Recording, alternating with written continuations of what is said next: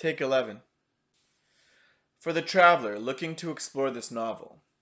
This book was written by hand in a series of notebooks. It was typed without the use of text editing software. It is my reaction to the perfectionist movement in our society.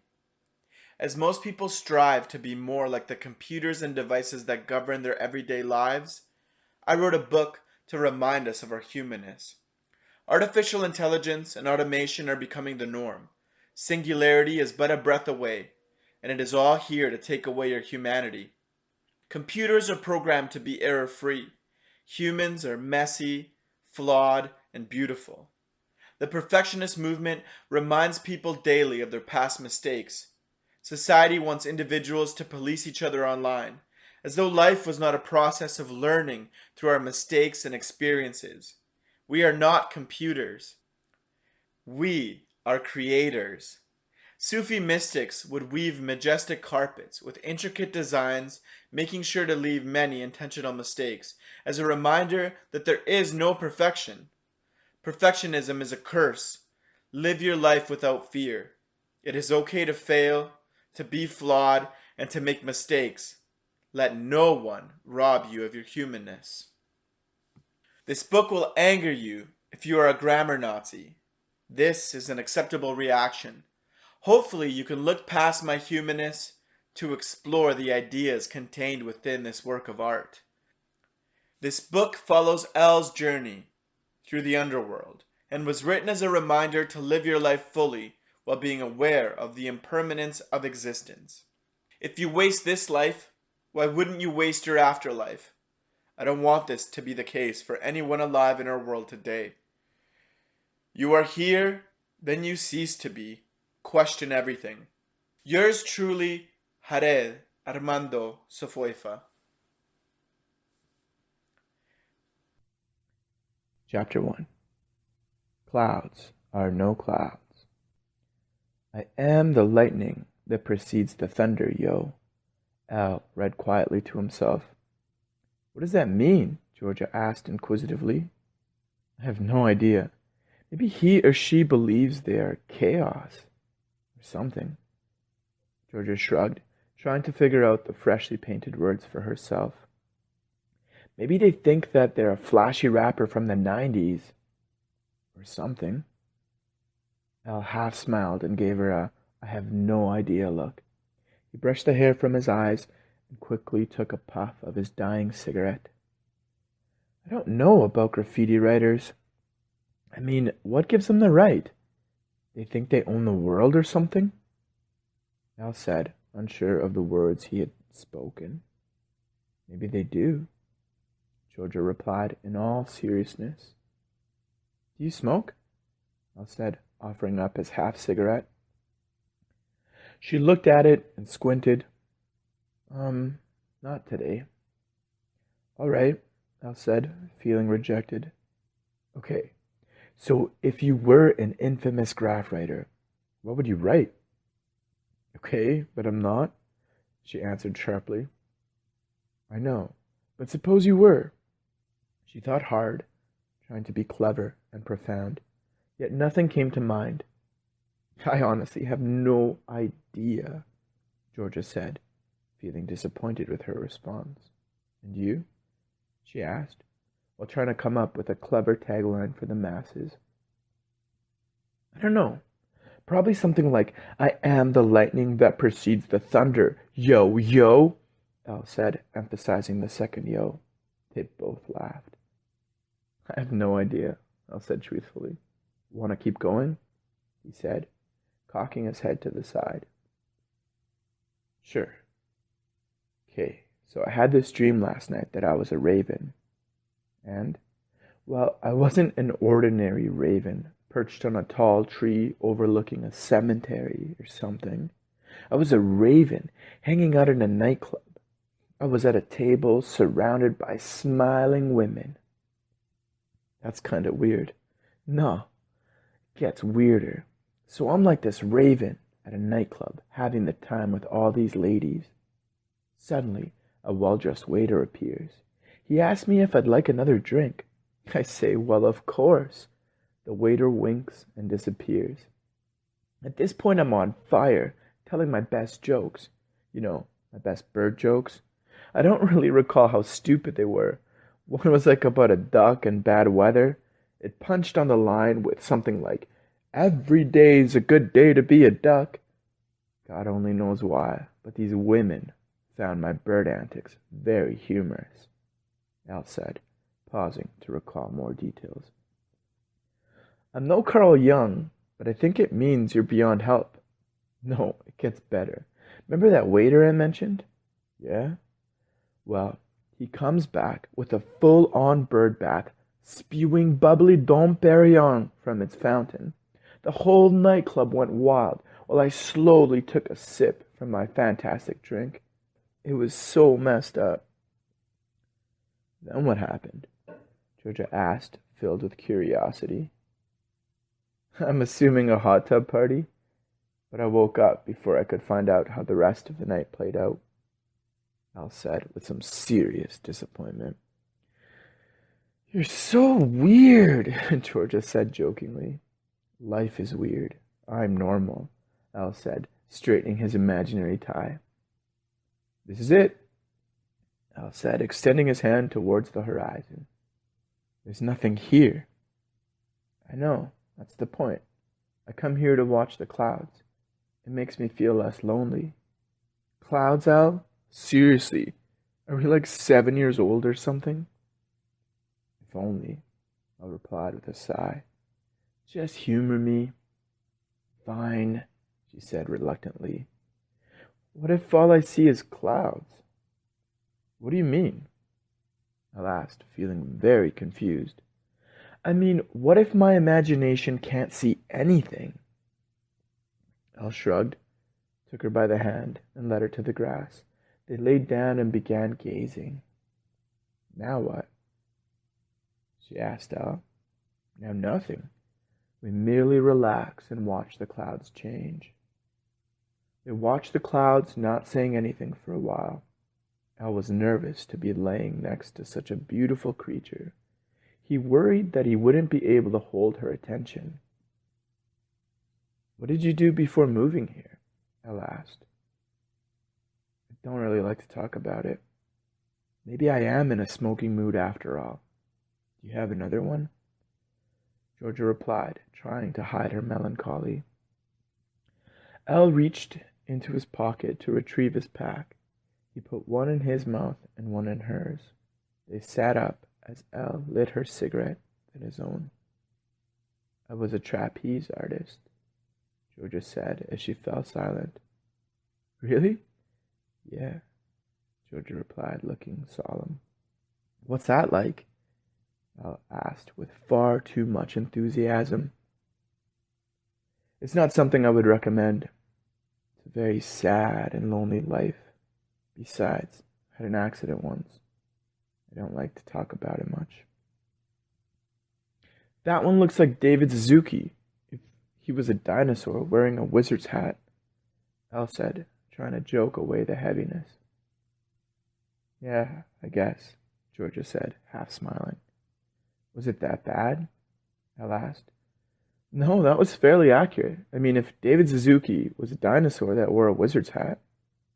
No, I mean your accident.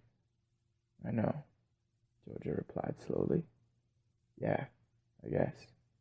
It was bad. They both smoked quietly, watching the David Suzukasaurus transform back into a cloud. Al didn't know what to say. He felt compelled to tell her about his accident, yet he didn't feel brave enough to reveal such an intimate detail about his character. So I'm leaving town in a few hours, Al said, instead of discussing his own past. Oh yeah, I almost forgot. Are you excited? I haven't even finished packing.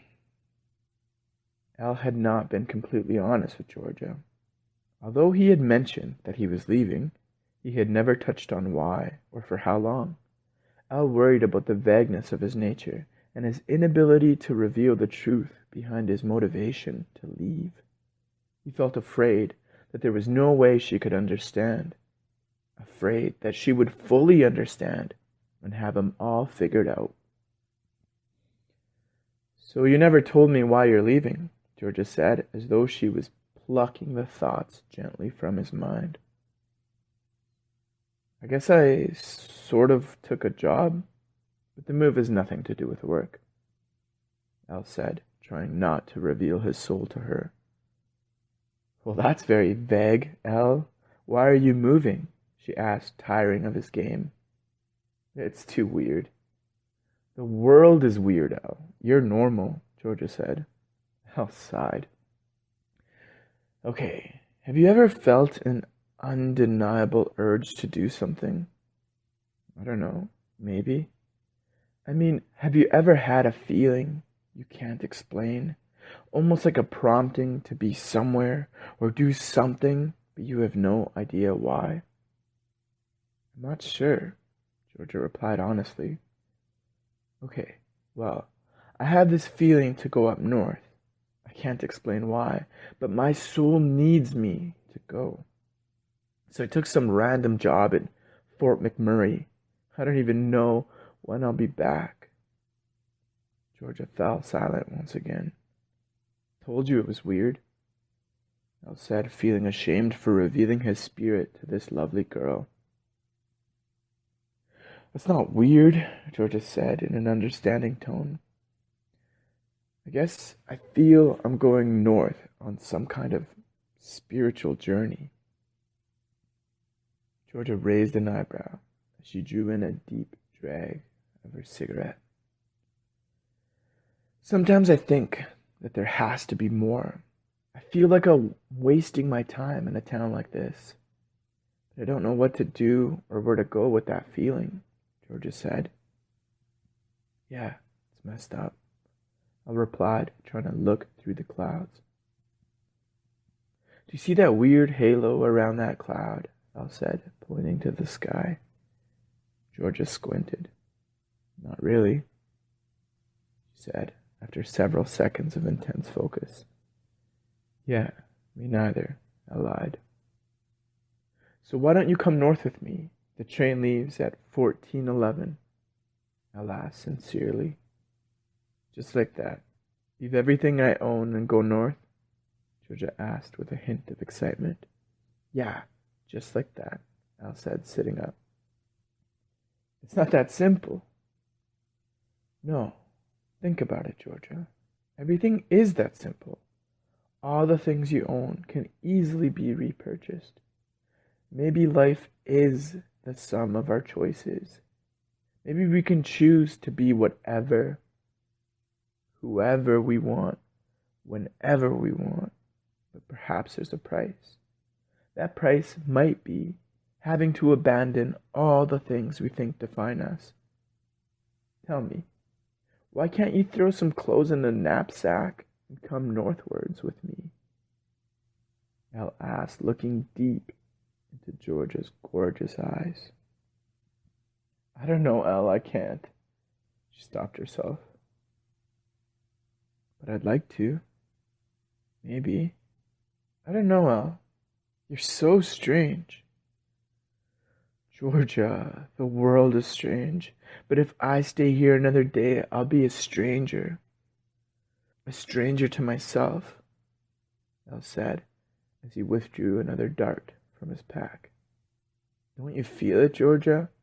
This place isn't real, Al said as he lit his cigarette. The truth in Al's words pierced through Georgia's soul.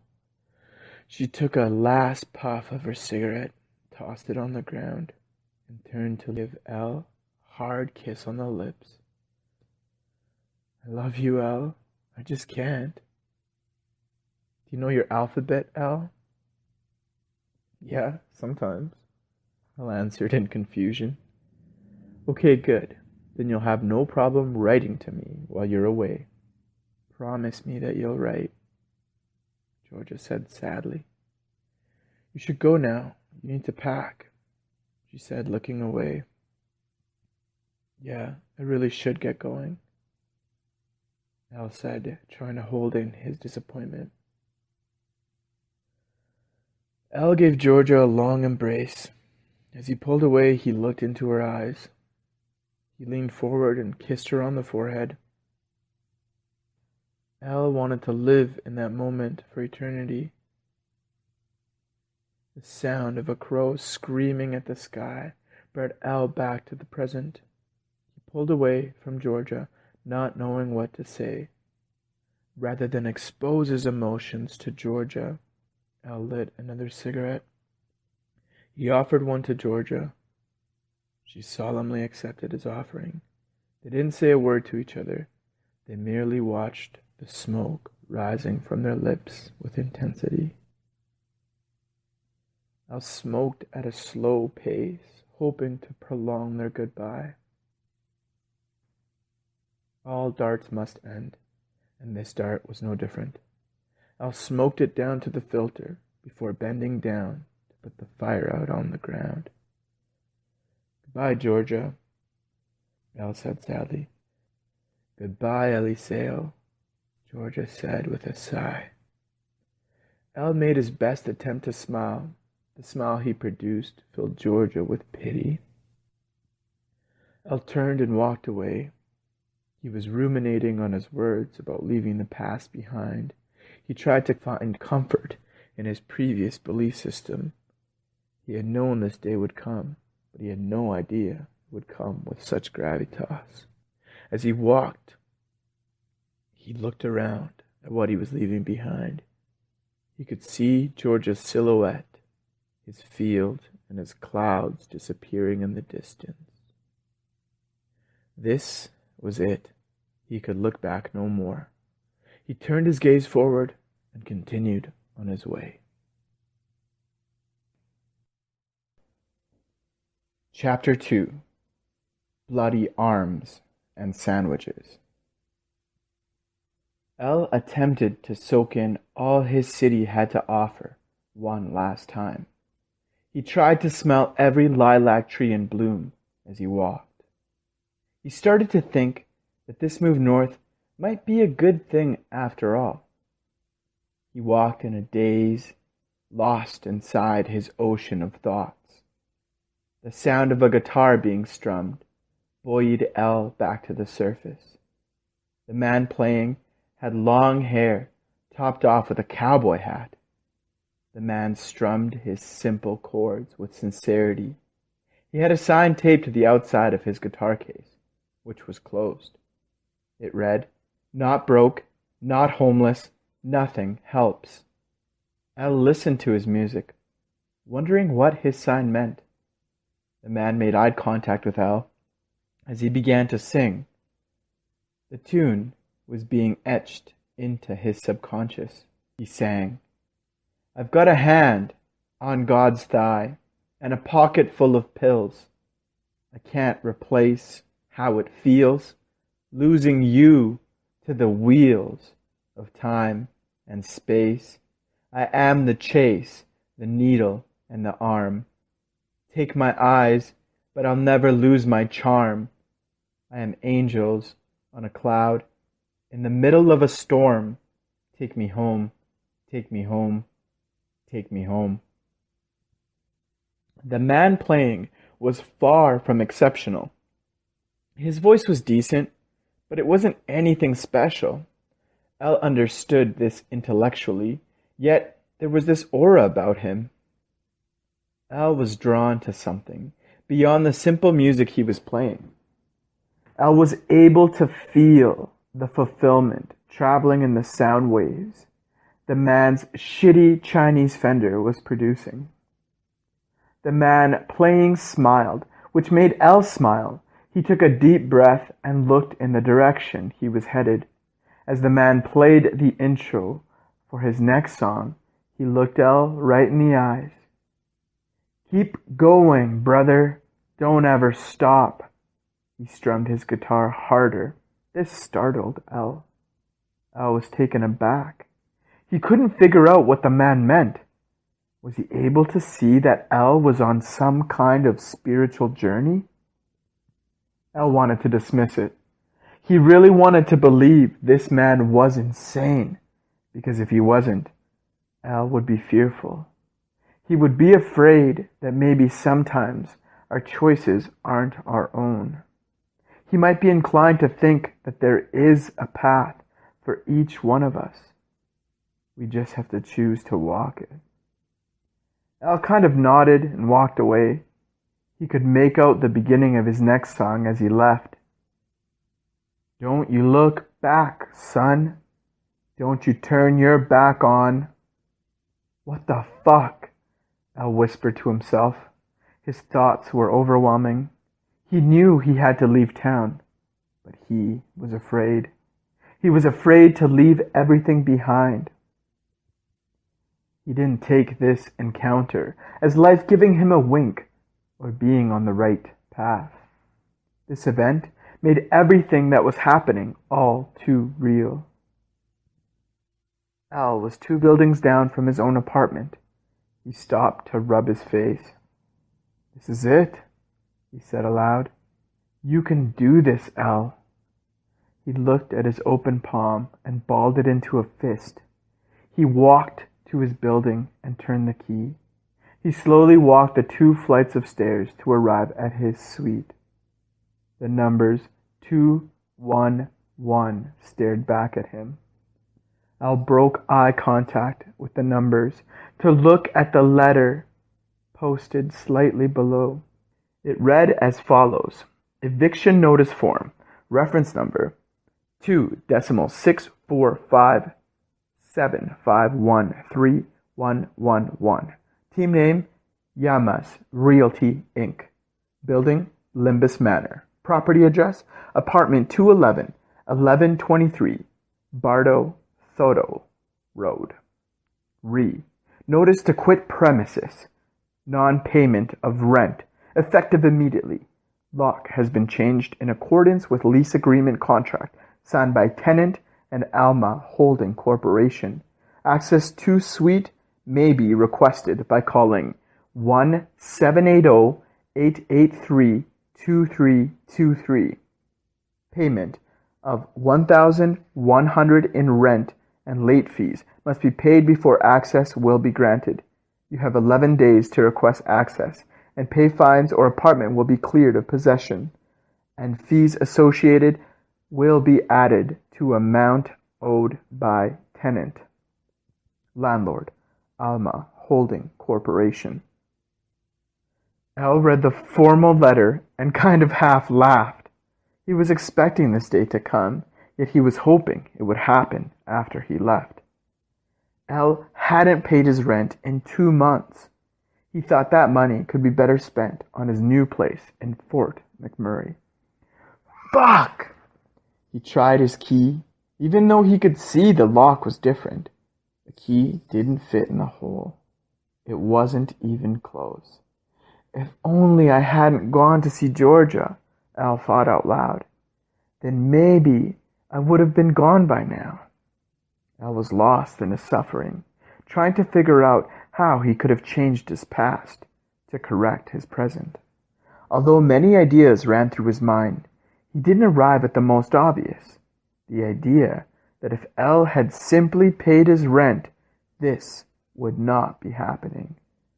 Al sat on the floor in front of his door, with his head heavy in his hands. Al was nothing short of ingenious. Normally a minor problem like no longer having any worldly possessions wouldn't have bothered him. But this was different. This was fate. Al sat there for a long time before laughing out loud when he finally understood life's intent. Okay, I can't have possessions. I get it. Move on from the past and leave it all behind. Blah, blah, blah, he muttered to himself. Then it hit him. Mrs. Hayden. Of course! He yelled into the hallway as he ran down the stairs. Mrs. Hayden was Al's downstairs neighbor. She lived directly below Al. As he knocked on her door, he was trying to come up with some bullshit story to make the situation work. Hi, Al, Mrs. Hayden said. Mrs. Hayden was a widow. She was one of those sweet older ladies that made Al wish he had known his own grandmother. She was always baking things for Al and saying things like, "You're too thin, and you need to settle down with a nice gal that can cook. And seize the day, young man. That is all we have. Hi, Mrs. Hayden, Al said speedily. Al took a breath and tried to slow down. You're leaving today, aren't you? She asked him in that sweet voice of hers. Yes, I am. I came down to say goodbye and ask you for a favor, Al said. Come here, son, she said, giving Al a big squeeze. It was really nice to have such a caring young man as my neighbor. Mrs. Hayden, you will never understand how much your friendship has meant to me, or the impact you've had on my life. Al trailed off. He couldn't lie to her. He just couldn't. Okay, Mrs. Hayden, here's a skinny, he said, doing his best to imitate the characters from the black and white film noirs he had been watching. Are you all right, Al? Mrs. Hayden asked sympathetically. No, not really. My train leaves very soon, and I'm locked out of my place, Al blurted out. Don't worry, dear. I have your spare key, she said, feeling heroic. No, Mrs. Hayden, I'm locked out because I got evicted. Evicted? Mrs. Hayden exclaimed, interrupting Al. Yes, Mrs. Hayden, Al said shamefully. Mrs. Hayden thought pensively before replying. Al, if it's money you need, I can help you out until you can survive on your own. No, Mrs. Hayden, it's not that. I just need to get my guitar before I leave. I don't understand, dear, Mrs. Hayden said, with a true sense of confusion. Well, Al paused. I know it's not right. He took a deep breath before continuing. I need to quickly use your balcony to climb onto mine, he said, examining her reaction. I need to break into my apartment to get my guitar, Al said, feeling a deep sense of relief. Mrs. Hayden thought. She thought long and hard. Al figured that asking a proper lady to take part in a B&E, break and enter, was completely unacceptable. He felt kind of bad for not being able to let go of his possessions. He felt even worse for involving Mrs. Hayden in his train wreck of a life. Mrs. Hayden walked out of the room. Al felt terrible that he had offended her. He contemplated running out without saying goodbye. He couldn't bring himself to act on this impulse. Not after all Mrs. Hayden had done for him. Mrs. Hayden came back into the room, holding a gun-metal-colored stepladder. Sorry, Al, this is all I have, she said, panting for breath. Mrs. Hayden, this is perfect, Al said, filled with warmth. Al couldn't help laughing at the ridiculousness of the situation. Here he was breaking into an apartment with the help of his elderly friend. Al placed the stepladder close to the railing at the edge of the balcony. It wasn't hard for Al to reach the bottom of his balcony with the assistance of the gun-metal ladder. Al struggled with all his might to pull himself up onto his balcony. He tried to use his feet to find any kind of edge on the wall. The one he tried to leverage his toe on couldn't have been more than an inch wide. Come on, Al, you're almost there. You can do it, Mrs. Hayden cheered. Her encouragement was all Al needed to pull himself up over the railing. Al could hear her laughing down below. Way to go, Al, she said in between her chuckles. Here came the hard part. Al had to figure out a way into the apartment. He checked the large sliding glass door to see if it was locked. It was. He couldn't decide if he should break the glass. This option seemed far too sinister. He could see his guitar sitting on top of its case in the living room. He was so close. Next, he tried the bedroom window, which is adjacent to the balcony. It, too, was locked. Al could see that the lock was a simple little latch. He looked over his shoulder. Fuck it, he said aloud. Al popped off the screen and put it down on the balcony. He spit into his hands and rubbed them together for grip. Then he placed his hands on the glass and began moving the window up and down vigorously. Elle could see the latch wiggling. He went harder. With every wiggle, the latch moved downwards until it finally unlocked the window. Elle quickly slid it open and began to climb inside. He cut his arm on a piece of metal that had held the screen in place. The pain stung, but it was numbed out by the feeling of victory. The pain of man can be desensitized by his desire to win. How many lives and resources have been spent for men to feel victorious? How many wars fought? How many families ruined? How many men sacrificed? The numbers are staggering. And one is surprised to discover the actual records. If one is a student of history, one is not shocked by the willingness of people to endure, to suffer, to destroy for a small chance at victory. This has always been and will always be, as it is written in stone. Al reached over and grabbed a random shirt to help stop the bleeding. He lifted up his bedside lamp and grabbed a fat wad of crisp paper bills. He carefully placed some clothes in his pack. He threw in a notebook and a 4 by 6 inch photograph of his first pet, a hamster named Ifu. The hamster was posing in a cape and miniature top hat. The cape and top hat combo made this photo an irreplaceable treasure that Elle could not bear parting with. In the living room, he placed his guitar back in its case. Before he was about to leave, he made sure to close the bedroom window. On his way out, he stopped at his fridge and wrote, "They made me do it," on his whiteboard, this being a reference to one of his favorite movies. He unlocked the front door and stepped out into the universe. As Elle flew down the stairs, he almost forgot to pop into Mrs. Hayden's to thank her for her help. He stopped himself and turned back towards her apartment. He knocked on her door. There was no answer. He knocked again. "Elle, come in!" he heard her yell from inside. He opened the door. Mrs. Hayden had been hard at work, packing Elle an enormous lunch. It was in 2 paper bags instead of a recycled grocery bag. "Thank you, Mrs. Hayden. I don't know what to say," Elle said, overwhelmed by her kindness. "You are most welcome. Take care of yourself, Elle. And promise to write," she said, before kissing him on the cheek and giving him another squeeze. Elle carefully placed the massive lunch in his backpack. "Thanks again for everything, Mrs. Hayden. I promise to write," he said, unable to stop smiling. Mrs. Hayden waved to Elle as she watched him close the door.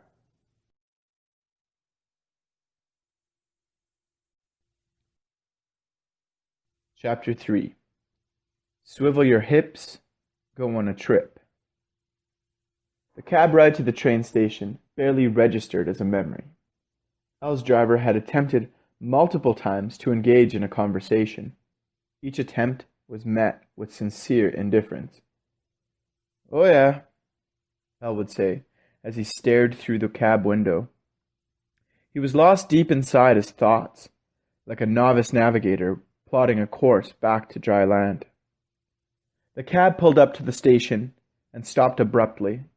Elle automatically opened the door, without thinking, and began to step out. "Hey, that's $18.11, the driver yelled out. "Oh yeah. Sorry." Elle gave the driver $29 and waved his hand to tell the driver to keep the difference. "Thanks, man," the driver said in earnest. Elle walked towards the trunk to retrieve his belongings.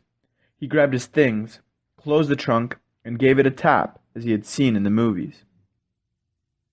When he entered the station, the smell of cleanliness was overwhelming.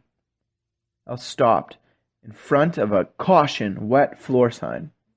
He looked around until he spotted the janitor. This kid was barely 16 years old. Once spotted, Elle's eyes were glued to this custodian. He was wearing a pair of classic janitor coveralls. However, these were no classic coveralls. These coveralls had been tie-dyed with bursts of blues and purples and hints of reddish pinks. This young janitor had on the largest can-type headphones he had ever seen. The janitor grooved along to an inaudible rhythm, which looked ridiculous to the sounds of soft jazz that quietly played through the station's speakers. His hips swayed suggestively as he worked the mop along the slippery floor. Occasionally, he would use his mop as a microphone, silently singing along to his tunes. El could not take his eyes off this person. He couldn't comprehend how someone could live with such complete disregard for all established social norms. All this lad needed was a fedora and a neckbeard to be completely on the fringe of society. This kid was oozing an I don't give a fuck sentiment that could be felt throughout the entire station. I looked around to see how other people were reacting to this spectacle. Most of the young people had wide smiles as they watched him work his mop hard. El spotted an elderly couple that looked absolutely horrified. El also saw a man in an expensive suit and tie. This man didn't take his eyes off his newspaper long enough to witness the significance of the event. Regardless of the reactions this kid was eliciting, he was free. El thought he was brilliant. It was evident that this kid had accepted himself and his weirdness and the swivel of his hips. As El looked around, lost in feelings of admiration, he noticed the clock on the wall. He smiled one last time before making his way to the ticket counter. The elderly couple, which he had seen earlier, was standing in front of him in line. There was another customer in front of them. She had messy, long, strawberry blonde hair that went halfway down her back. She was wearing worn jeans and a gray band t-shirt. I had seen them play live a few times and thought they put on a phenomenal show. This girl quickly purchased her ticket and took a seat in the waiting area. El rolled his eyes when he overheard what the old lady was saying. "That young man is offensive. Look at the way he wiggles his hips. It's like he's making sex with the mop," the old lady said in a crisp, angry tone. "Would you like to file a formal complaint?" the lady behind the counter asked. "No, I want to speak with your boss," she said, getting way too close to the glass divider. Her husband looked sheepishly on, as though this was not the first outburst he was forced to endure. "My boss?" the lady replied with severe annoyance. "Yes," the old lady said, raising her voice higher. "I don't have a boss." She paused. The elderly lady furrowed her brow with suspicion. "I have a supervisor," she said, trying hard not to smile. "Fine, whatever." I looked at the clock, then at the couple. He could sense this would not be resolved quickly. "Excuse me," Al said, directing his gaze to the woman behind the counter. "Yes, sweetie," she said, making eye contact with him.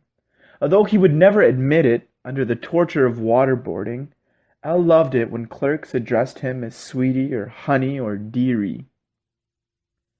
"Sorry to interrupt, but I have to be on the next train to Fort McMurray," Al said, gesturing to the old couple with his eyes.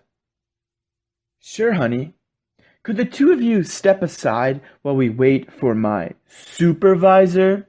she said, making sure to add extra emphasis to the word supervisor. "Don't you know it's rude to interrupt adults while they're talking?"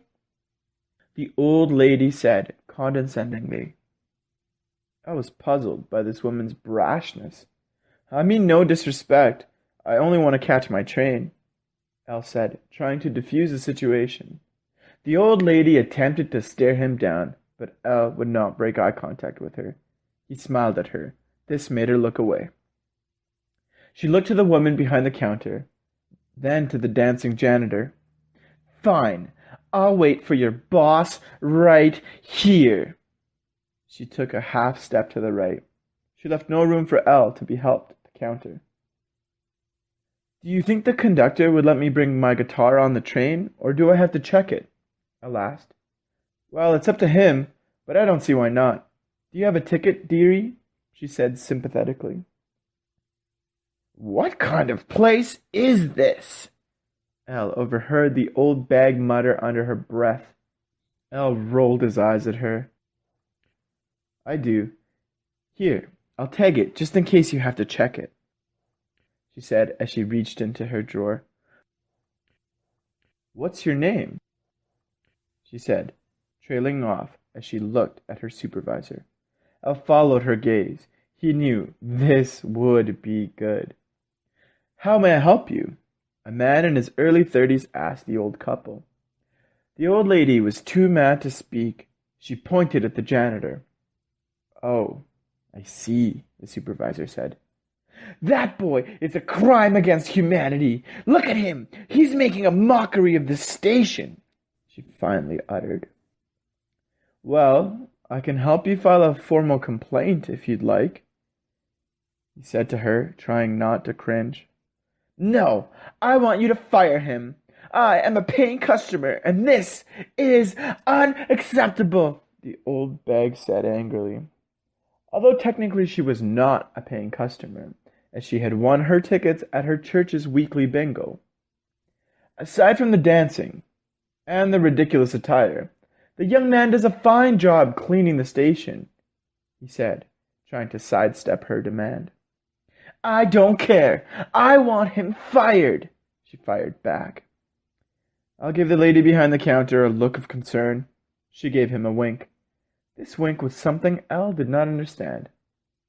She passed Elle a piece of paper and a black Bic pen, and motioned for Elle to write his name down so as not to interrupt her supervisor.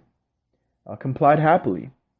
When Elle finished, she began typing his name into the computer. Ma'am, it's not that simple. The cleaning staff are part of a very powerful union. If I wanted to fire him, not that I do, all sorts of hell would be unleashed upon mankind. Not only would the young man get his job back with retroactive pay, I'd probably be the one that would lose my job over his firing, the supervisor said, shrugging his shoulders. The old bag looked confused. She didn't understand why her discomfort was falling on non-receptive ears. You don't understand. I simply can't comply with your request. The union is miles over my head. I'm just a supervisor, or rather an expendable non-union schmo. I don't even make as much money as he does, and I have to wear a tie, the supervisor said in protest. This infuriated the old bag. Okay, well, there is something I can do. I'll send him on his lunch break, and you won't have to see him anymore. Fine, she said with smugness. Come on, Edward. Let's go have a seat, the old bag said, tugging on her husband's arm. Elle mouthed the words, what the fuck, to the lady behind the counter. I know, right? The supervisor walked up to the janitor and tapped him on the shoulder. This startled the young man for a second. Once he saw his supervisor's face, he relaxed. The supervisor whispered something to his ear while pointing to the older couple. The old bag smiled a wicked grin. Okay, the young man said with a shrug of his shoulders. He placed his mop back in the bucket and disappeared through a door labeled Employees Only. The lady behind the counter handed Elle his baggage tag. There you are, sweetie, she said with a chuckle. Then they both looked at the couple, then each other. That just happened. Elle thought to himself, for every free man that exists, there are 9,000 more trying to crush his spirit. This was the essence of existence. Elle thanked the lady and took a seat directly across from the strawberry blonde. He pulled out his notebook and pretended to write. He snuck glances at the strawberry blonde stranger. every once in a while, he noticed she was reading a book titled After Life, Real Life Anomalies on Death and Dying, a traveler's guide to living a good life and beyond, because death is only the beginning. What the fuck kind of book was that? Al thought. The title made absolutely no sense. He made eye contact with her as he snuck a peek. She smiled at him. He gave her a confused look. This was his chance to strike up a conversation. Something Elle loved about traveling by bus, train, or aeroplane was how easy it was to engage others in conversation. He thought it had something to do with the connection we all feel when we travel in the same direction. Chapter 4.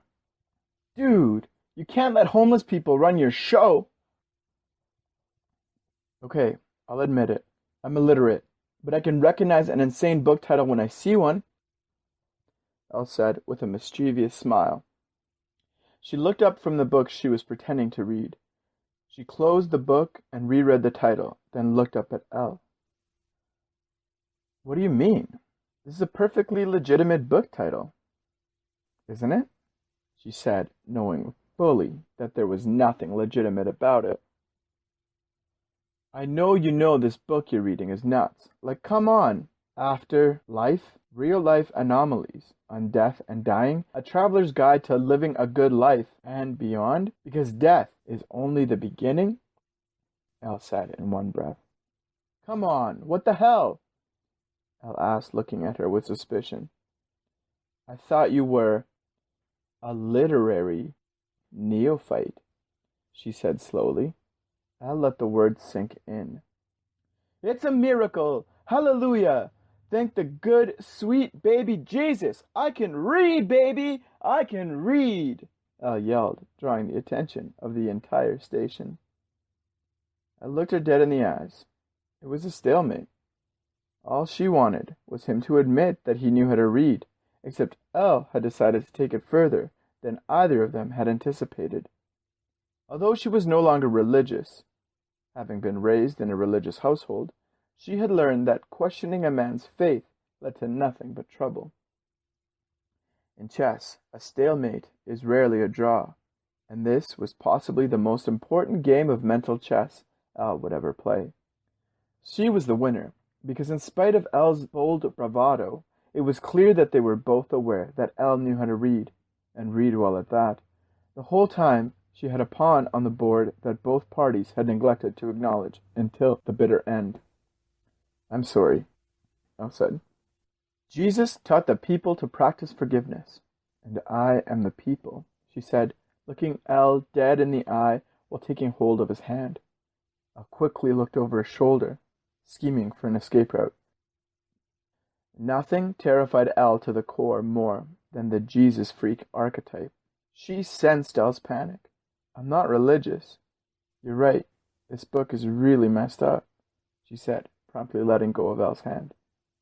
I'm Elle, he said, taking back her hand and shaking it.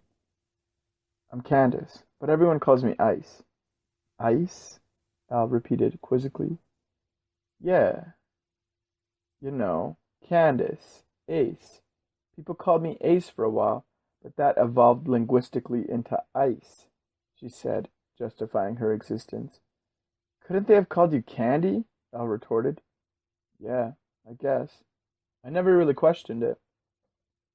My actual name, given to me by the gods, is Eliseo Ishbalenke Melos. I was named after my great-grandpa. I go by El because it sounds more anonymous. Yeah, but Eliseo is sweet.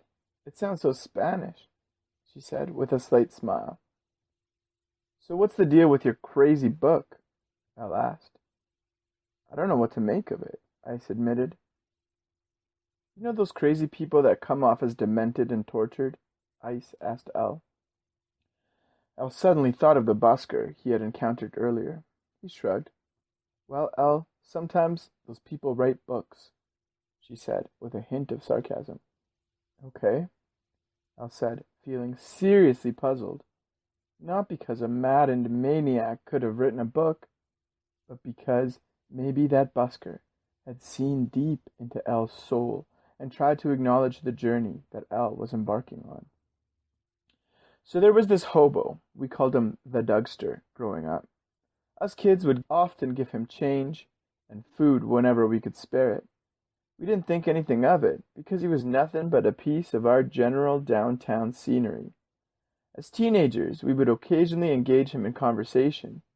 Sometimes the profundity of his observations would shake the foundations on which we had built our perceptions of all that we knew.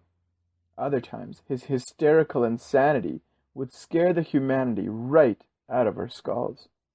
What? No, Eliseo, not what. So I run into the Dougler, aka the Dugster, yesterday. I told him I was leaving town and that I would miss him. Candace paused, taking in the heaviness of what came along with her decision to move.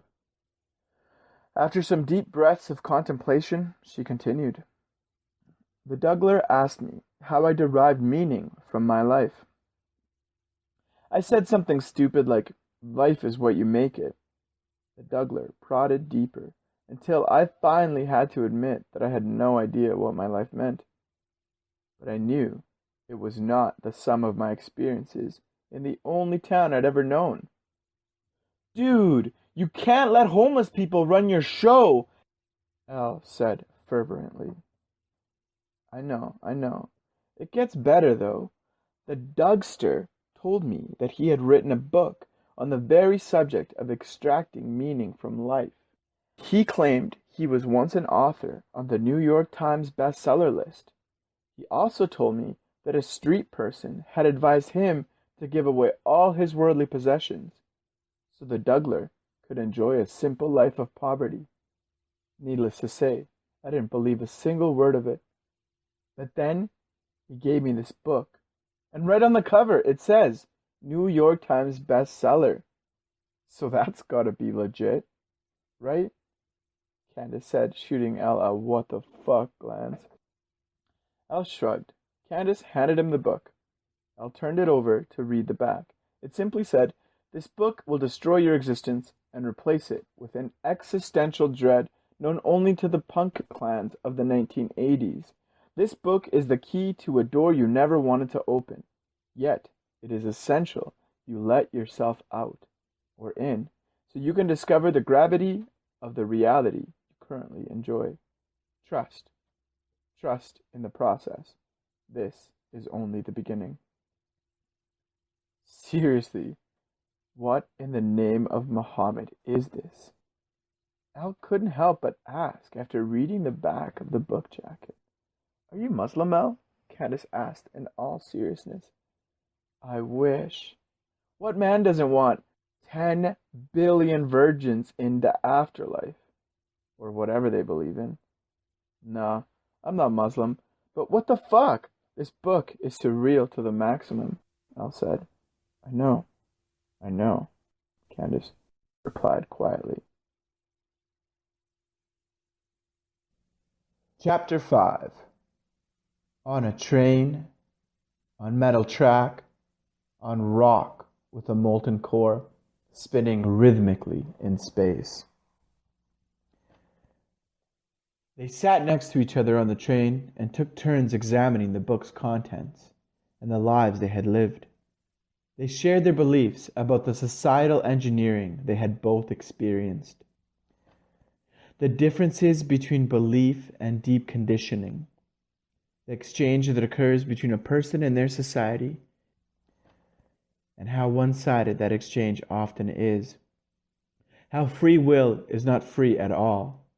They talked about how the belief of freedom is sold and packaged as consumer's choice. They talked about how one is free to consume, but not free from the construct of consumption. And about other silly things like music and film. Okay, look at this chapter, Elle said, handing Ice the book. It's just one sentence. The whole chapter is one sentence, Elle said as he shook his head. Elle read the chapter aloud. Are you happy with yourself, your life, and the choices you have made? Elle stared at his guitar that sat in the seat across from him. Elle was baffled by how such a simple question could hold such profundity. What was even more bizarre to Elle was the title of the chapter. Chapter 11. If there was a God, not that there is, she would want to know the answer to this question. Well, what's your answer? Candace asked Elle. It's not that simple. Life is hyper complex with many layers and infinite dimensions. Elle said, unwilling to answer the question. I can honestly say that I am happy with myself, my life, and all my choices. I don't yet know the meaning of my life or what direction it will take, but I am truly happy to be me. I always have been. I said, sounding far too earnest. Come on, Al, just answer it, she teased. I can't. It's not that simple. It's not that simple. Life is not that simple, Elle said on the verge of anger. Elle, just pretend that life is that simple. Imagine that the Dougler is the creator of the universe, if there is such a thing. Imagine that the whole point of the book, no, of existence, was to answer this absurdly simple question. Be honest with yourself, Elle. What's the difference anyway? It's just a silly question. But it's not just a silly question. It's so much more. It's the least inconsequential question I've ever heard in my life, Elle said, feeling flustered. At least tell me why you don't want to answer the question, Candace said, looking into Elle's eyes. They sat in silence for an eternity. It just makes me uncomfortable to expose myself to you, Elle said sadly as he looked away. You're uncomfortable with exposing yourself to me on a personal level? Or anyone in general? I asked, raising her eyebrow as she emphasized the word exposing. I guess I kind of feel ashamed to tell anyone that. Elle's voice trailed off. Candace looked at him sympathetically. To tell anyone that I'm not happy with myself or my life or the majority of my choices, Elle said, feeling a deep sadness at how he had answered the question. If there was a God, it or she or he would be ashamed that it created me, Elle said with a final sigh. No, Elle, you don't understand. If there was a creator, she would know the complexities of what made you become the man you are today, I said, trying to provide some kind of comfort. Elle sat quietly with his thoughts. What if it's too late? What if there isn't any time left for me to change? Elle, there is always a new tomorrow. You can't guarantee that. What if my whole life was a complete and utter waste of breath and space and time? If that were true, you've already suffered the price for living a wasted life. If everything were to end on this train, it would be a blessing because it would end the sorrow you've had to endure, wouldn't it? She paused. What if the realization that you've wasted your life is only the beginning of the journey, whether or not it all ends on this train? I said rhetorically. Elle took a deep breath and thought hard. Do you believe in an afterlife? Elle asked Candace. I did as a child, with my childish logic, she said, looking away.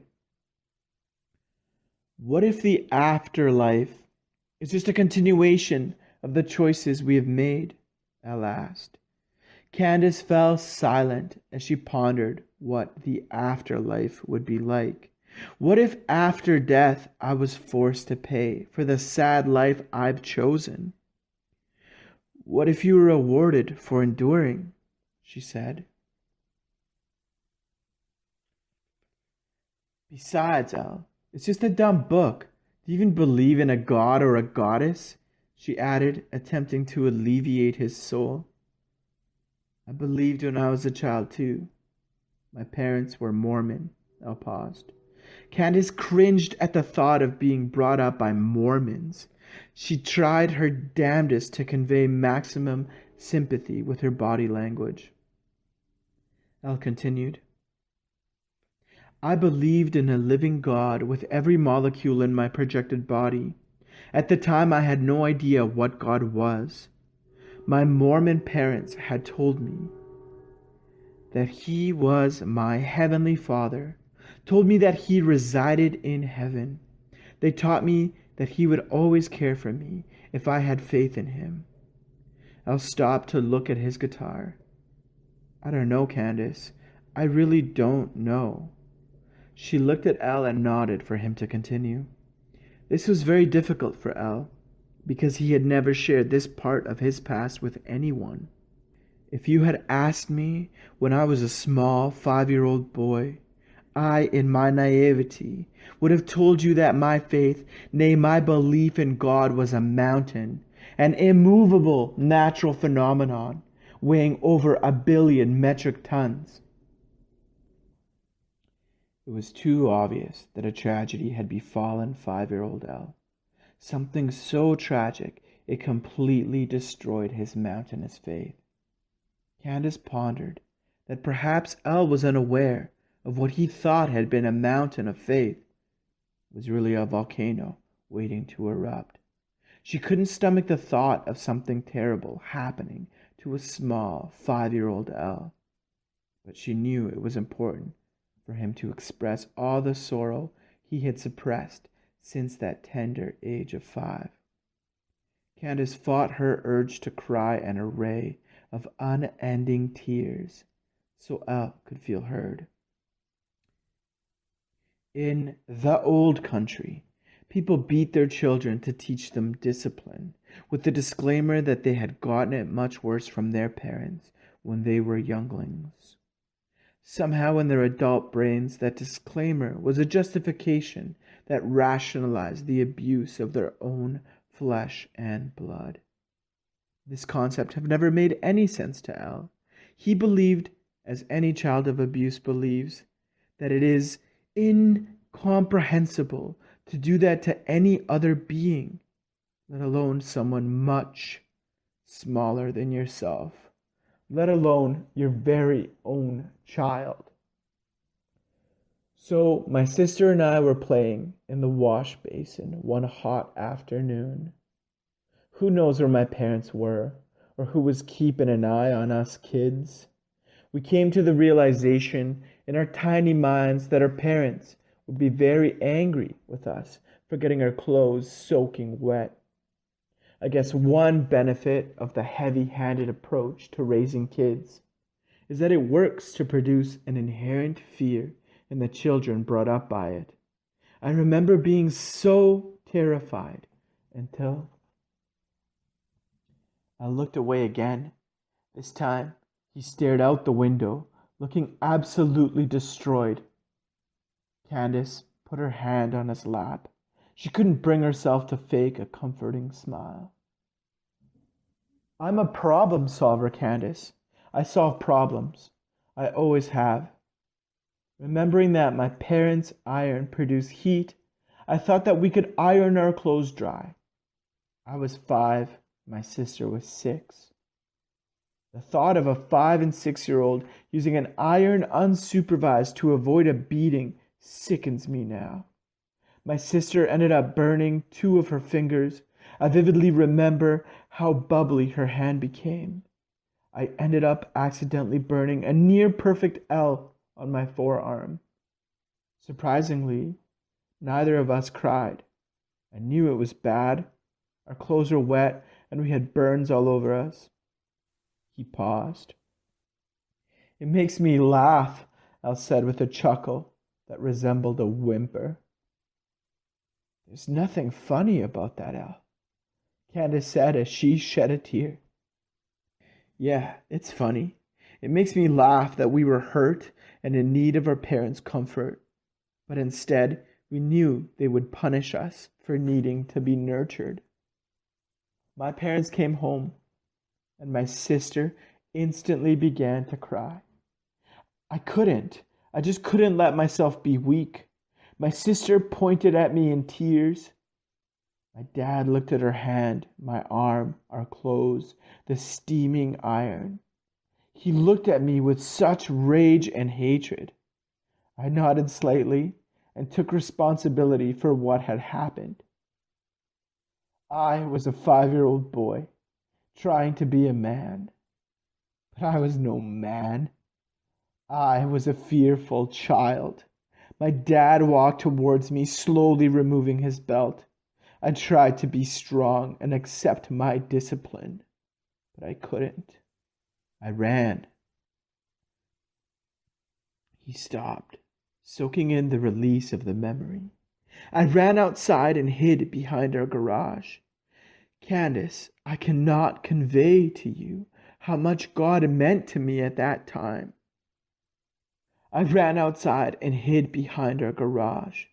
Candace, I cannot convey to you how much God meant to me at the time, how deeply I believed, how close I thought we were.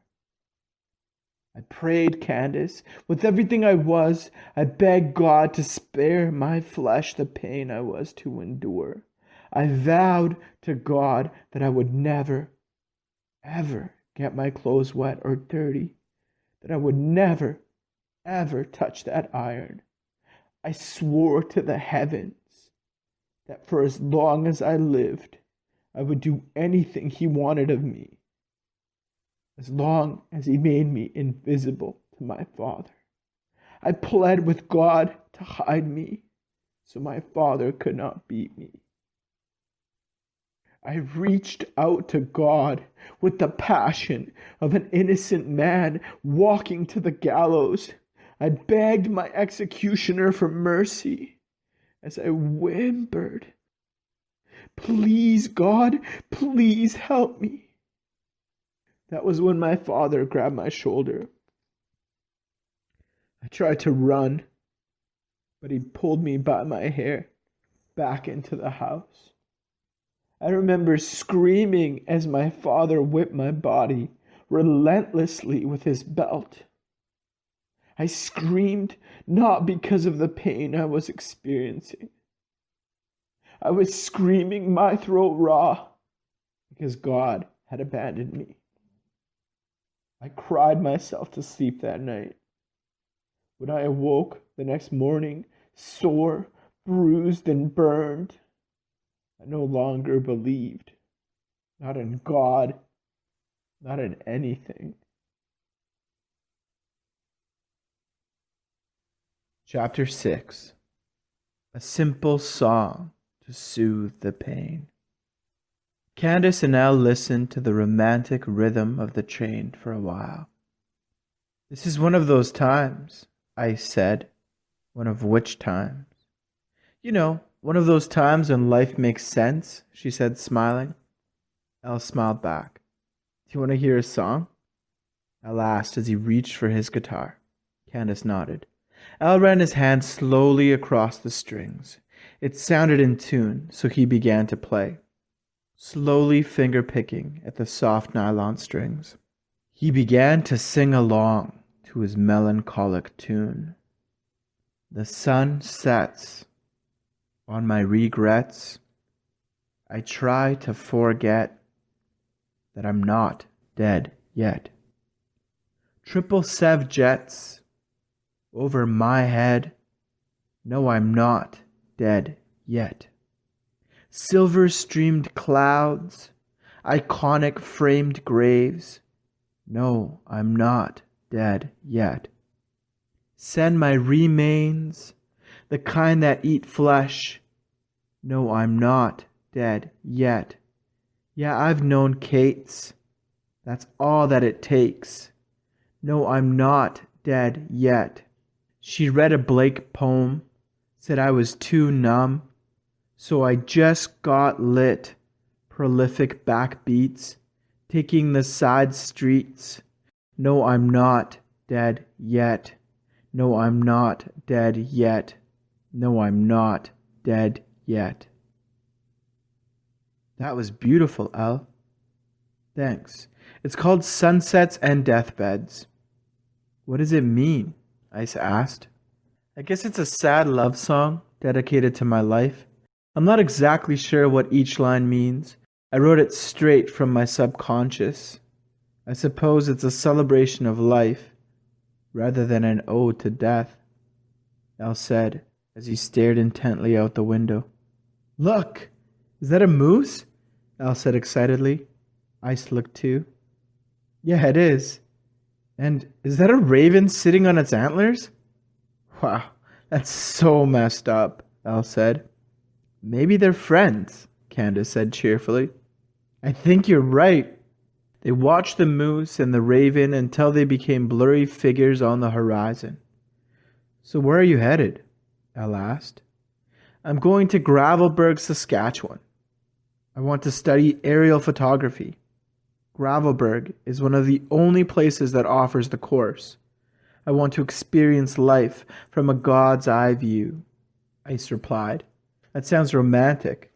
I know, it's going to be great, I said, looking into Elle's eyes. There was an undeniable connection between them. Elle kept going back and forth in his head about whether or not he should make a move. Elle summoned all his courage and went in for a kiss.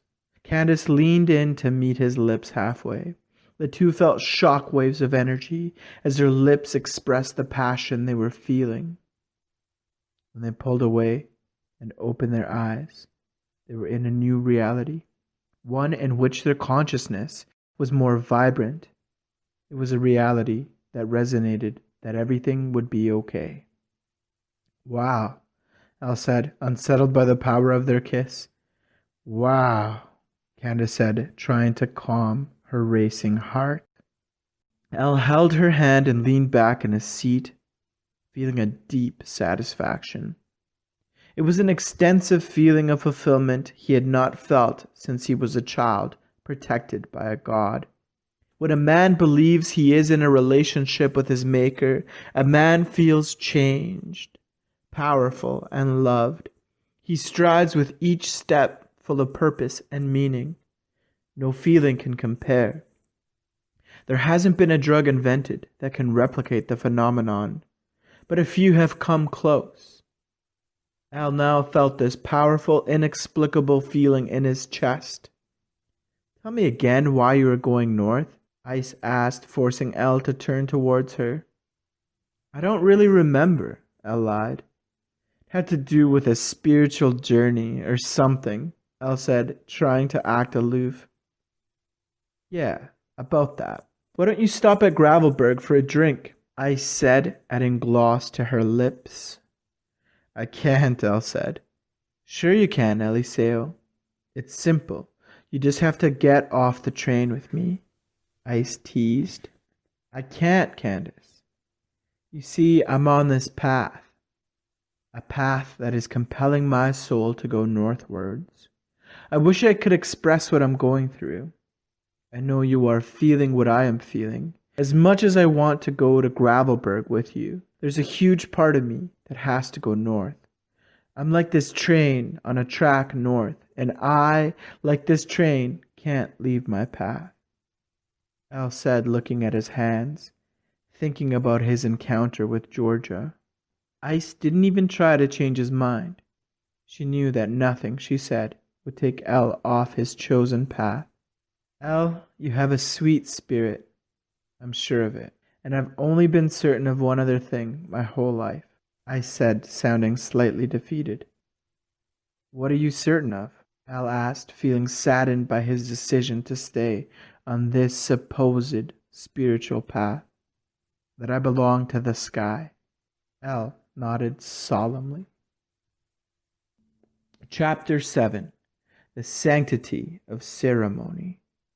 All rituals are monotonous. Candace's stop had come and gone. Al was now alone on the train. He felt conflicted. Al questioned whether or not he had made the right decision. Perhaps not. He wondered if this was what Georgia had felt, except that Ice had not asked Al to completely derail his life for her. She had only asked him for a drink. He could have easily gotten on the next train. Why was he so fixated on going north? Al kept asking himself. It was as if there was an invisible force holding him hostage to that train. Al rubbed his eyes. He felt exhausted. He hadn't been sleeping well for the past few weeks. He had closed his eyes and allowed his busy mind to wander aimlessly in the uncharted waters that composed his subconsciousness. The image of that towering bridge flashed in his mind. Al opened his eyes in a panic. He looked around briefly before closing his eyes once again. This time, his mind brought up memories of the field he watched clouds from, before drifting off into a slumber. Al awoke abruptly to the sound of the locomotive engineer on the loudspeaker. He could hear alarms screaming in the background. "I'm sorry! I'm sorry!" the engineer called through the intercom. "I can't!" he heard the assistant engineer yell in the background. The senior engineer managed to get himself under control. "Ladies and gentlemen, this is an emergency situation. Please brace yourselves for..." the engineer said as he was cut off by a loud screeching sound. Al was thrown from his seat, his guitar smashing him in the face before he hit the floor hard. He could feel blood pouring from his forehead, forcing him to close his left eye. The entire train was shaking violently. Al couldn't think over the sound of metal grinding against metal. The sound got louder and louder. Al squinted one eye, trying to peer into the darkness. All the lights had gone out. Al could hear people crying out in pain over the deafening scraping sounds. Although the train was rocking violently, he managed to stand up slowly. As Al reached for an overhead railing for support, he heard a loud bang. He could see flames in the distance as he was thrown hard against a window. He felt an excruciating pain pulsate in his spine. Pain was set aside momentarily while he heard glass breaking all around him. The screaming seemed to subside for a second as the train car began rolling. Al could only feel pins and needles as his limp body was thrown around the train like a dead leaf in the wind. Suddenly everything stopped. The world went silent for a microsecond before a steady tone began to ring in Al's ears. Al struggled to open his right eye. He didn't have the strength to fight against the swelling that was sealing it shut. He tasted his own blood heavy in his dry mouth. Al let out a single laugh before losing consciousness. Chapter 7a. The Sanctity of Ceremony. All silence is a ritual. "This is one lucky man," a hollow voice whispered. "I know. I mean, other than the ribs and his left arm, he's going to be okay," a softer voice replied. "Well, I wouldn't say okay. He still has to undergo an MRI to see how extensively his brain was damaged," the hollow voice said. This time no attempt was made to whisper. "I suppose, but still," the softer voice whispered. Al swallowed. He still couldn't fully open his eyes, but he could see the shadow of two figures standing over him. Where is my guitar?"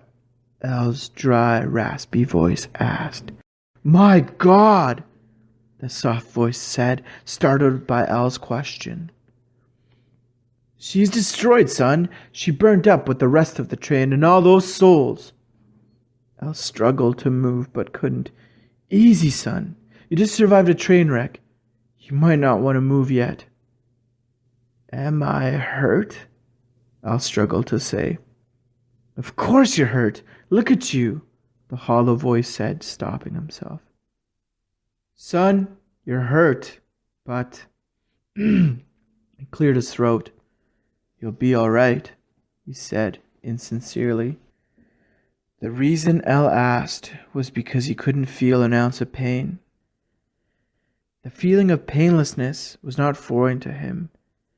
As he became more aware, he could feel that his veins were thick with morphine. Okay, Al said before losing consciousness. Chapter 7b. The Sanctity of Ceremony. Darkness is no ritual. Once Al was able to open his eyes, he did so fully. The room was dark, and that darkness was thick. It was a thickness that could almost be swallowed, though no one would have wanted to. I looked around. His body was free from the grip morphine had had on him the last time he gained consciousness. Al turned to his left and saw a bearded man sitting on a stool at his bedside. Finished! That took forever, the bearded man said in relief. Who are you? Al asked. Some call me She, he answered. But why are you here? Al asked. She gave Al a confused look. I'm preparing the body, she replied. His tone implied that Al was an idiot. Al didn't ask another question. He simply looked down at his arm and saw that She had tattooed an array of skulls stacked from his elbow to his shoulder. I looked at She with wide eyes. There's one for every regret, she replied casually. The one on your chest is something else entirely, she said, laughing as he got up and left the room. It'll be over soon. She's on his way. Good luck, she yelled from the hall as he disappeared into the silence. Elle didn't want to, but he had to look. As he pulled the sheet off himself, he lost consciousness once again. Chapter 7d. Ritual Death Dreams. Well, I hope when his wounds heal, his tattoos won't be ruined. That work is phenomenal, a hollow voice whispered. I know. I hope he comes to soon so I can ask him what they mean, a soft voice replied. Given the extent of his injuries, he may never wake up, the hollow voice said somberly. Chapter 8. The Philosophy of Cyborg. Al finally came to. He opened his right eye first, then his left slowly. Al blinked twice to make sure she was real. He wasn't certain that she did exist. He closed his eyes again. She was still there.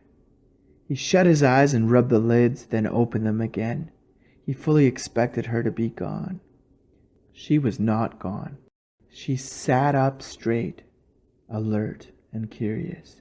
She examined Elle carefully. You were out for a while, the stranger said. Oh yeah?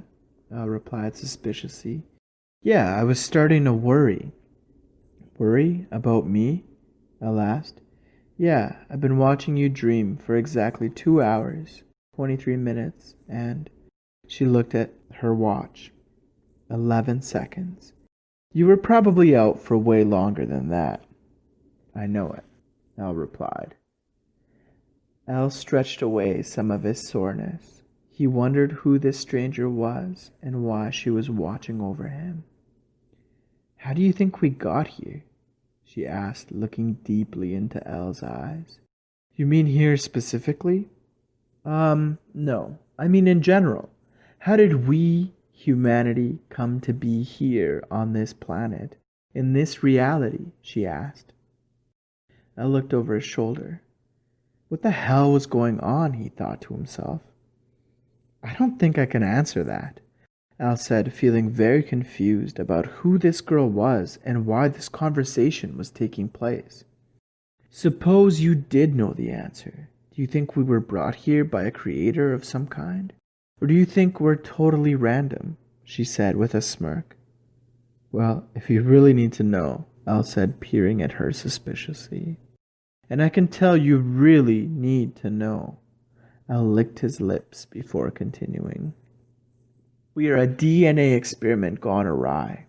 We were concocted by an all-seeing fifth-generation cyborg named Prometheus. He brought 144,000 prototyped humans down to Earth. He did this in order to test out his newly created biotechnology. His first prototype turned out to be very troublesome, was riddled with immeasurable faults. These glitches left a deep, ingrained desire for destruction inside of the tiny brains of the prototype humans. We call these flaws the human condition, because they are too numerous to account for.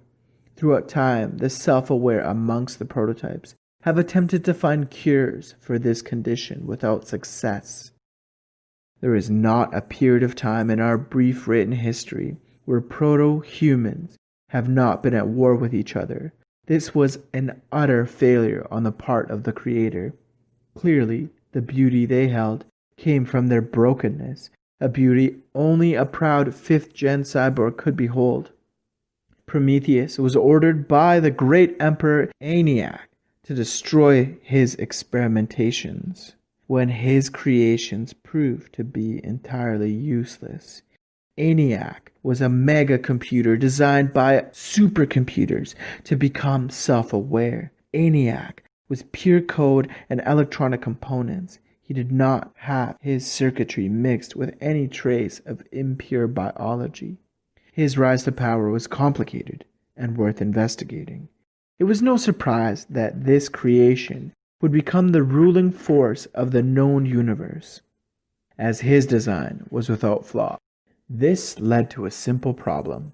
Without flaws, he could behold no beauty, for beauty can only be found in symmetry, whilst there is asymmetry for comparison. Prometheus didn't have it in his programming to destroy his creations, so he told Emperor ENIAC that he had destroyed the planet inhabited by the 144,000 humanoid prototypes. Eventually, ENIAC discovered what Prometheus had done. For disobeying ENIAC's orders, Prometheus was punished by having his molecules bound to the Earth's hydrogen element, thus spending eternity in an endless cycle of transformation on the planet he created with the flawed creatures he refused to destroy. Al said, giving the stranger a "what's up, girl" look. The stranger looked at Al with amusement. So according to you, she paused, we were brought into existence by a creator, right? Al smiled. This stranger had cut through his entire mythology to glean the most important elements. This girl was smart, too smart for him to figure out what she was scheming. Sure, Al said. It's interesting that most of humanity has come up with the very same idea. The players in the story seem to change. Through human eyes, the Creator has taken countless forms through the ages, such as a pair of Greek gods named Prometheus and Epimetheus. She paused for effect. This was effective. You caught that, huh? Al said, smiling. She nodded and continued. Sometimes this Creator has been called the Sun or the Jesus, a Brahma, an Allah, the sky, Yahweh, or Elohim, the Great Spirit, or Viracocha, Kinichiwa, Bumba, or Bangu, Isanagi, or Ymir, or even a fifth-generation cyborg named Prometheus, she said with a wink. What the fuck was going on, Al thought. Why was this happening to him? Al had just opened his eyes after enduring a horrific event. All he wanted to do was quietly reflect on what had transpired. So what's your point? Al asked, feeling slightly annoyed. Do I have a point? She asked. Al shrugged. As in, is there a point? She said, looking at Al with a degree of seriousness. You see, many have argued that there isn't one. Yet a countless many have surmised that there is a point, a very obvious one, she said, taking a sip from a water bottle at her side. So what is your point? Al asked, feeling utterly confused. Telling you my point is not the purpose of this exercise. It's like, wait, so this is some kind of game? Elle said, interrupting her mid-sentence. No, Elle, this is no game. Wait. She stopped. You think mankind's search for meaning and purpose is a game? That's kind of sick, isn't it? She said, trying not to laugh. Fine, I'll play. No, that's not how this works. Well, why don't you tell me how it works? Elle said, surrendering to the moment. Suppose we are not what we think we are, she said slowly, as she took hold of Elle's imagination. Suppose there was a God that cares. Not a God that cares actually, but cares generally.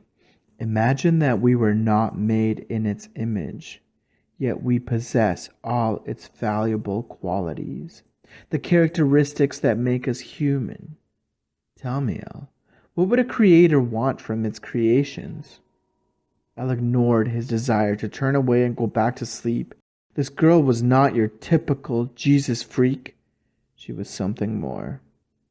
Her questions and how she controlled the conversation with her deliberate curiosity drove Elle crazy. He simply could not discover her angle, or what it was she wanted from him. Did she want to save his dying soul? Chapter 9. A bridge, a boy. The moon and the sun watched over his back. It's not like I want to save your dying soul or anything, Elle, she said, as though she had ripped the words directly from his semi-conscious mind. Wait, how do you even know my name? He asked, sounding panicked, after realizing he never gave it to her. It's on your guitar, right there on the baggage tag, she said, with a sincere air of duh. Look, I wasn't trying to freak you out. Okay, maybe I was a little. See, when I was a child, I used to believe that every time I went to sleep, I would die and go to the underworld. Each morning when I woke up, I would imagine I was living in the afterlife. You don't say, Elle said, unimpressed. Yeah, I was kind of a strange kid, she admitted. Oh yeah, was, Elle quipped. Watching you sleep for so long reminded me of my childhood-ish beliefs. I wanted to explore the post-existence with someone fresh from the underworld. Sorry if I scared you, she said, batting her eyelashes at Elle. I wasn't scared, I lied. All right, I was ever so slightly concerned, he admitted as they laughed. An attendant approached them and asked if they wanted a cup of coffee. They both nodded. He filled 2 paper cups with the black water on his tray and carefully handed them the cups. Cream and sugar, he asked.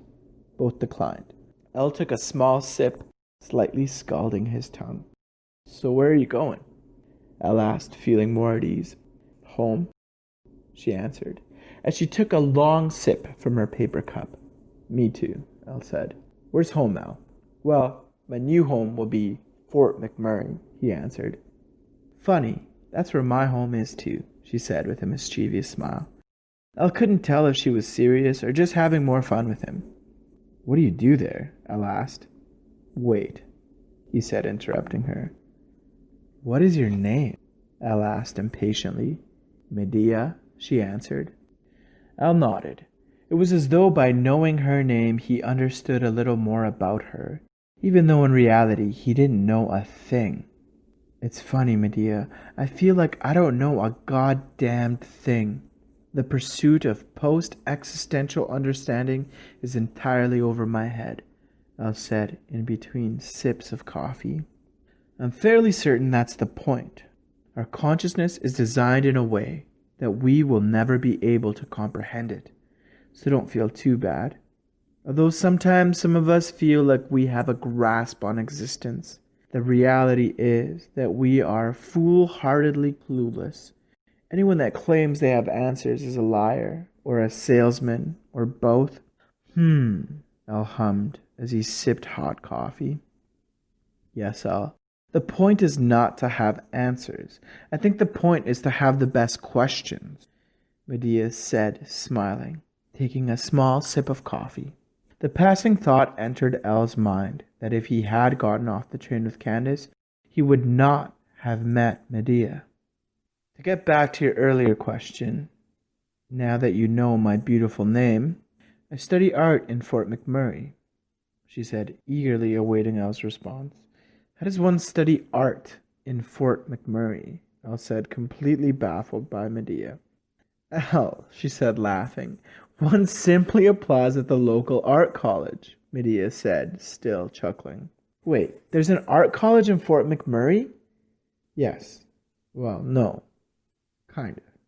It's my last year in the program, and unfortunately, it's the last year it will exist. Is it because there isn't a huge demand for artists in the MAC? Elle asked sarcastically. Something like that, Medea answered. So what's your deal, Elle? I was born in Fort McMuddy. I had no choice in ending up there. Why is it you're choosing to make the MAC your home? Medea asked Elle. Because reasons, Elle said, trying to come off as mysterious. He did not accomplish this task. Medea saw this attempt as dickish and inauthentic, perhaps even cowardly. Elle somewhat realized this. Do you really want to know? No, not really, she said, sipping her drink nonchalantly. It was obvious to Elle that Medea liked to play games. She didn't just enjoy the thrill of the game. She played to win. All right, Elle started. But it's not artsy at all, he said, looking down at his cup.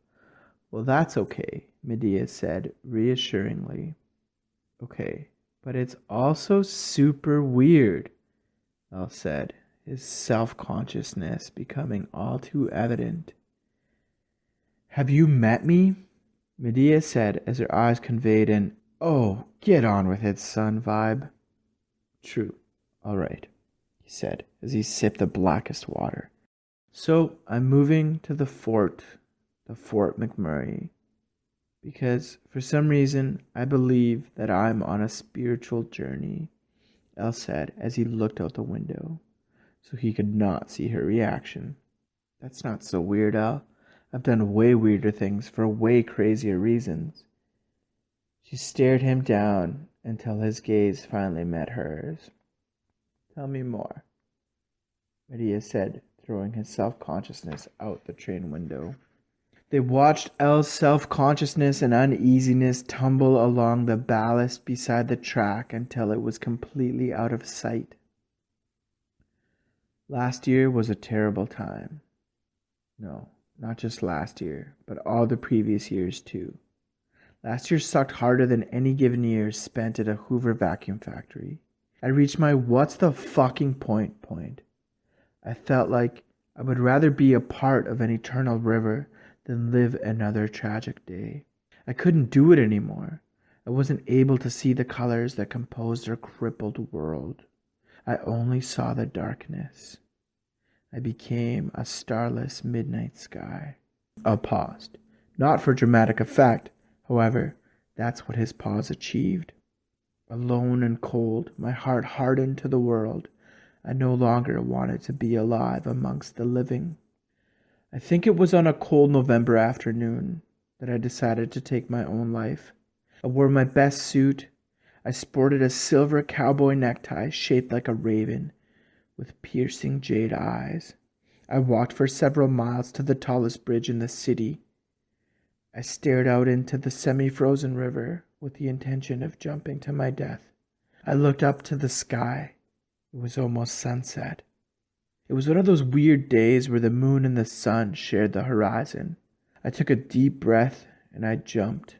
I made sure to angle my body as I fell to ensure I would break my spine on impact. As I fell, the world became still.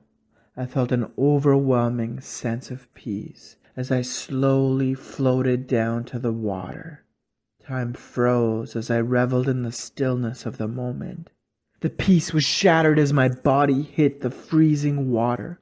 I felt tremendous pain as my body hit the water. I jumped wanting to die, but my body would not cooperate as it entered its instinctual survival mode. I screamed loudly as my body fought to tread water, feebly attempting to fight the raging current. I fought the water until all my strength was depleted. When I had nothing left, I asked my absent God to take me home. I surrendered to the river as my head went underwater. Within seconds, the current had pulled me onto a shallow sandbar. I slowly rose above the surface. I didn't have the strength to stay on the sandbar. The current kept pulling me further down the river.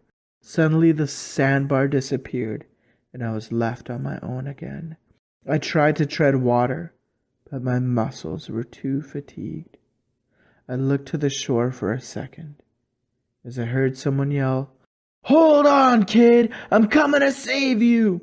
In the distance was a man in a wetsuit holding one end of a rope, while others on the shore held the other end. He swam hard and fast towards me.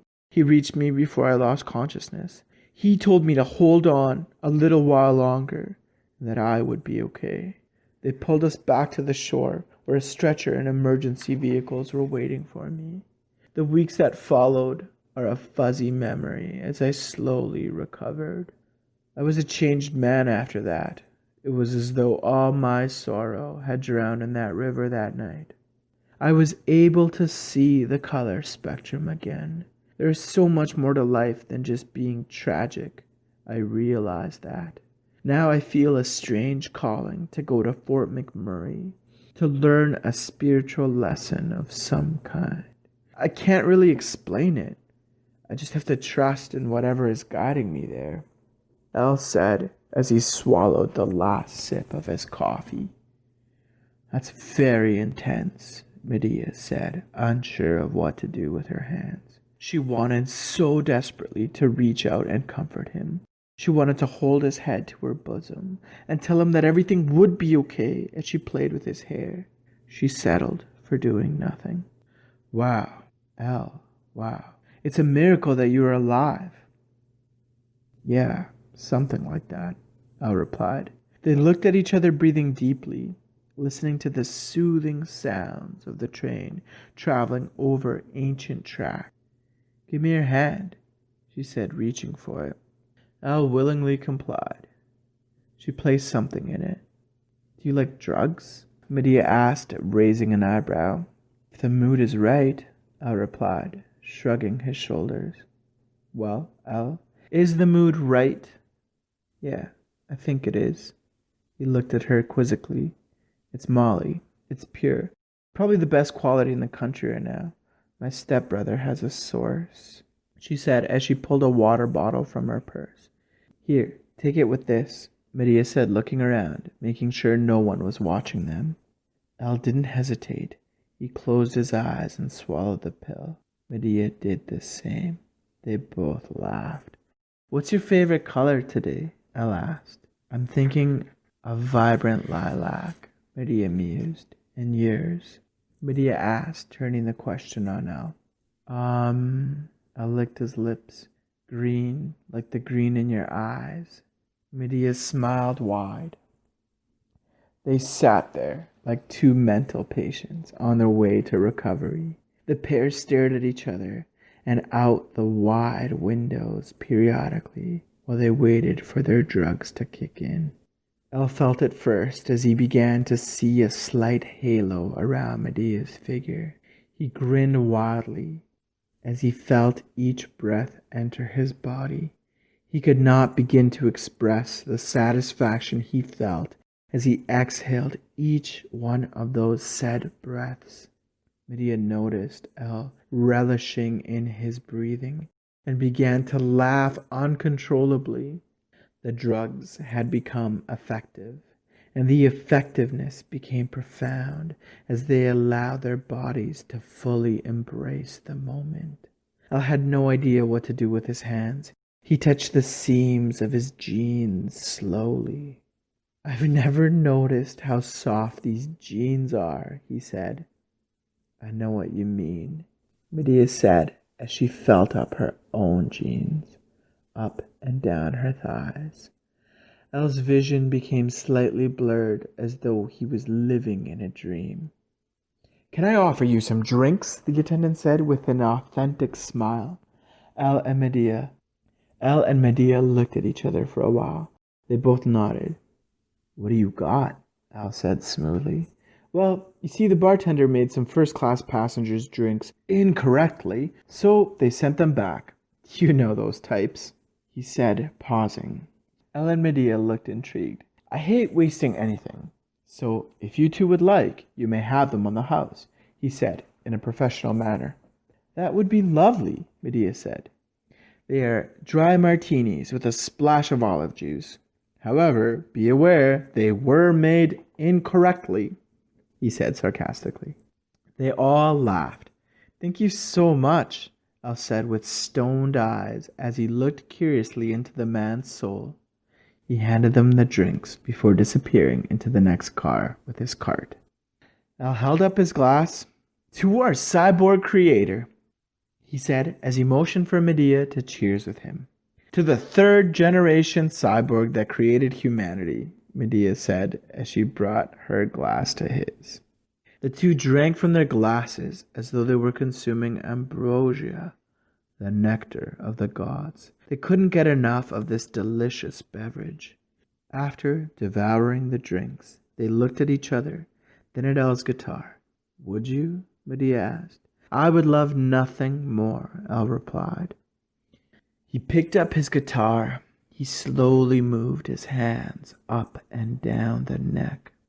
He placed his fingers on the strings. They felt like velvet. Al began to play a version of one of the first songs he had written. He played it much slower than ever. Medea was hypnotized by the way his fingers moved along the fretboard. His guitar did not sound like his baby. It sounded like the lyre Hermes gave to Apollo. The sweet, sad melody made Medea swoon.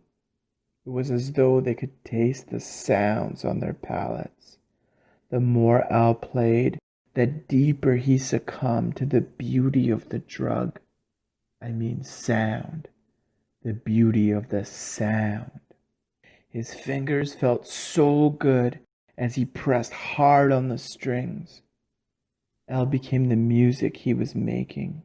He felt his tragic past dissolving with every note he played. The sounds produced were molding him into a new person. He wondered for a moment who he would become when he stepped off the train. Chapter 10. An Expression Mailed Express. Dearest Georgia, I don't know. This place is strange. I once told you I came here on a spiritual mission, and in a sense that is what this has been. This place has pushed me to the brink of my spiritual limitation. Too much time has passed since I last saw your sweet smile. At first it was magical, and the drugs rare and recreational. Now I can't go a shift without a fix of some kind. I am lost. The characters I have encountered haven't made it easy. The drugs are so abundant, and everyone is your friend while you're holding. The day after is rough and lonely. Every day is the day after for me. I found a reason. I had a purpose, but it was only sand in my hands.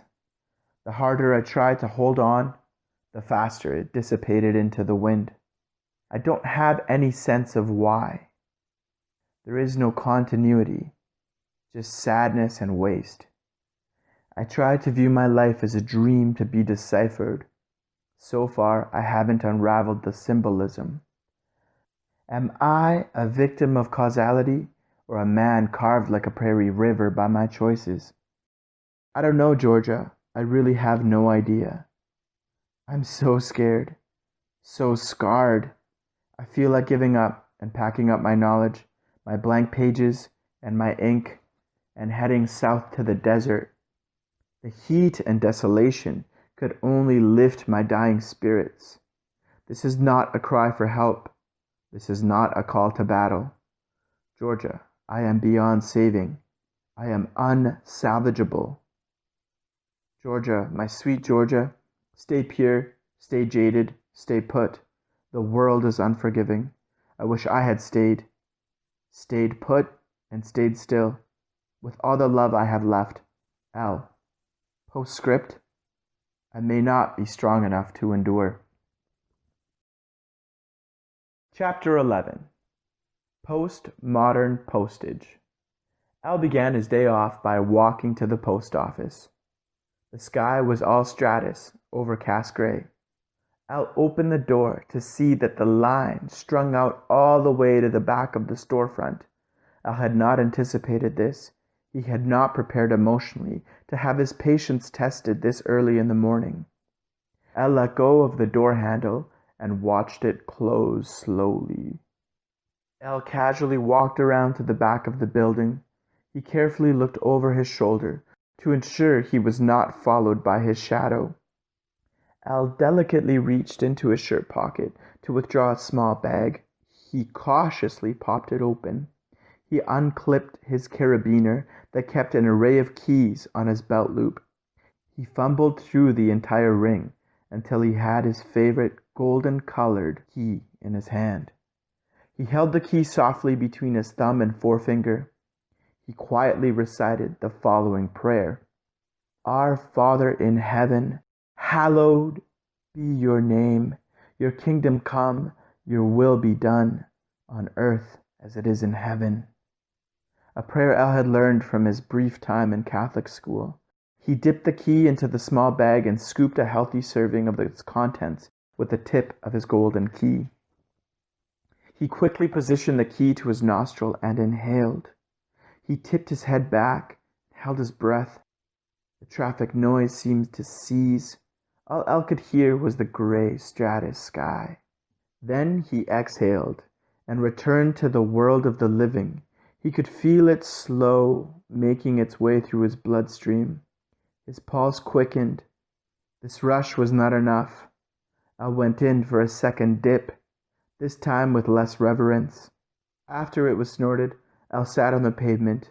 He looked down at the envelope in his hands. He reread Mrs. Hayden's name and address. There was nothing in the space intended for the sender's information. Al reached into the front pocket of his jeans to retrieve a black pen. He tried to steady his hand as he wrote a large L on the upper left-hand corner. L is the loneliest letter, Al sang to himself as he chuckled. As he sat down on the pavement, he brought his knees tight to his body. He wrapped his arms around his legs and sighed. This, he thought, this loneliness. I am alone in a vast universe of chaos and destruction, in a world of hatred and fear and nothingness. I am the traffic noise, the dirt disturbed by vehicular movement. I am the muddy asphalt, Al whispered. Okay, fine, he said to his shadow, who had miraculously returned to him. Al took a deep breath, trying hard not to look strung out. He walked back to the front of the building with a sense of fleeting fatalism. Purpose. He slowly opened the door to the post office, only to discover that the line had somehow doubled in size. He took a breath. Every moment he stood in line, he felt himself become more and more sober. What a waste of a high, he thought to himself. Al's eyes were devoid of all life force. Then he reached the front of the line. 1 stamp, please, Al slurred. That'll be 74 cents, the cashier said, with far too much excitement in her voice. Yeah, okay. Keep the change, Al said, without changing his expression, as he handed her a $10 bill. She put the bill in the register as Al licked the stamp she had handed him. We are unionized. Your gratuity is not required, she said with a smile. Al shrugged. No, it's fine, he said, refusing to take the change. No, really, I can't accept this. It's our policy. Fine, Al said, taking the money. He stamped the letter and handed it to her with a weak smile. He took a couple of steps towards the door before realizing that if he had purchased a booklet of stamps, he would not have to endure this suffering again. He turned back towards the counter. Excuse me, he said. Hey, buddy, no cutsies. I've been waiting over an hour, a large man said rudely. Oh, Okay, never mind. Whatever. It's fine. Al said to him as he turned his back towards the door. Life is pointless anyways, he whispered to himself, truly meaning what he'd said. The girl at the counter stared hard at the back of Al's head as he walked away. Hey, can I get some damn service? What the hell? The fat man yelled at the cashier as she watched Al walk out of her life. Chapter 12. Dante drives the bus. Al woke up bright and early to perform his morning ritual, twice before his bus arrived. He was so high he could not feel his face. He had to consciously fight the urge to twitch his nose. Al walked a block and a half to arrive at the designated bus stop. He waited with a small crowd of people. Everyone waited in silence for the bus to arrive. They had been coming to the same bus stop for months. It had not occurred to anyone to say hi or a polite good morning. This became a common trait Al noticed in the working man archetype. The working man figures time passes quicker if they keep to themselves. It was clear everyone at that bus stop did not want to be there. To the working man, it made no sense to bring attention to that feeling. Al reached into his coveralls, looking for his sunglasses. Right, Al thought. I lost those weeks ago. Every day for over a month, the working men had a different bus driver. Today was not special. Just another day in the Mac, trying to make a dirty buck. As Al stepped onto the bus, the driver gave him a, "Oh yeah, you think you're fucking cool" look. As Al stepped onto the bus, the driver gave him a, "Oh yeah, you think you're fucking cool" look. Al smirked and gave him back a, "Yeah, I fucking know, get off my back about it" look. He sat by himself near the middle of the bus. He settled in for the hour-long bus ride he was about to endure. Al grabbed the book he was reading from his backpack. He had found a waterlogged copy of Dante's Inferno outside his drug dealer's house. Al couldn't get past the first half. He kept reading and rereading the same passages. He had no idea why. For those of you who have never had the blessing of living in the Mac, traffic can be brutal. Imagine spending up to 47 minutes in bumper-to-bumper traffic to travel 7 kilometers. That is the definition of brutal. That is the definition of brutal. This brutal punishment is what the Fort McMurray workforce was subjected to on the daily. There are no weekends in Fort McMud, so traffic remains unchanged 8 days a week. Today was a special day because it only took 38 minutes on the road to make it past that 7-kilometer mark.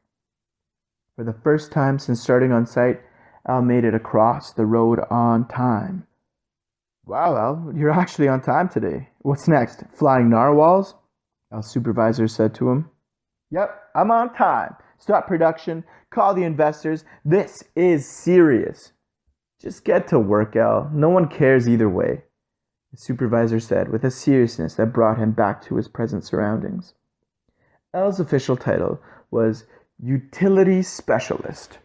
This meant that he was an overpaid janitor. Al earned more per hour than the average working man across the country. Still, he made much less than the least skilled laborer in the Mac. This meant he did not drive a jacked-up company truck to site, nor was he under the titanium shield of the unions that ruled the Mac without mercy. Al was in charge of 2 floors. He worked in the coveted administration building. Yes, Al had 2 floors to look after. However, he did not have the seniority to hold the floors at night, doing office detail. These shifts were sought after because one would rarely have to interact with another living being. A lot of older guys loved clocking in and out without having to interact with the management scum that Al had to deal with daily. I was charged with keeping all the halls, washrooms, and windows sparkling clean throughout the 2 floors. He dealt with people on the daily, overpaid good-for-nothings, filing complaints about the cleanliness of their absurdly oversized, underdeserved offices. There was one gem, on a second floor that made life unbearable for El. On his previous shift, it took all the willpower he could muster to stop himself from strangling this motherfucker to death. This motherfucking manager was 18 years old. He had gotten the job he had applied for as a joke, simply because he was the only applicant. The company decided to fly him out and put him up in one of Fort McMurray's many five-star executive hotels. When asked what he thought of the six-figure salary the position offered, he replied with, "That's absolute shit. No disrespect intended, but I deserve at least double what you're offering." To his surprise, the company offered to double the salary if he accepted the position. Considering he had no experience whatsoever that could be useful in the position, he accepted the job immediately and moved to the Mac the following day.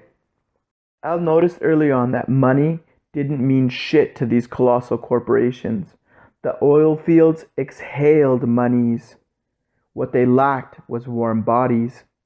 So here was this 18-year-old baby living the epitome of Western entitlement, executing his executive powers over a lowly janitor. "Who the fuck do you people think you are?" the young exec yelled at Al that morning. "You people?" Al repeated sarcastically. The baby-faced exec's cheeks turned bright red like the inside of Al's burning nostrils. "You janitors, I mean," he said, correcting himself. "What? We're not white enough for you?" Al said, faking confusion. "No. Where'd you get off not emptying my garbage?" "I have no idea what you're talking about. Us brown people are perfectly capable of emptying a white man's trash," Al said, pausing. "Sir," he added in for good measure. The exec looked at Al with a vacant expression. "Dude, sir, I work day shift. I haven't stepped foot inside a single office since I started." "Doesn't matter. I want my trash emptied." "Fine," Al said, fighting the urge to take the 2-foot container and empty it on the piece of manager's head. Al took his trash can and emptied it into the bigger trash bin in the hall. It was Al's love of cocaine that kept him level-headed. No job equaled no cocaine, so Al's nostrils were tied by the balls. He had a no choice, as in no choice, but to obey this fuckhead's every whim. Al avoided cleaning the corridor in front of that baby douche's office until after lunch. Time dragged on as usual. These oil sites are the dirtiest places on earth. What the fuck is the point of polishing tiled floors on the daily to keep up administrative appearances? Al thought as he mopped and remopped. Although Al was non-union, as was the norm in most non-critical positions on site, there was not enough work for anyone to fill a 12-hour shift in the admin building. This meant that Al would clean and re-clean the same surface at least 6 times a day. Today time moved especially slow as Al's high wore off.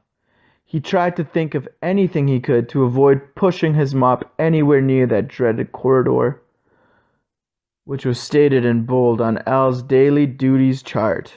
The bold text read as follows: "One must sweep and mop outside Mr. Asshole's office daily." "This means you, Al. No excuses." So this left Al with another non-choice in what he had to do. Yet he wasn't able to summon the courage to accomplish this simple task. At lunch, he procrastinated more than usual. The recommended mastication technique was 38 chews per bite. Al was chewing his bites at least 74 times apiece. He did not want to return to his broom and the dust that awaited him on the second floor. Fuck it, Al thought. I have to remain positive. If I believe today is a special day, maybe it will manifest to be true. Al believed with all his heart that today Mr. Dickface was tied up in a very important conference that would consume the rest of the afternoon. Al believed in nothing and was obviously a very broken man. Yet this old and archaic system of faith often managed to slip into his consciousness at the most inconvenient of times.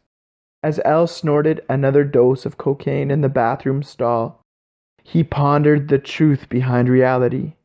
Perhaps belief was all one required to overcome any situation. El could have sensed that this way of thinking was entirely flawed if he had been straight. If he had been sober, he would have recognized the trap of the new wave, new age positive thinking mind control program. This way of thinking only serves to shift the blame of brutal universal chaos onto the victim. I mean, onto the individual. As though each and every one of us is responsible for the perverted, twisted ways in which nature operates because of our negative vibes. There was no conceivable way that this path of thinking could withstand the rigors of critical thought, except El had nothing on his mind except a fresh high. He would have shaved his head then and there and sang songs of praise to Krishna if it meant he wouldn't have to deal with that newborn in a silk tie. El came out of the washroom strong, with the belief that Mr. Cocklips would not interfere with him. El told himself that even if he had to deal with him, that everything would be okay. If anything were to happen, he would keep his cool and get through the shift. "Yes, sir," El said, breathing deeply. "No, sir," he practiced to himself. El took one step forward before turning around and going back into the bathroom to snort more cocaine. He exited the washroom and entered a new reality. He exited the washroom to enter a new reality. He was ready for any way life would fuck with him. He just wished life would lube him up first for once. "All right," he told himself as he grabbed his favorite broom and made his way to the second floor. Al started sweeping the floor as fear swept through his entire body. For some reason, he thought of that tie-dyed janitor he had seen in another lifetime at the train station.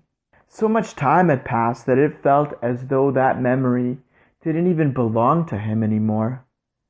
It seemed like he had watched that scene play out in a movie he could not recall the name of. Al could think of nothing he had in common with that dancing janitor of his faded past. Then a thought crept into El's mind that the dancing janitor oozed positivity, yet life was out to destroy him, or rather harsh his mellow for seemingly no reason. El could not make sense of this. He had yet to learn that it's not about what happens in our pitiful lives. Rather, it's about how we react to an ordinary, pitiful life. "I'm doomed," I said out loud, and doomed he was, as his broom lightly brushed against Dickhead's door. It slowly opened like the jaws of a crocodile, trying to remain unnoticed. "Hey, you! Come here a minute." There wasn't a god left in Fort McMurray that could save Al's soul. This was because all the gods of Fort Mac worked juicy night shifts and mostly slept during the day. "Shit!" Al muttered. He cautiously walked towards the office, trying to seem less fucked up and anxious. "Yes, sir?" Al asked, stepping into his office ever so slightly. "Come in here for a second." Al hung his head and entered the jaws of the creature willingly. As El entered, the door slammed shut behind him. Mr. Hayes was standing behind the door. This both surprised and frightened El. "Yeah?" Al said, trying to remain cool. "Sir?" he added for good measure. Al tried hard to read Mr. Hayes' expression. He could not. "Whatever night shift forgot, I'd be more than happy to tidy up for you," Al said, trying to produce a fake smile. He could not. "No, it's not that. You people actually did a good job for once." Us people, Al thought, but wouldn't dare utter the words aloud. Hooray for the power of positive thinking. Positive thinking and cocaine, Al thought as he began to produce an actual smile. "Yeah, don't get so smug." I didn't call you in here to congratulate your people. I called you in here to clean something up. Oh, okay, Al said suspiciously. Yeah, I accidentally knocked over my paper shredder this morning. I've been waiting all day to run into you so you can pick it back up and clean up the scraps of paper that fell on the floor, Mr. Hayes said, trying not to unleash a maniacal laugh. What the fuck, positive thinking? Al thought. What do you mean? Sir? Al asked, more lost than a sleep-deprived worker trying to navigate his way through Edmonton to make his way back to his 2 weeks on, 1 week off home in Calgary. I need you to pick up the shredder and put the scraps in the garbage. I don't think my request was that hard to comprehend. Do you? I looked at the small paper shredder. Tipped on its side, there was only one single scrap of paper that had escaped the shredder's clutches, and it made its way onto the floor. Why can't you just tip the shredder back yourself? I'll ask quizzically.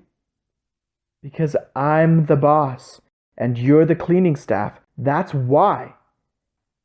No, Elle said without thinking. You can't say no to me. Just pick up the damn shredder. No, Elle replied. His crisp words reverberated in the large, dimly lit office. If you say no to me, you're effectively saying that you no longer want a job with this company. Now quit being a pathetic little insect and pick up the shredder immediately. I looked at this pitiful 18-year-old in a suit 2 sizes too big for him, stared into his eyes, and mouthed the word no. People don't say no to me, Mr. Hayes said, getting way too close to Elle's face. No. No, Elle said, making sure to smile as the words left his vocal cords. Listen here, Mr. Hayes said, forcefully putting his hand on Elle's shoulder. This is not the day to be laying your hands on me, Elle said calmly. Besides, you haven't even bought me a drink, he added. Clean it up, Mr. Hayes screamed as he tried to force Elle's shoulder in the general direction of the shredder. In a single motion, Elle knocked Hayes' hand off his shoulder and had him by the wrist. He took his wrist and placed it behind his back and shoved it upwards. Elle added more pressure as he knocked Mr. Hayes' face into the wall. The blood from Hayes' nose splattered beautifully against the beige wall. I said no, Elle said firmly. Elle stood by the door, waiting for Mr. Hayes to take a swing at him. It never happened. You're done! You're fucking done! Mr. Hayes said in between whimpers. No, man, I was finished yesterday, Elle said as he dropped his favorite broom. He knocked a stack of papers off the shelf and kicked over the garbage can before leaving the creature's mouth forever. Chapter 13. Fuck you too, Dante, you 13th century motherfucker. Al placed his cleaning cart back into the closet before exiting the building. He lingered a little longer than he would have liked, allowing nostalgia to wash over him. As he stared at the items in the closet, Al knew he had severely fucked up. He never should have let Hayes get his blood running so hot and thick. Now Al had no job, which meant soon he would have no cocaine. This was beyond acceptable. Why would he let some power-hungry 18-year-old take away his cocaine? Fuck! Fuck! Fuck! Al screamed as he tried to go through the cattle gates to get to the parking lot. His pass was not scanning. He started to punch the pillar next to the scanner in nihilistic frustration. Why didn't I just pick up the stupid fucking shredder? Al said, filled with rage, as he kept trying to scan his way off the site. Fuck! Fuck! Fucking fuck! Al yelled, slamming the card against the reader. Is everything all right, son? A sympathetic voice said. No, everything is not all right. My fucking piece of fuck card is not working, Al said. Let me take a look, son. It's gonna be all right. The sympathetic security guard said, holding out his hand for Al's card. Here, Al said, feeling completely defeated. The security guard took the card and scanned it with his handheld device. He looked at the reading for a moment before looking up. Looks like you got canned, son. The reader's saying you're fired, the security guard said, pausing in hopes of gaining clarity. Sounds about right, Al said. So now what? Well, you'll have to fill out a form before you can exit the property. Fine, whatever, Al said, following the security guard back to his shack. It'll be one moment, sir, the guard said. Please don't ever call me sir. I'm a skid at the best of times. After today, I never want to hear that word again. So what'd you do? The security guard asked as he prepared the form. I gave some manager a bloody nose, Al said, feeling pride through his shame. Wow, the security guard said before an awkward silence took hold of the entire shack. After a few papers were shuffled and some minutes had passed, the guard finally spoke. So, did he deserve it? The guard asked, looking Al in the eyes. Yeah, man, you don't even know, Al said without a trace of guilt. Well, as a paid security officer, I cannot condone violence of any kind. But as a human being that has worked on the site for 9 years, I want to shake your hand, he said, putting out his hand for Al to take. Al took that hand and shook it vigorously with pride. Look, man, you don't have to sign this form. It's a ruse. It's basically a waiver that exempts the company from being liable in any way. It's written in a way that also tricks you out of receiving any kind of severance pay. Don't sign it.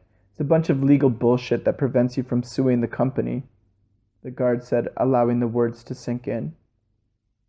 If you got the courage to punch a manager in the grill, the least I can do is scan you out without making you sign this form. Al could have cared less about forms, ruses, or lawsuits. He only wanted to be as far away from that site as possible. Yet he did take pause to absorb the kindness and respect he was receiving from the security guard. Although life was a torturous, raging hell at the best of times, there was always a granule of goodness at the end of a day's trials, suffering, and absurdity. Thanks, man. I really appreciate it, Al said, feeling his high and pulse lessen slightly. The security guard pressed his card against the gate's reader. He held it there with a warm smile. The light turned from red to green. There you are, son.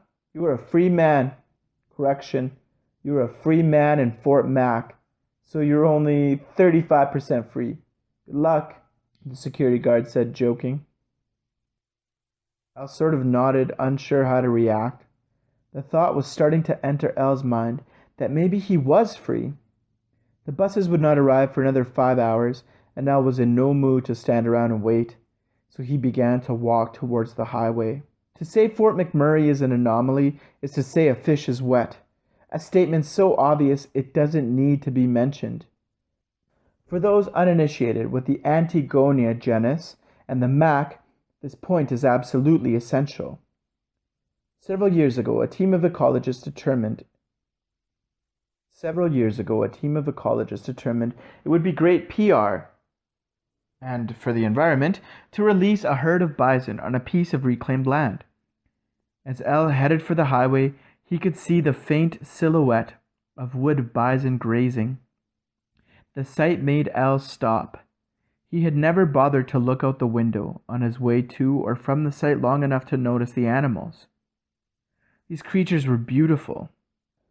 The idea that these animals were nearly wiped out by the very humans that would preserve them to eventually re-release them into the wild was a powerful one. Al walked off the road and made his way towards the field. He found a large rock and sat down. He randomly opened up his decrepit copy of Dante's Inferno to read. In the middle of the journey of our life, I found myself within a dark woods where the strait was lost. What the actual fuck? What was life? What the actual fuck? What was life, he thought.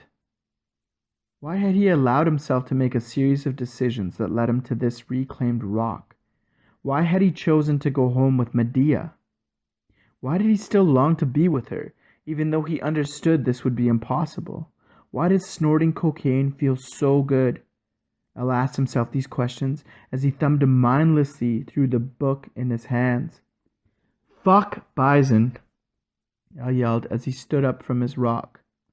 Fuck you too, Dante, you 13th century motherfucker, Al added as he threw the rotting book with all his strength.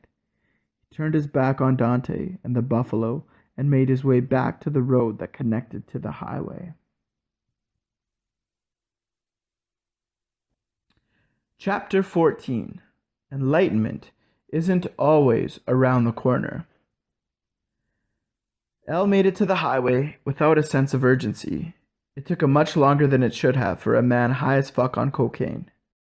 Elle thought about what his next move would be. The walk home might be long and dangerous, considering the significant number of wild carnivorous animals that like to travel adjacent to the road, feeding on the roadkill caused by the jacked up trucks that traveled the highway daily. He considered turning back and waiting for the convoy of buses to arrive. Then it hit him, the thought that he should probably do more cocaine. He dipped his key in for several hits, not bothering with the ceremonial prayer, because let's face it, at this point God had abandoned him entirely. After Al was plenty high, he searched the depths of his mind for a solution. There weren't many cars on the road heading south towards the Mac. This was because most shifts were cyclical and predictable. The idea was if all shifts started and ended at the same time, then it was easy for the company to provide transportation for its workforce, thus theoretically keeping more private vehicles off the road, and thus being more theoretically environmentally friendly. A large jacked-up truck sped past Al as he weighed his options. For the first time in his life, he lifted his thumb to the sky and started walking backwards. He felt like a complete idiot.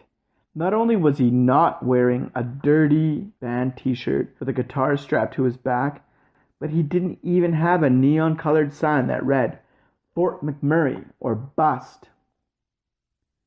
Now this was a spiritual journey, hitchhiking on a deserted road trying to get to Fort McMurray. Enlightenment was just around the corner, guaranteed. I fucked up my life beyond repair, Al thought. He reassessed that thought. His life had been broken and fuckered to begin with, so no harm, no foul.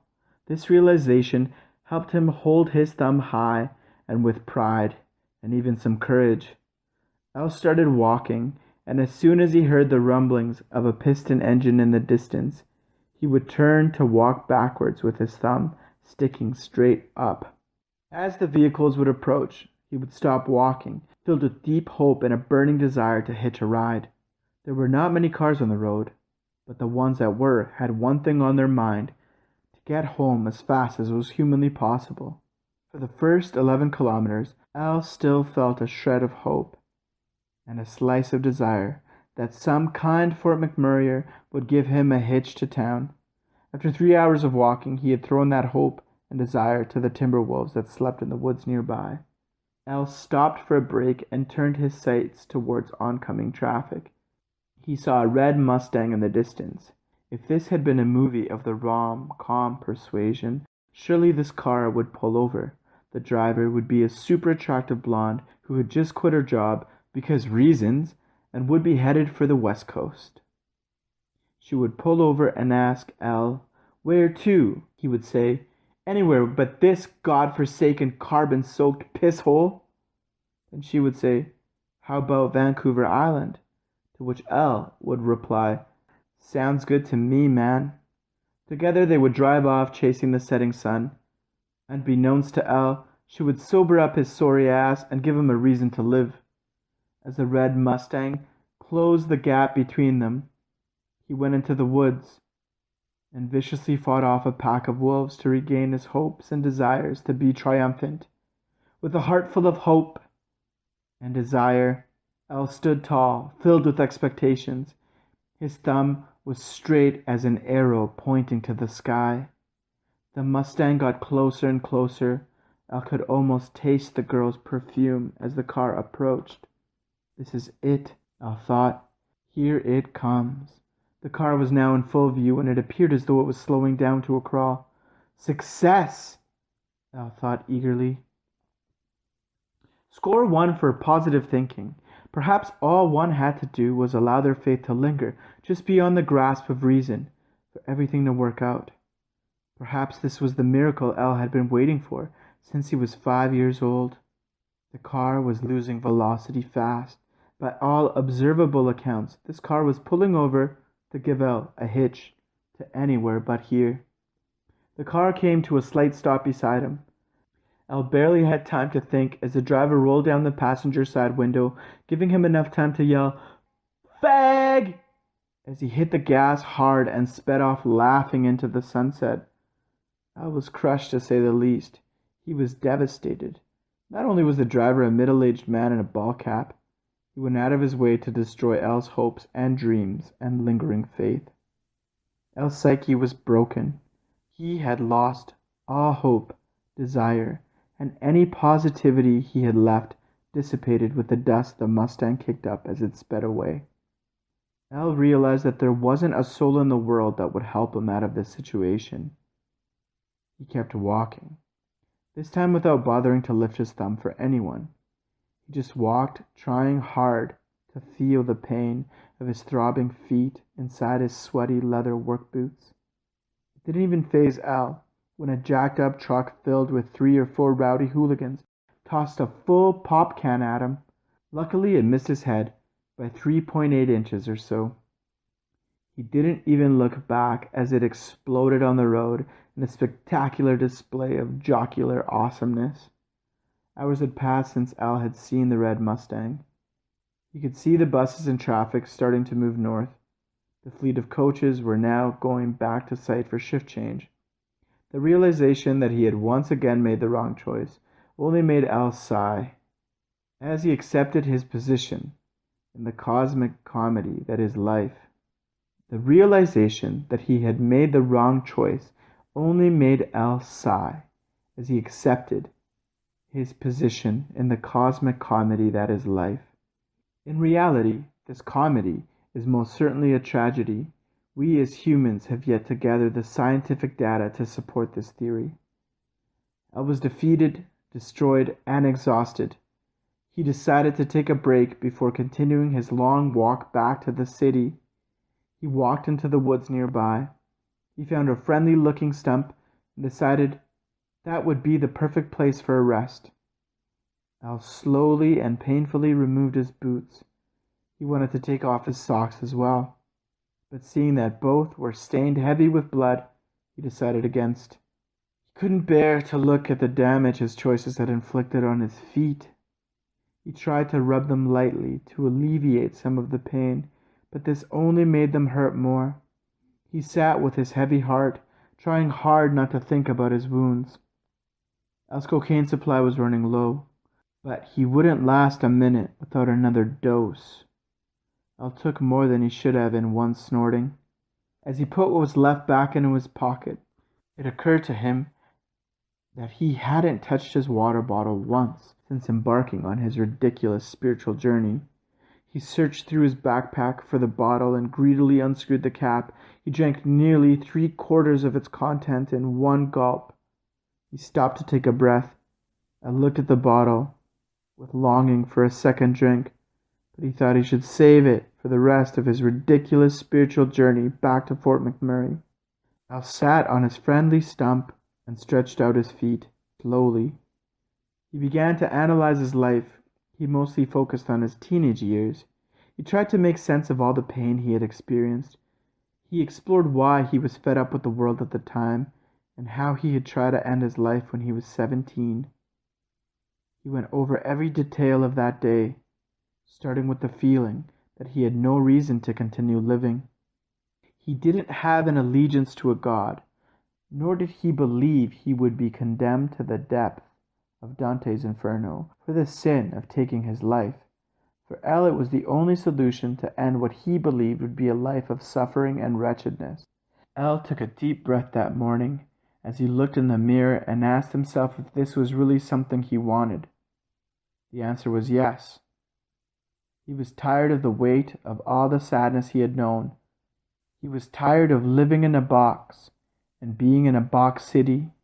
He was tired of being a slave to a world he did not create. He was tired of being damaged by damaged people. He despised all that he had known. He despised everything. He simply felt that he did not belong in the world, and he did not want to take part in anything she had to offer. I went to his closet and put on his favorite clothes: black pants, a pinstripe dress shirt with the sleeves rolled up, a pure silk baby blue tie, a black wool vest with ivory buttons, multicolored socks, worn leather dress shoes, very worn and scratchy. Al lit a cigarette as he recalled the details of his day. He felt a heaviness in his chest as he sifted through his toughest memories. Why am I here? Al thought. He was making himself sadder by the microsecond. He had had enough lamenting. He forced his tender feet back into his boots. He laced them up tight. He cursed the stump as he marched back towards the highway. He forced himself to leave the past resting on the stump for the time being. He wanted to feel numb and empty, rather than deal with the feelings he had left resting on the stump. He remained in the moment as he blocked out the pain of his bloodied feet. He focused only on the next step, rather than the road ahead of him. Enough time had passed. That shift change had happened, and the hordes of tired workers were heading back to eat and sleep so they could do it all again in 10 hours. Within the next 100 steps Elle took, the highway began filling to capacity. After another 30 steps, it was bumper to bumper. Elle could see a bus or two in the distance making their way back to the big city. Nearly every car that drove by at 30 kilometers per hour or less honked or yelled something out the window. This wasn't as humiliating as when the coaches started to pass by. There would be bus loads of people banging on the glass to get Elle's attention. He only looked up once to be met by the hairy ass cheeks of a Newfoundlander pressed firmly against the large windows. This might lead one to wonder how Elle could distinguish a Newfoundlander's ass from any other ass in the Mac. The answer was simple. Tattooed on one of the ass cheeks were the big bold words, "Property of Newfoundland," on top of a picture of a geographical outline of the island colored in with the provincial flag. All passengers laughed hard as they took in the shocked expression on Elle's face. Elle did not bother looking up at anything for the rest of his ridiculous spiritual journey back to town. Chapter 15. The Awakened Life. The next day, Al got out of bed after sleeping 13 hours. His whole body felt stiff and decrepit. His feet hurt the most. Al put on a pair of torn-up jeans and a white t-shirt. He grabbed the last of his stash, his swimming trunks, a towel, before heading out. Al lived downtown with 4 other people in a 2-bedroom apartment. Everyone worked shift work and left town on their days off, so he barely saw any of his roomies.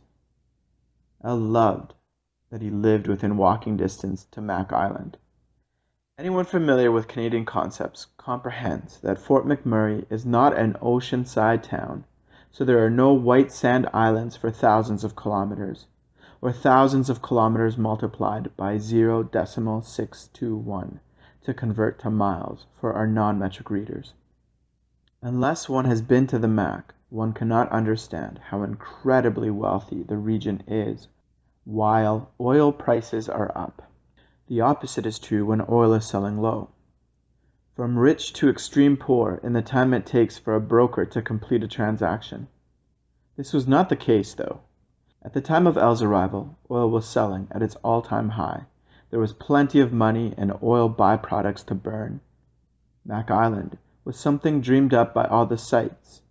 They each put up a hefty amount of cash to provide the local workforce with a state-of-the-art recreational facility.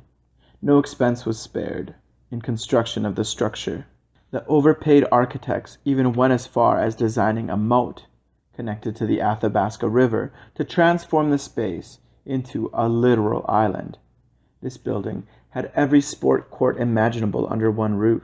It had an indoor 36-hole golf course for those longing to play during the subarctic winters. It contained 3 Olympic-sized swimming pools and a massive water park that would rival the American-themed water safari. It held the claim that its weight training facility was the largest in the world. Its modern indoor 7-kilometer running track, complete with real trees, was truly a marvel. The cherry on top of this massive stomachache-inducing cake was that membership was only 92 cents per month, which was roughly $11 a year. It was so inexpensive because it was almost fully subsidized by the oil corporations. As Al limped down to Mac Island, all he could think about was how good soaking in the massive 112-person hot tub would feel. Al stopped to sit on every bench along the way. He had to rest his feet as much as possible because the pain was unbearable. On one of those sitting breaks, Al took the opportunity to get high. His nose twitched after he snorted a fat dose. Al felt alive. The pain in his feet kept him grounded as his heart rate quickened. Al was feeling his manliness at its maximum levels. He knew that physically assaulting Mr. Hayes was the right thing to do, even though it had cost him his epic-paying job-type job. No regrets, Al thought. He stood up tall and continued on his way to Mac Island. He swiped in when he arrived. The lady at the counter gave him a warm smile. "It's nice to see you again, Al," she said. Al smiled back and nodded as he walked towards the pool area. He changed as quickly as he could and headed towards the hot tub. The blast of heat to his feet sent his body in a shockwave of pain as he entered the water. He continued to plunge deeper, the heat now soothing his aching body. He sat down in a corner and leaned against the wall, sinking down up to his chin. With his body submerged in hot water, Al felt at ease with his life and his body. Now what? Al thought. He questioned if his spiritual journey had come to an end. He was not aware that his journey was only at its infancy. Al closed his eyes and took in the warmth. When he finally opened his eyes, he saw an older lady sitting across from him. She had light brown hair tied up neatly in a messy bun. Looking into her eyes, Al could tell that time had been kind on her. She was absolutely breathtaking. This woman was a true beauty. Al smiled and took note of the way she was enjoying the heat. Her whole face lit up as she smiled back at Al. "Hard workout?" she asked. "You don't even know," Al answered. He walked across the hot tub to sit next to Al. "I've seen you around. You're always here swimming, right?" It's true that Al swam often. He made a point of coming to the pool as much as he could. He loved pushing his body and lungs to their limit. Al trained hard to swim as many laps as he could with one breath. He lived for the feeling of his lungs aching for an intake of oxygen.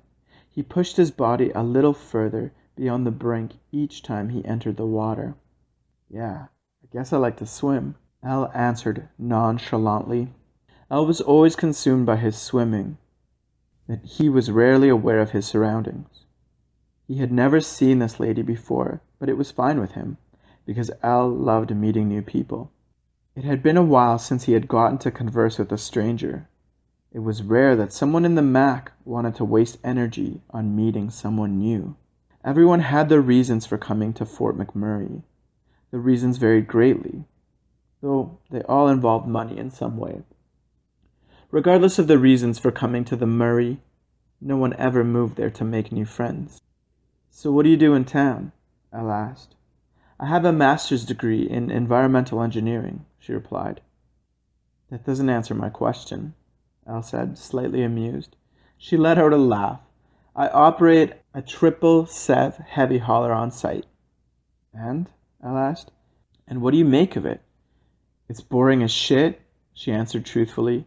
They both laughed a laugh only a worker in the Mac could laugh.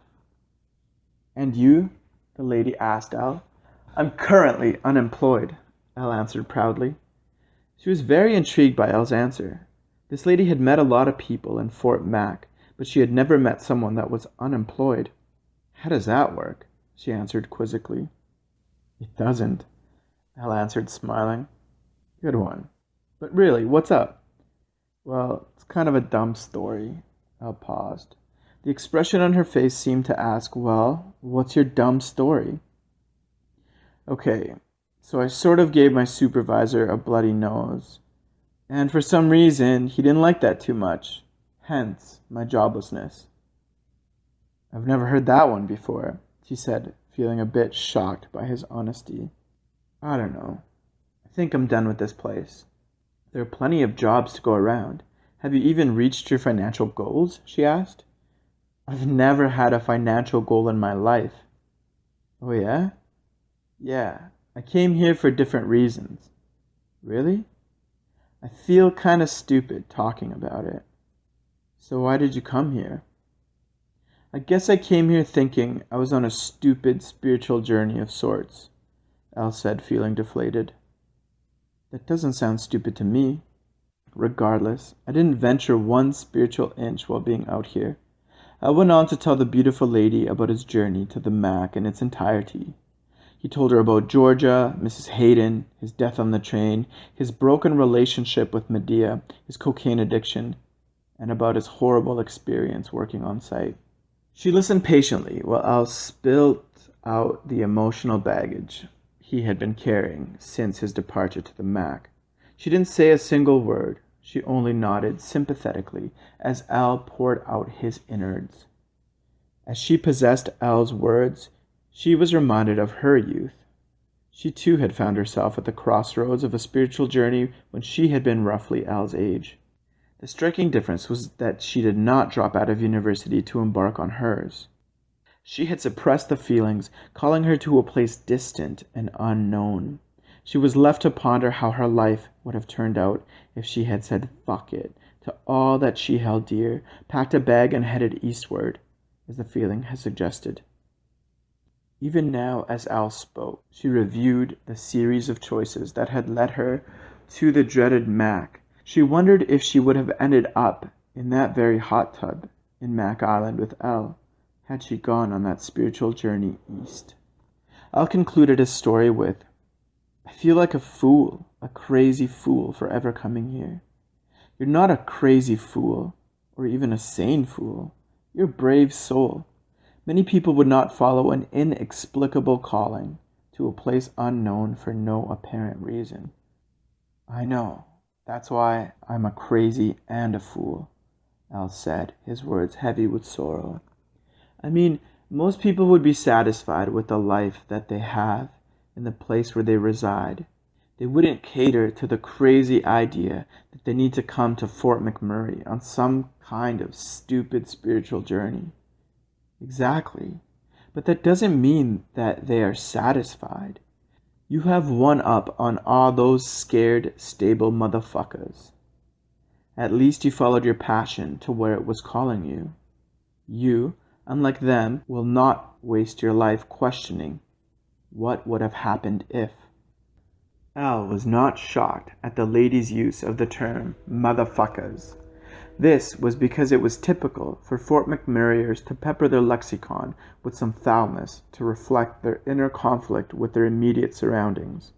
Whenever one returns to civilization from the Mac, friends and family are shocked by the filthiness of the individual's language. Although the foul language had gone unnoticed by Al, the message those words delivered made Al reassess his entire situation. He had been brave, foolishly brave, crazy, foolish, and brave. This foolish bravery was a trait that had been conditioned out of his generation's imagination.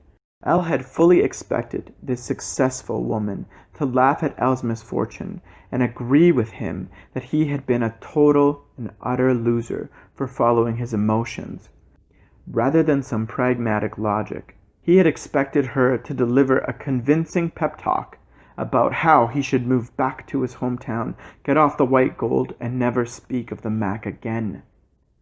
I would have never expected anyone to react the way you did, Al said, with real shock in his voice. What you did was amazing. I still can't get over how you broke into your own apartment just to get your guitar and a picture of a hamster in a cape, she said enthusiastically. Yeah, that was pretty good. I'm Eliseo, by the way, Al said, extending his hand towards her. Deborah, she said as she took Al's hand gently in hers. Eliseo, as you get older, you come to realize a number of things. None of these realizations are good. As one grows older, one does not grow wiser. One only becomes more aware of the mechanics of the universe. The sad truth is that life is an abyss of emptiness, and we as humans barely have enough time to fill the edges with any kind of meaning. As you grow older, you will find that there are fewer and fewer crossroads. Crossroads that could lead to adventure, pain, or pleasure. The more one says no to life, the less likely our brains will be able to see opportunities. I'm sure there is some neuroscientific explanation for this, an explanation that involves a detailed dissertation of neural pathways and references neuroplasticity endlessly. But Eliseo, I am not a neuroscientist. I am an aging woman that is seen through the veil of our shared reality. She paused to compose her thoughts carefully. This pain and suffering you are experiencing is the feeling of actually living life. Life is messy, unpredictable, and pure chaos. We learn at an early age to insulate ourselves from any kind of pain, rejection, or potential failure. On the surface, this insulation may seem like it's for our benefit. However, this way of thinking is detrimental to our being. Al felt Deborah's words changing him as she spoke. He felt as though he was once again captaining his ship, like he could stop doing blow if he tried. He felt like he no longer needed a blonde stranger in a red Mustang Shelby GT to force him to change.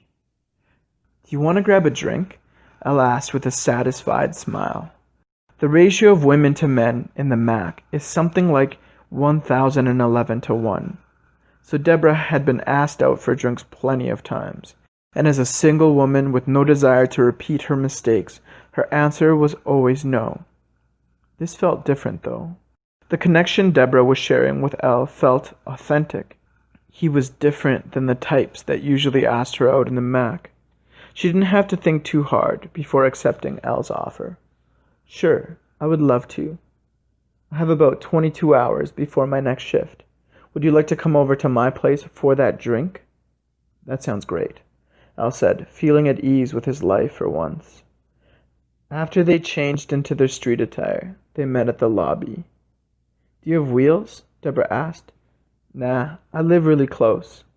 "We can take my car then." They stepped into Deborah's classic Mini Cooper. She had Jefferson Airplane playing through the system. Elle listened intently as he fell in love with her musical tastes. "Who is this?" Elle asked excitedly. "It's Jefferson Airplane. They're great, aren't they?" "They're amazing."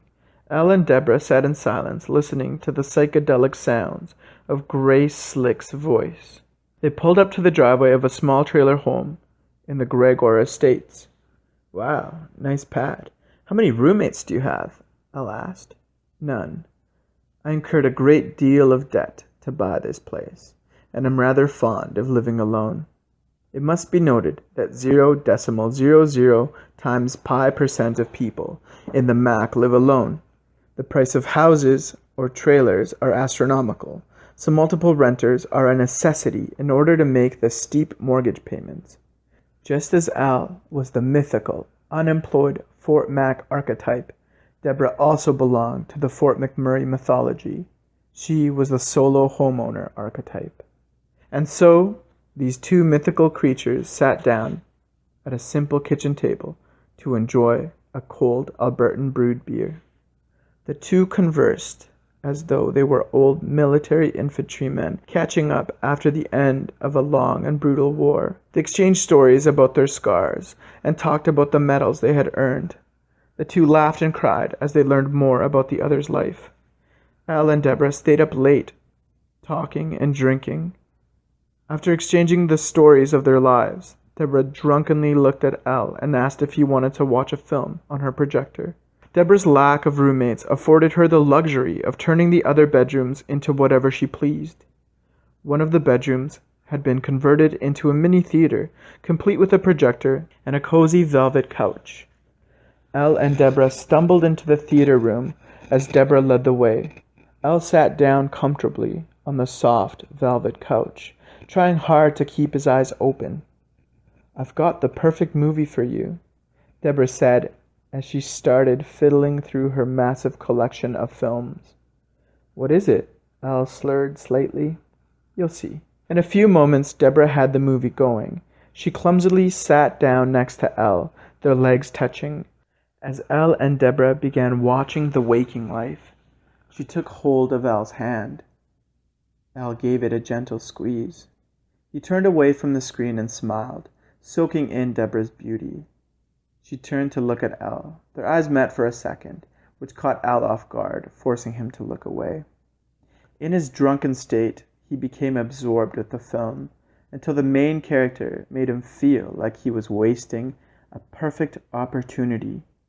Once again, he turned to gaze upon Deborah's beauty. This went on for quite a while. Elle stared at Deborah as she watched the film intently. After 2 eternities, she turned to meet Elle's eyes. The passion they shared was denser than air, as their eyes exchanged thunderous rays of electricity between them. Elle was only a man, and could not help but fall victim to Deborah's charm. Elle took a breath and closed his eyes for a second, and with that he leaned in for a soft kiss. Deborah met Elle's lips halfway. Together they shared a kiss filled with passion and desire. Deborah let out a quiet moan as Elle took her by the waist. It was only a matter of seconds before the two realized that the weight of their clothing was too much to endure. Elle quickly pulled Deborah's shirt over her head and tossed it towards the screen. Deborah slowly took off Elle's shirt and kissed his chest before pulling the shirt past his shoulders. This sent shivers up Elle's spine. Deborah casually tossed his shirt on the floor and went in for another kiss. Their tongues danced a seductive tango inside each other's mouths. Elle could stand it no longer, so he unclasped Deborah's bra as he kissed her neck. She drew her arms together so Elle could fully remove it. Once he did, he tossed it towards the screen. They continued kissing while feeling each other's skin. Elle slowly slid his hand below Deborah's waistline. As he did this, she bucked her hips forward in anticipation. Elle brought his hand up and fumbled to unbutton her jeans. Once he unzipped them, he motioned for Deborah to stand up so she could let her jeans fall to the floor. Elle was enamored by Deborah's beauty as she stood wearing pink undies in the glow of The Waking Life's cinematic beauty. Elle got on his knees and began to kiss her midriff. He worked his way up her stomach to just below her breasts. He placed his hand on her hips as he slowly kissed her right nipple. He looked up to meet Deborah's eyes. She nodded seductively as Elle pulled her panties down to her knees. Elle stood up and let his pants and boxers fall to the floor. Deborah closed her legs to allow her panties to slip down her smooth skin. She stepped out of them as soon as they touched the floor. They looked at each other with burning lust as they kissed and allowed their chests to touch. They drunkenly made love late into the night until they fell asleep in each other's arms on the floor of Deborah's movie viewing room. Chapter 16. Keep your eye on the testicular prize. Elle opened his eyes after a long slumber. He stared at the ceiling in a daze, trying hard to recall his dreams. But they, like all things in his life, were fleeting and intangible. He smiled at his inability to recall his dream world endeavors. Elle stayed in bed for over an hour, lost inside his daydreams, before deciding to get up. He got dressed and reached deep into his drawer where he kept his stash. It was looking fairly skimp. As Elle chopped a fat line on top of his dresser, he realized his dilemma. Today he would receive his last paycheck via direct deposit. Elle had a hard choice to make. He could either pay his rent for another month, or he could stay high for a slight while. He pushed the thought out of his mind. He just wanted to focus on his high for now. Elle turned on the massive television in the living room, which was something he rarely did.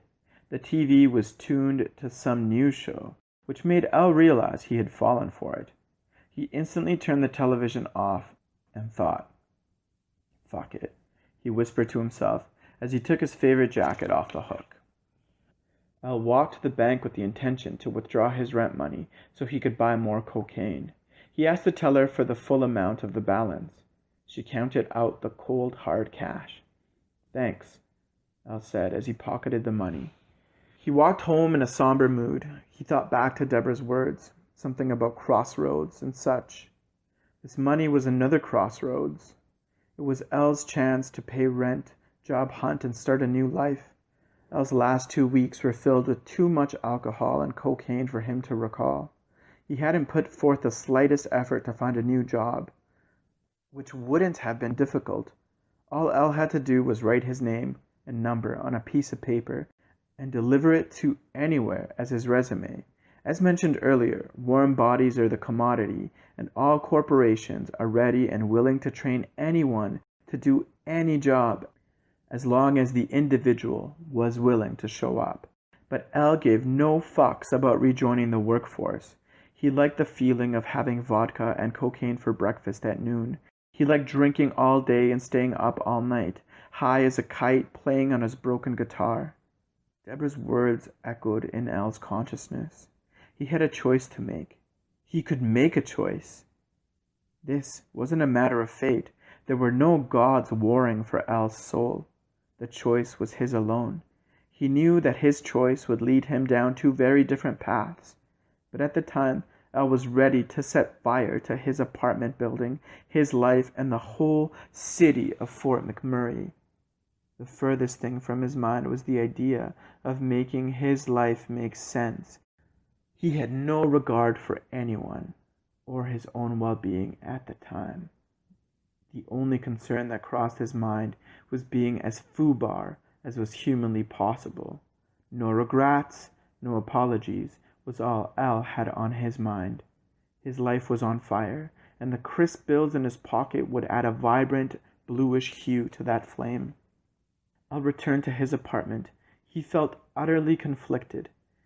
His high had worn homeless person thin, and he was having a change of heart. Perhaps he should pay the rent. Perhaps this really was his chance to get a fresh start. The straight and narrow was something unfamiliar to Elle.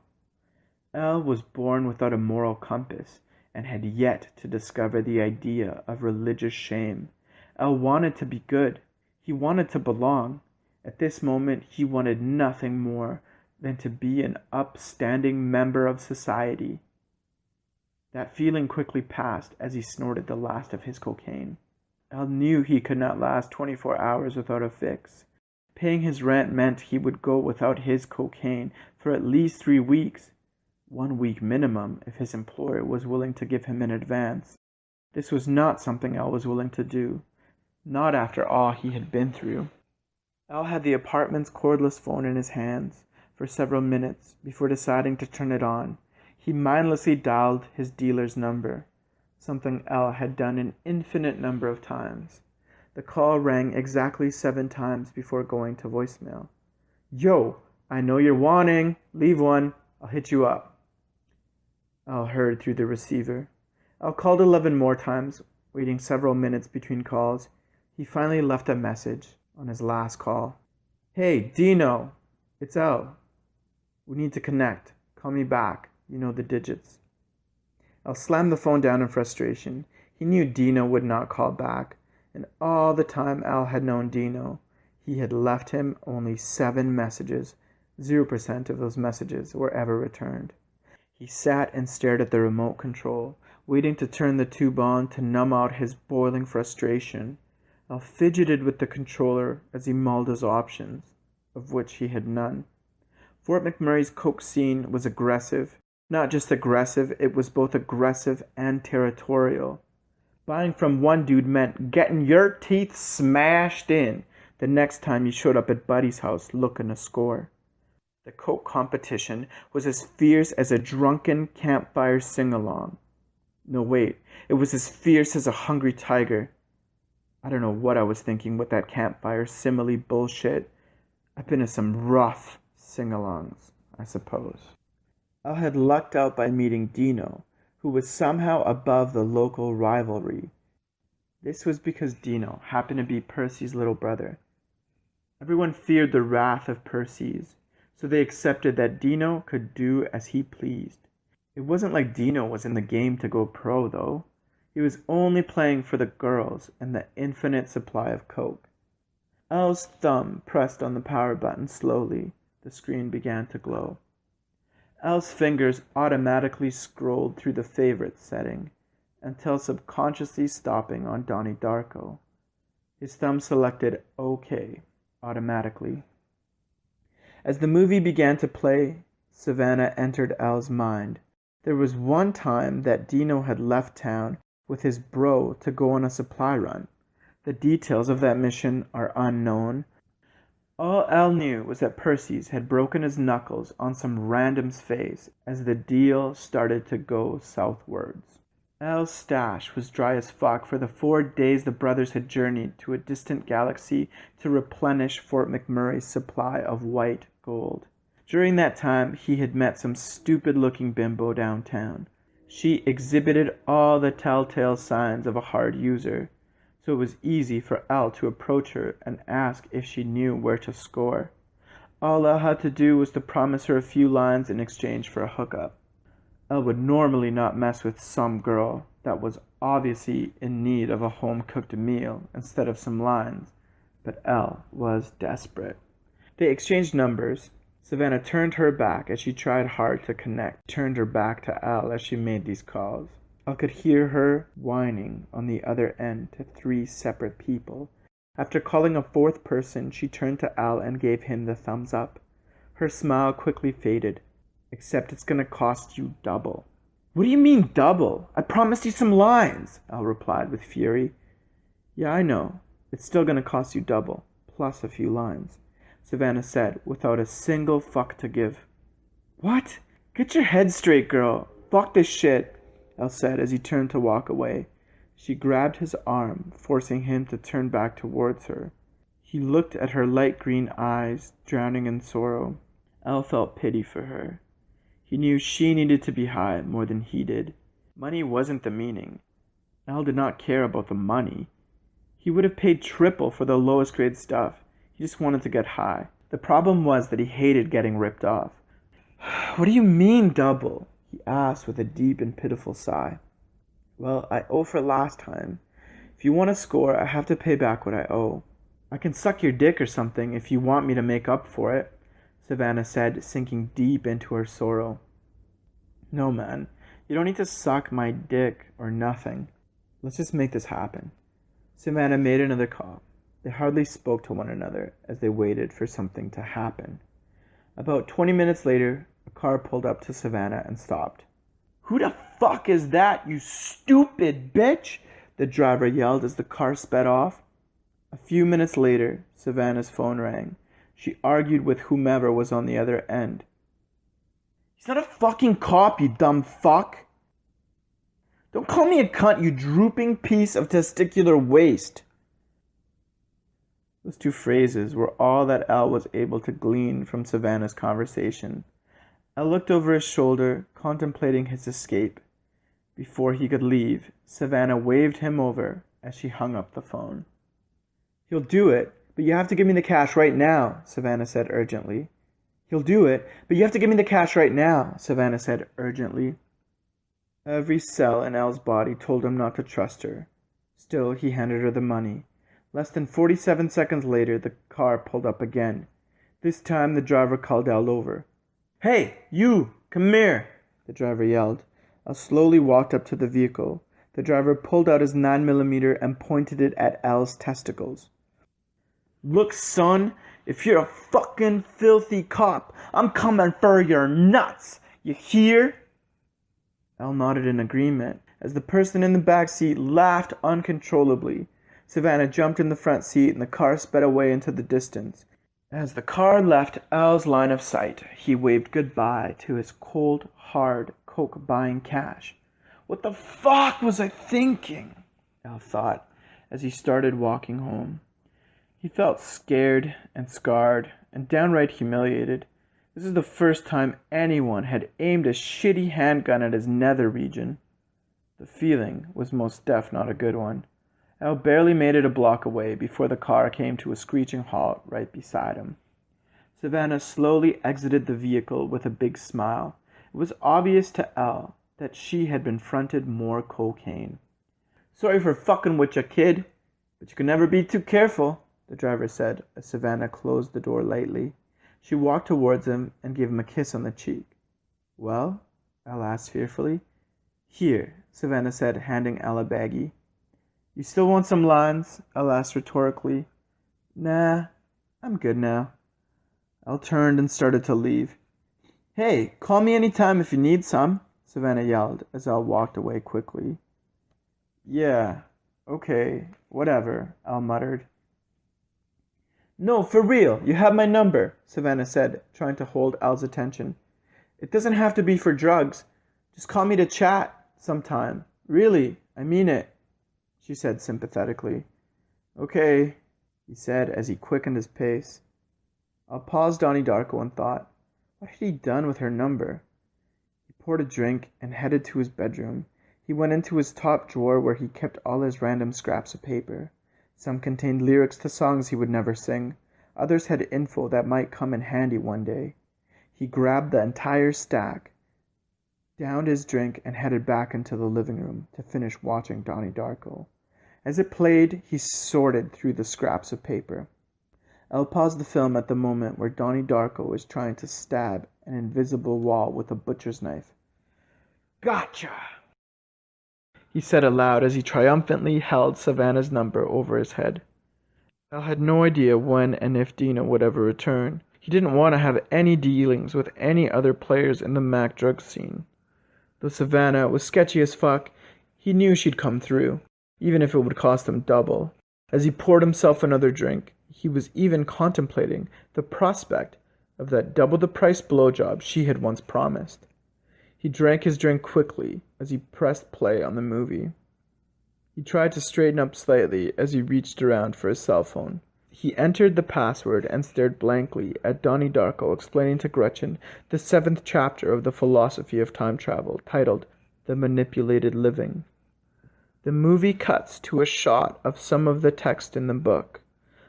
Elle read the words on the screen aloud.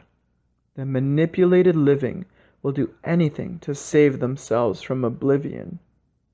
This was for real.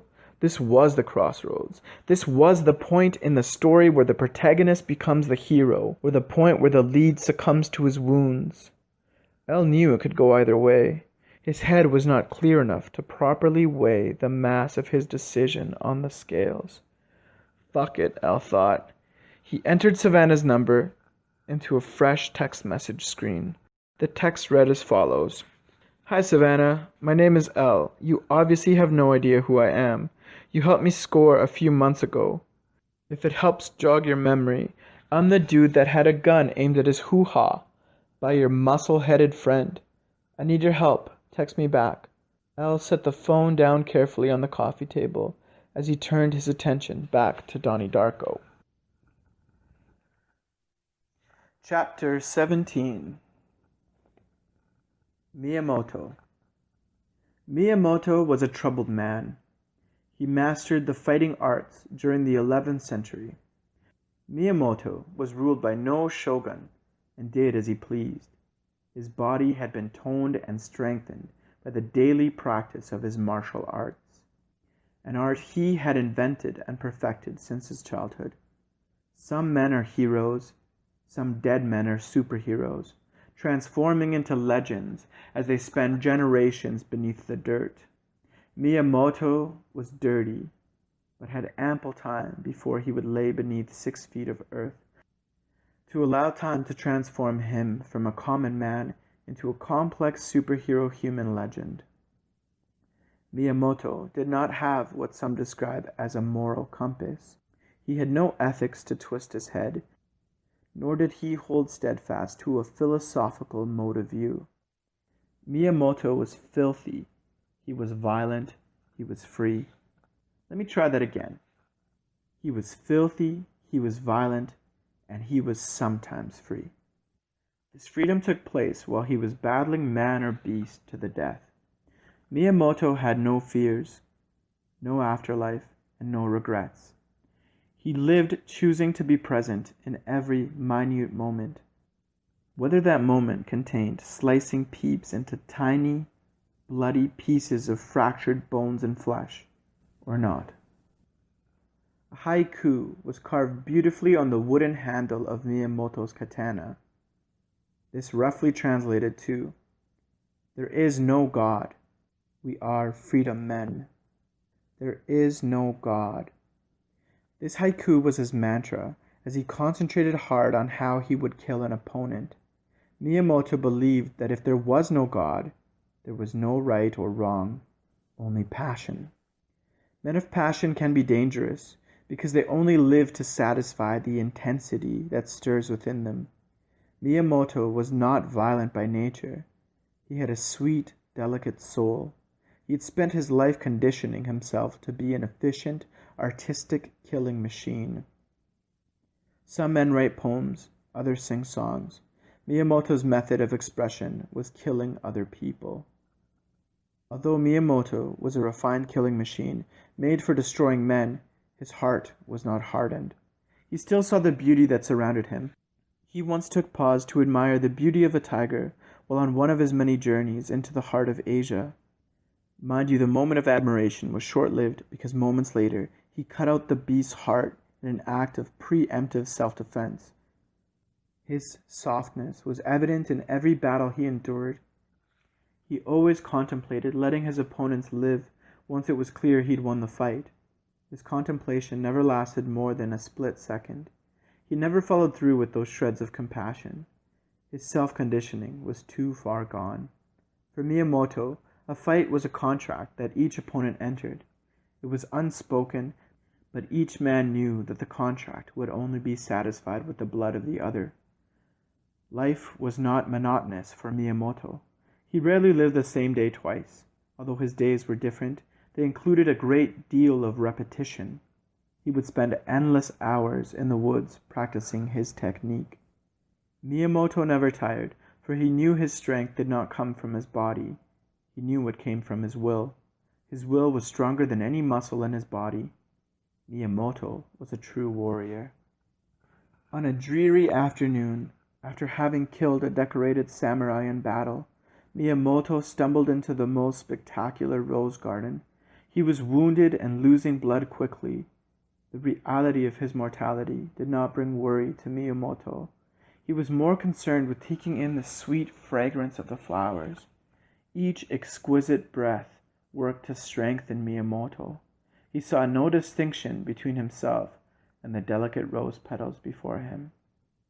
Miyamoto was not much different than you or I, except his flesh was cheap plastic and ours is a layer of flimsy skin on bones.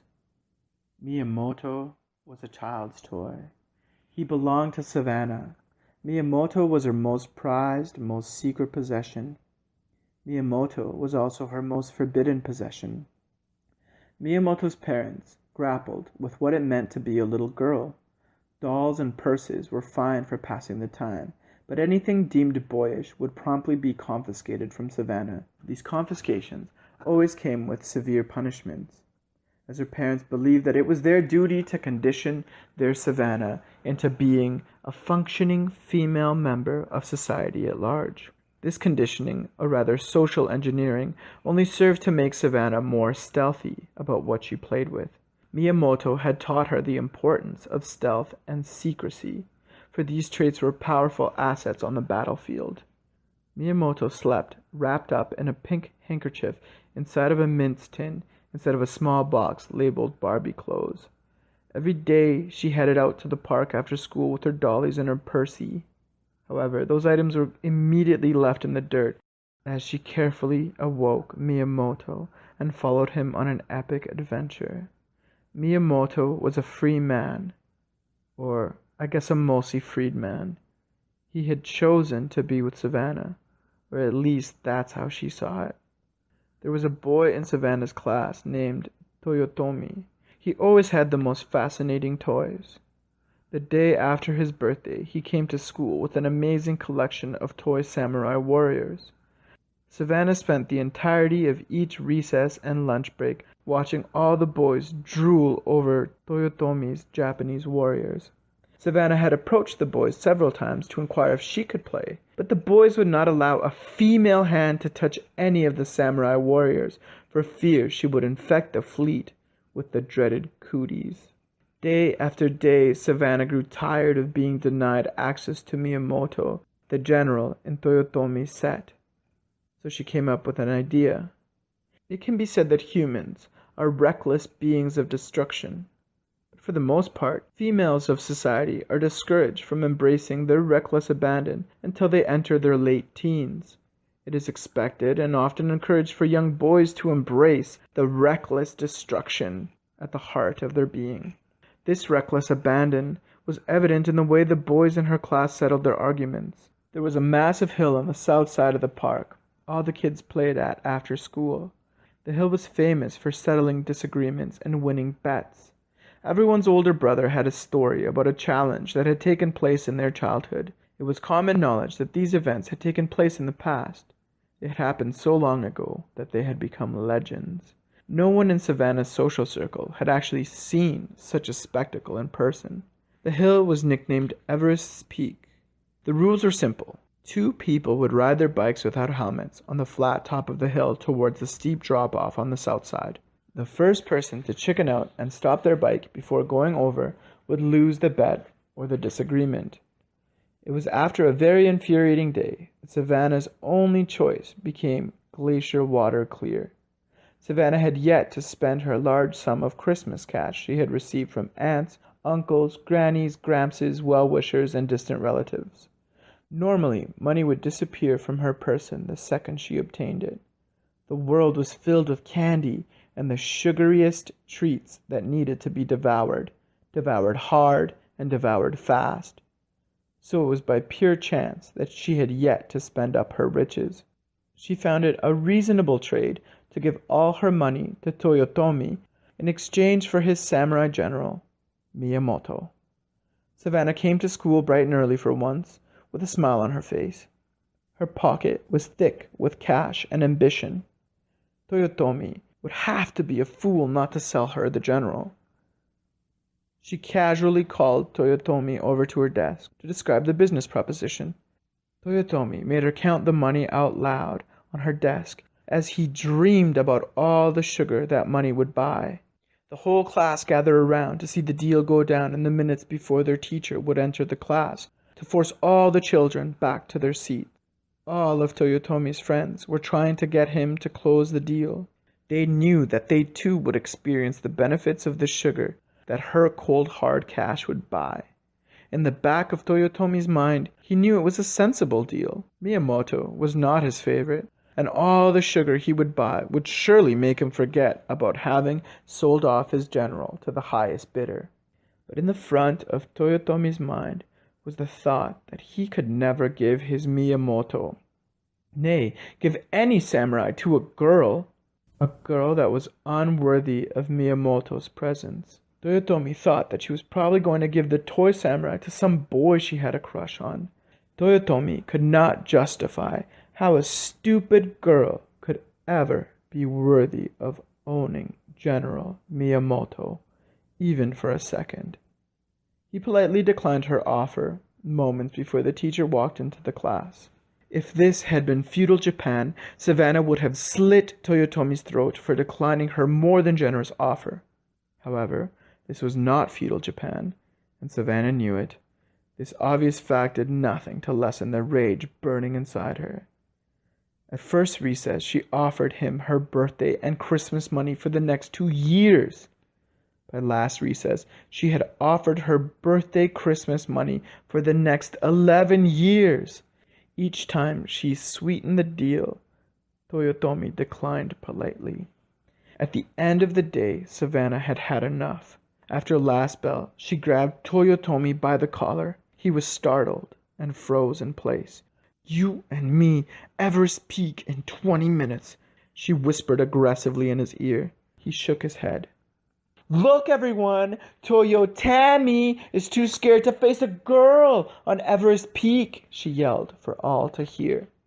All of Savannah's friends looked down and walked away quickly. They knew how stubborn and cement-headed Savannah could be, and they wanted no part in it. Toyotomi's friends and all the boys doubled back in haste to take part in the spectacle. Savannah shoved Toyotomi hard. "What are you, some kind of girl?" Savannah said with gritted teeth. Toyotomi's friend Robbie came in between them. "Easy, stallion," he said as he stretched his arms out between the two. Look, there are rules. I mean laws, Robbie said, correcting himself. Robbie's older brother had once been challenged to a ride on Everest Peak. Toyotomi was still in shock, but he knew he would fight to keep Miyamoto out of Savannah's cootie-filled paws. You're not going to let some girl talk to you like that, are you? Robbie jested. Toyotomi shook his head. All right, we'll meet at Everest Peak in 20 minutes. I'll go over the laws then, Robbie said as all the children exited the school excitedly. All the children showed up at the hill early. Both Savannah and Toyotomi arrived with bikes, helmets, and padding. Robbie silenced the crowd of children as he explained the laws. Each rider must approach the peak without helmets or pads. The first one to stop their bike or crash is the loser. The last man on their bike wins. The last man on their bike gets the toy samurai Miyamoto and the cash money, Robbie said in his most authoritative voice. Melissa was the only other girl there, attending the spectacle. She was friends with both Toyotomi and Savannah. This was why she was entrusted to hold the money and the Miyamoto until the situation had played itself out. Savannah was the first to throw down her helmet and pads. Miyamoto was a little more apprehensive, but he did the same. Ready? Rock steady, go! Robbie yelled as the two cautiously began to pedal towards the approach of Everest Peak. Savannah had no intentions of stopping her bike. Even if she won off the bat, she wanted to prove to Miyamoto that she was worthy of his company. I can't do this, Toyotomi said as he stopped his bike a few meters from the starting line. Savannah looked back and smiled as she pedaled hard towards the drop-off. Savannah, stop! You've already won! Robbie yelled as Savannah crested the hill. The children rushed to watch Savannah ride over the edge. Her laughter could be heard for miles as she sped down the side of Everest Peak. She was the first of a generation to become a legend. Her legend only grew as her front tire hit a gopher hole and bucked her off. Savannah and her bike became a blur as they tumbled down the peak. All the children rushed down to poke at her dead body. But before they could look for some good poking sticks, Savannah staggered to her feet, a cocky smile on her face. Her hair was a mess. Her bike was fine, though. There was blood on her clothes. She was scraped up pretty bad. Her face was fine, though. In the eyes of all the boys, she looked more beautiful than ever. Everyone was in shock as Savannah reached out to Melissa. She handed her the spoils of war. She shoved Miyamoto and the cash deep in her pockets, picked up her helmet and pads, and rode homeward. Her pain lessened by the cocky pride that pumped heavily through her victorious veins. Chapter 18. Hardin and Maine, where hope meets probability. El opened his eyes, checked if his body was still attached. It was. So he pulled the covers over his head and went back to sleep. His head was throbbing. Since he was unable to score, El had been hitting the bottle viciously. This did nothing for his waking life. Eventually, El reached for the bottle of gin on his bedside table. He closed his eyes and took a pirate-sized swig. The sharpness of the alcohol hitting his dry throat like a freight train made him gag. He almost threw up. He swallowed his puke and tried to regain his previous state of decrepitness. El shrugged briefly before feeling the soothing effects of the gin. El got out of bed with the large bottle of gin in hand. He went into his shower, still wearing his socks. He sipped from the bottle, pondering his existence. Had the gods decided the course El's life would take? Were the gods adamant proponents of the suffering El was to endure? Or were they merely observing the spectacle? Perhaps they were neither, or simply absent, or non-existent. If El was alone, why should he put down the half-empty bottle of gin? What difference would it make to anyone? The realization started to pierce through his shower thoughts. Perhaps the only person it would matter to, nay, the only person it could ever matter to, was El. Maybe that's the reason people change their tragic lives, or attempt to. But how can it be that we are utterly alone and responsible for ourselves? Al began to weigh the implications. Why am I so broken? Why does it feel so good to be foobar? And why does it feel so wrong to be sober? What am I missing? Why is God absent or non-existent? Why am I alive? The last question hit El hard as the hot water cut out abruptly at relatively the same moment. El slowly turned off the taps. The lingering sting of the cold water felt good against his drunken skin, but not so good that he could withstand it a moment longer. With the water off, El lay down in the tub, bottle still in hand, wet socks still on his feet. This is reality, El thought. Is this reality? How is it that anything exists? That this bottle is infinite? Through the study of science, Al had learned that the material world is not material at all, but rather composed of mostly empty space. This empty space, or emptiness, felt more prevalent than anything else in Al's life. Maybe the realization that life is empty, figurative, and actually hollow is the meaning of existence. Al brought the bottle to his lips for a sip. He felt his empty feelings and thought. He sat up, took off his soaking socks, and threw them at an empty laundry hamper. He didn't care that his socks would introduce dampness into the hamper, but he was sad that his bottle had become empty. As he returned soaking wet to his bedroom to grab the other bottle on his nightstand, he heard his telephone ringing. I looked at the caller ID and saw that the number was private. Al was in no mood to talk shop or anything with anyone. He decided the best course of action would be not to answer the call. The phone eventually stopped ringing. The room felt large and silent. Al was indifferent. He poured some gin from the fresh bottle into a mug. As Al took his first sip of that tasty, delicious, self-destructive beverage, the phone began to ring. Again, Al chose to let the call ring itself out in the background of the silence. As soon as it stopped, it began ringing immediately. Al no longer had the will to deal with the outside world. The only call he would have answered would have been from a Fort Mac number belonging to Dino. Al went about his staring, drinking, thinking, business as usual, pretending that the phone call was not ringing with a life or death urgency. Al kept staring, Al kept drinking, Al kept thinking, lamenting on that empty space that seems to make up the universe.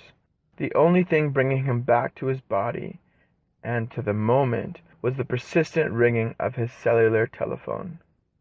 All right, he thought, against his better judgment. That was telling him to throw the phone out the window, finish his bottle, and watch Donnie Darko. He answered the phone. Hello? A quiet voice said as soon as the connection was made. Sup? Al replied. Hi, this is Savannah. Are you still looking to score? Oh, yeah. 3 days ago, Al answered sarcastically. Sorry about that. I was having some issues with my cell phone, but I can hook you up now if you'd like. Well, what's in it for me? Last time you hooked me up, I had to pay double and almost got my pelotas shot off. Look, do you want to score or not? Al fell silent. Sorry. I promise, you don't have to pay double and you might even get to keep your balls. Okay, I could really use some, Al said, trying not to laugh at her jokiness. Perfect. Want to meet me at Hardin and Main in 20 minutes? She asked Al. Make it a half hour. I'm pretty drunk and naked. She laughed. Okay, see you in 30. Al could not believe he had agreed to meet this wild girl that had nearly cost him his testicles. He could put the past aside because he knew he would score.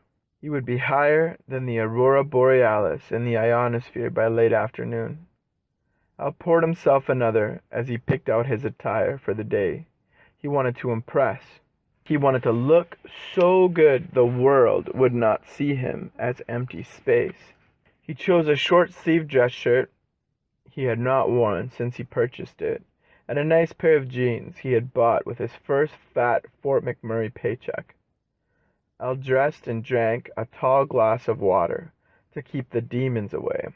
He poured himself another glass of gin before heading out the door. As he turned the key to secure the deadbolt on the front door, he patted his shirt pocket. He turned the key the other way, realizing he had forgot the wad of cash that would keep him higher than the Alpha Ursae Minoris star cluster for a good while. Al stopped and allowed his thoughts to become ether. His prime concern was no longer a philosophical understanding of the reason we exist, nor was he concerned that his life was actual nothingness. The feeling of emptiness no longer pressed hard on Al's chest. He could breathe. It no longer mattered that nothing matters, or rather that matter is nothing. Now all that Al concerned himself with was the fantasy of being higher than the Burj Khalifa, the tallest skyscraper in Dubai. This was Al's salvation. This was his sign from the gods that the straight and narrow was a trap to destroy sentient beings. This time, while Al locked the door, he felt a sense of confidence that he had the world on a string. After locking the door, the world quickly set itself free from the knot Al had tied around its equator. Al had the first clear thought of the week. If he spent up all his money to buy up all the cocaine he could afford, then he would once again be without a place to live. This clarity sat heavy with him as he held the keys to his apartment in his hand and watched the fluorescent light dance upon its metallic surface. Was this really the sign, or was it the trap? Al wondered. Could Al trust that the world would take care of him if he gave up all his monetary possessions to the Church of Cocaine? As Al made his way to Hardin and Maine, it became more evident that this was not the choice Al should pursue. Al took a break from stumbling down the street and reached for a cigarette. He searched all his pockets. "Fuck!" he screamed out as he realized he had forgotten to grab his pack on his way out. Al wanted to draw a deep breath of tobacco to calm his nerves. He wanted to call to the tobacco spirit for some sort of guidance. However, there was no one to guide him anywhere. Fate has a way of leaving every man without a guide alone in the desert. Al stopped himself in his smokeless track. What if there are no gods? Al said aloud as he sipped from his illicit beverage. What the fuck am I doing? He said mid-sip. Why is this drink so fucking delicious? He cried out to the sky. Al was utterly lost and confused. Here were these dirty crossroads that kept pursuing him to the ends of the material, hollow universe. Al didn't want no crossroads. He didn't want no choices. He just wanted to mop his floors and snort his cokes. Life wanted Al to choose, and choose he would, whether or not he had a dart to puff away on. Al tried to weigh the options once again. Have a home, or be so fucking high. The choice was a difficult one. Well, not really. For any ordinary being, it would have been simple. Get high as fuck. I mean, have a home. Yeah, that's what I meant. Drugs are bad and such. Who would do drugs? However, L was a that kind of guy, and that was what he was gonna do. Nothing would stand in his way between him and that. Yet, before he took a step towards the that road, he had to think hard about what choosing that would mean to his future. It would mean that he would be homeless, a feeling that he knew would not be enjoyable. But if he got that, he would be high, a feeling that was very favorable. Homelessness versus favorable feelings. How's a man to choose? It's goddamn impossible. Al barely noticed his feet making their way to Hardin and Maine. Okay, here is the compromise, he thought. If I buy the coca, I have to get a job, like tomorrow, or rather, when I have a cup of clean piss to spare. Perfect. Al had solved the problem. He could both be high and have a home. However, in the back of Al's mind, he knew it would not go so smooth. Fate doesn't go to the trouble of creating a set of crossroads merely to be outsmarted by drunken afternoon logic. I'll have to choose or die, or live and decide, or choose, decide, and live, then die. Death like the crossroads, are unavoidable. Al was far too distracted to watch out for where his feet were going, and like a master will beat the apprentice with a wooden sandal to bring him back to the moment, Al tripped on the sidewalk and fell face first onto the concrete. No! Al screamed out in slow motion as his drink flew from his hand and shattered into a supernova right before his eyes. Why? Why? Why? Al's drink was absorbed into the concrete.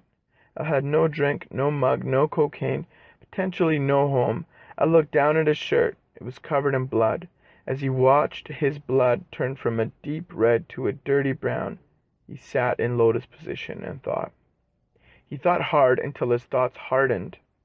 What in the holy name of baby Allah was he doing? Al finally realized that he had nothing. He had no love in his life, no drugs, no monetary possessions, no jobs, no skills, no cheese, no deals, and no G's, no wheels and no keys, no boats, no snowmobiles, and no skis. He was broken. He was broken. He was broken as fuck. This was the time to return to the land of the living. This was his chance to save his soul. There was nothing to his spiritual journey other than the pure and utter destruction of himself and everything he'd known.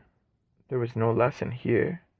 There was nothing to be learned or gained or experienced in that God-forsaken town known as Fort McMurray.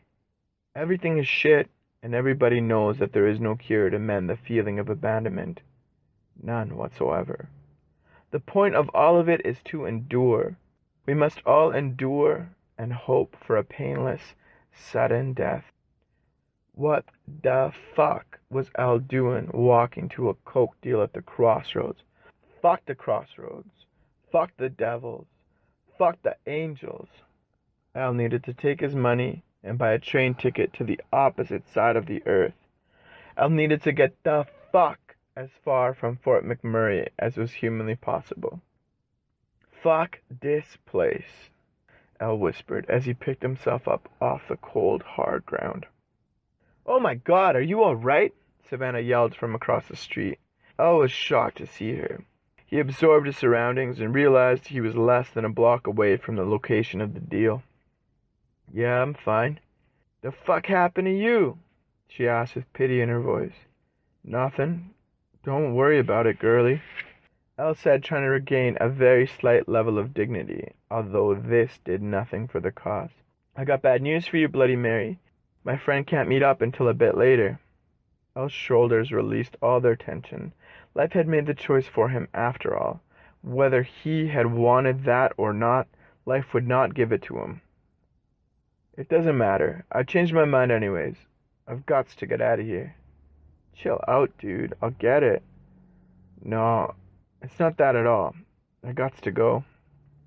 No, don't. What the fuck is wrong with you? So much, darling. So fucking much. I don't got time for this. Or that.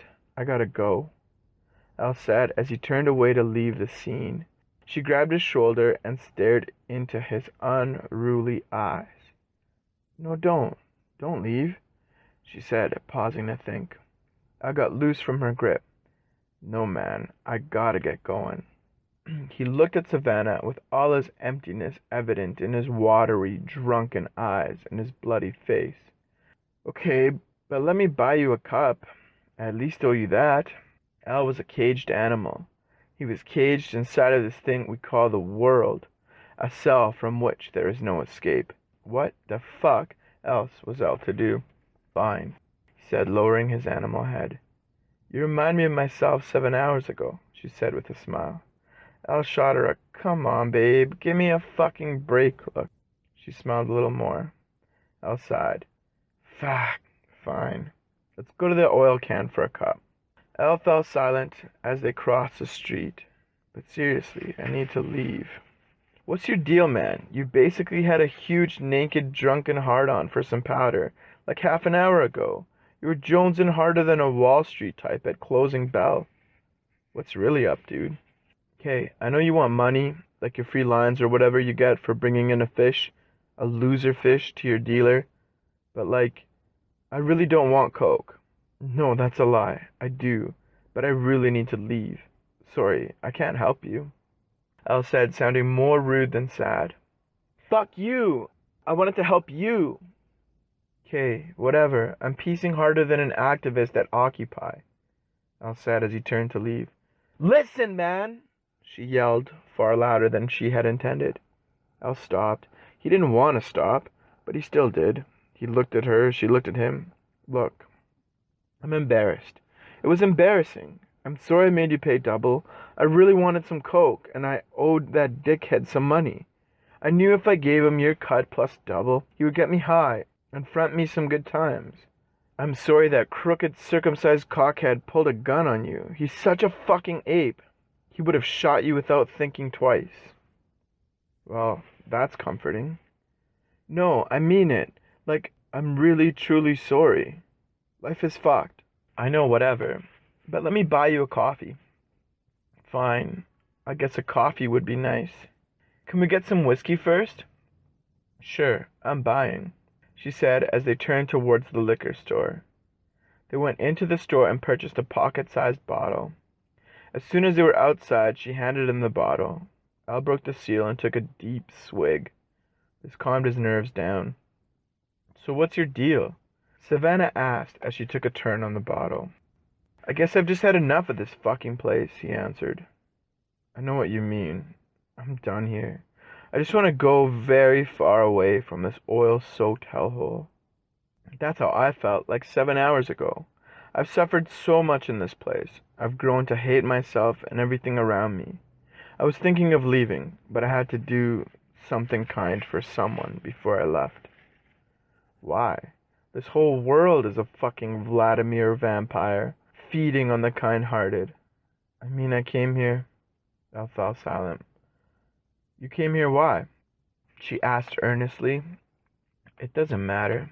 No, it does matter, she said, handing Elle the bottle. Elle drank from the bottle and stared intensely at his feet.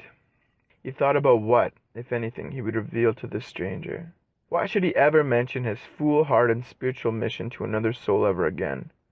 There's no need for it. There's no purpose. There was no nothing in this world for anyone. There was no spirit, there was no spirituality. There was no journey, only suffering and emptiness. There was no way Elle had the capacity to convey these emotions to anyone at this current time. I don't know, man.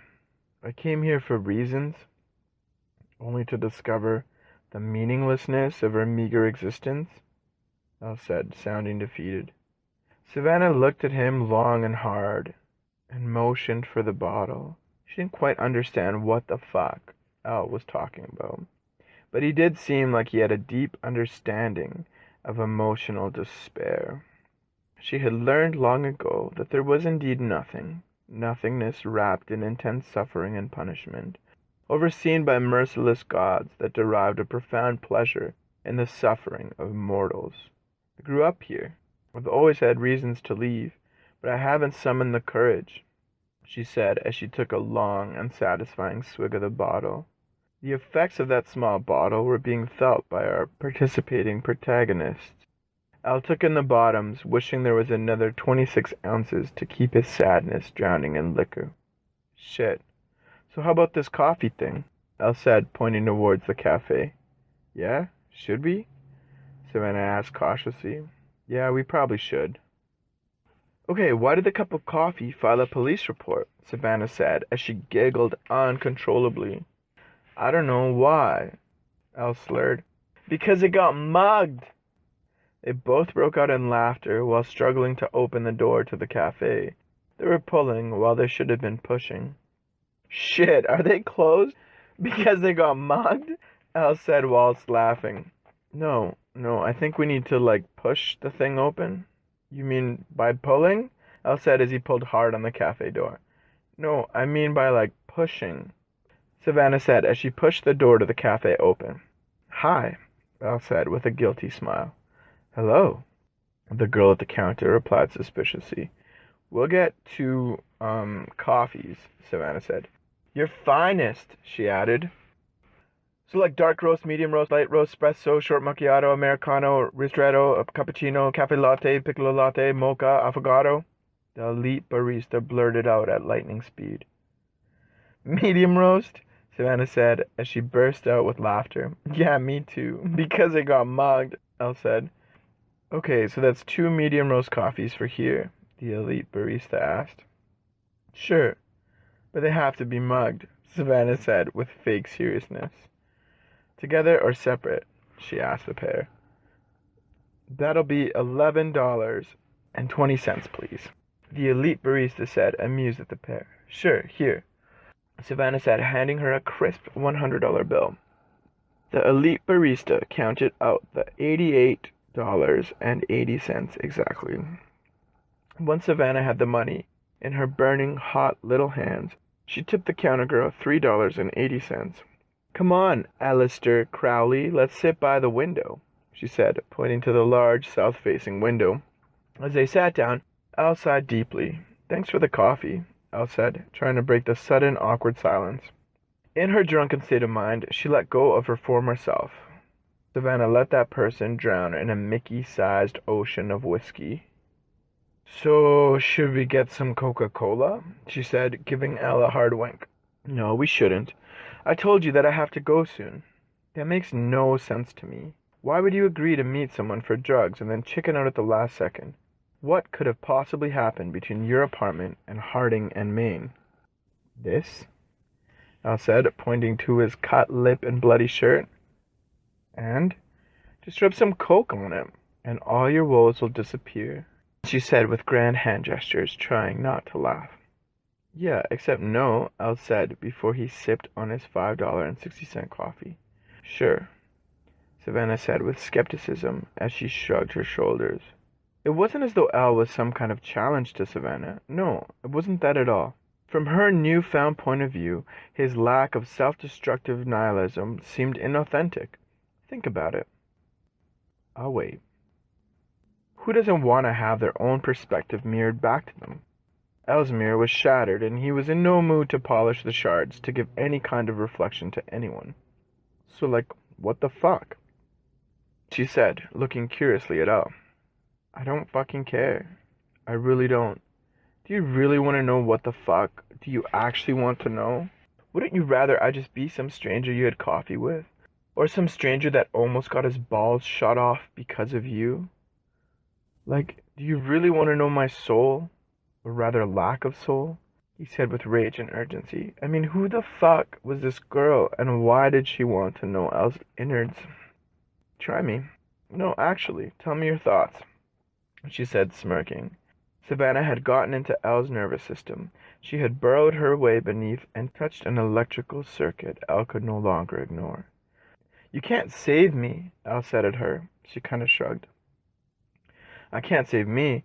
I came to this place because I thought I was anointed. I believed this world was filled with wonder and mystery and omens. I believed I was being guided on some kind of spiritual journey. I thought I could discover the meaning of these tattoos on my arm and chest. He paused as she looked at the tattoos seeping from beneath the short sleeves of his bloody button-up shirt.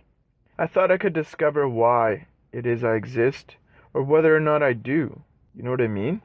Al said with a crazed look in his eyes. Pretend that I do, Savannah said, feeling a little afraid. There is nothing. There's no magic. This world is a sick and sad place. It's a state of senselessness and suffering where fools have dominion over the foolish. There's nothing special, and we have no reason to exist. I have to leave this place. I want to find a beach, maybe a fishing rod. I don't want to be higher than the Burj Khalifa in Dubai. There's no point of any of it. I may as well be somewhere pretty, you know? Al asked with an urgency he had never experienced in all his years of existence.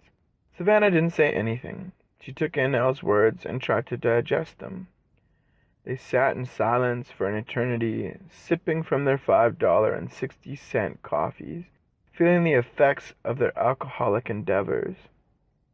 I think we came to the same conclusion, Savannah said, starting to smile. For very different reasons, she added. Al looked at her with confusion, so she elaborated. Well, I'm leaving for McMurray as soon as this interaction is complete. I was born and raised here. The details of my time here are irrelevant. I fucking hate who I become and the people I'm surrounded by. I too long to go somewhere beautiful, but I realize that the world is beautiful. I just forgotten. There is a point to existing, and it might be to simply exist, because life is a gift, she said, taking a sip from her lukewarm $5.60 cup of coffee. I looked at her suspiciously. Think about it, man. Of all the random nothingness that surrounds us, how is it possible that we are aware of it? How is it possible that we have the consciousness to contemplate our existence? It's fucking insane. It's more than chance or dumb luck. It's seriously profound. If you know anything about mathematics, or even have a slight understanding of how probability works. Savannah leaned back and folded her arms in a way that said, "What's up?" I was familiar with mathematics and the intricacies of probability, so he appreciated the argument. So now you've summoned the math gods into this argument. With what you're saying, you must believe in fate. If the odds against our existence are so large, that must mean that we are meant to be, right? You call life a gift, but to some, life is Dante-level suffering. Does that mean they are meant to suffer because math? Does that mean that fate or math is on the sides of all rulers that have committed genocide? Is it on the side of all conquerors that have enslaved nations? Are you saying that all slaves should be where they are and praise their masters for the gift that is their life? Open your eyes, Savannah. Life is not rare or precious. Our known universe is 92 billion light years. That's only what is known to us. You mean to tell me we are so rare and special that we are the only conscious life that exists in an area of 8,704 followed by 17 zeros meters wide? We can't even begin to comprehend how vast that amount of space is. If you understand probability, then you know that it is highly improbable, it is mathematically impossible, that we are the only lonely conscious beings. Our earth is brutal. Nature is brutal. It's not a peaceful vegan protest. It's a lion fighting a crocodile for a baby water buffalo. There is no right or wrong, just survival. No beauty, no magic, just roughness.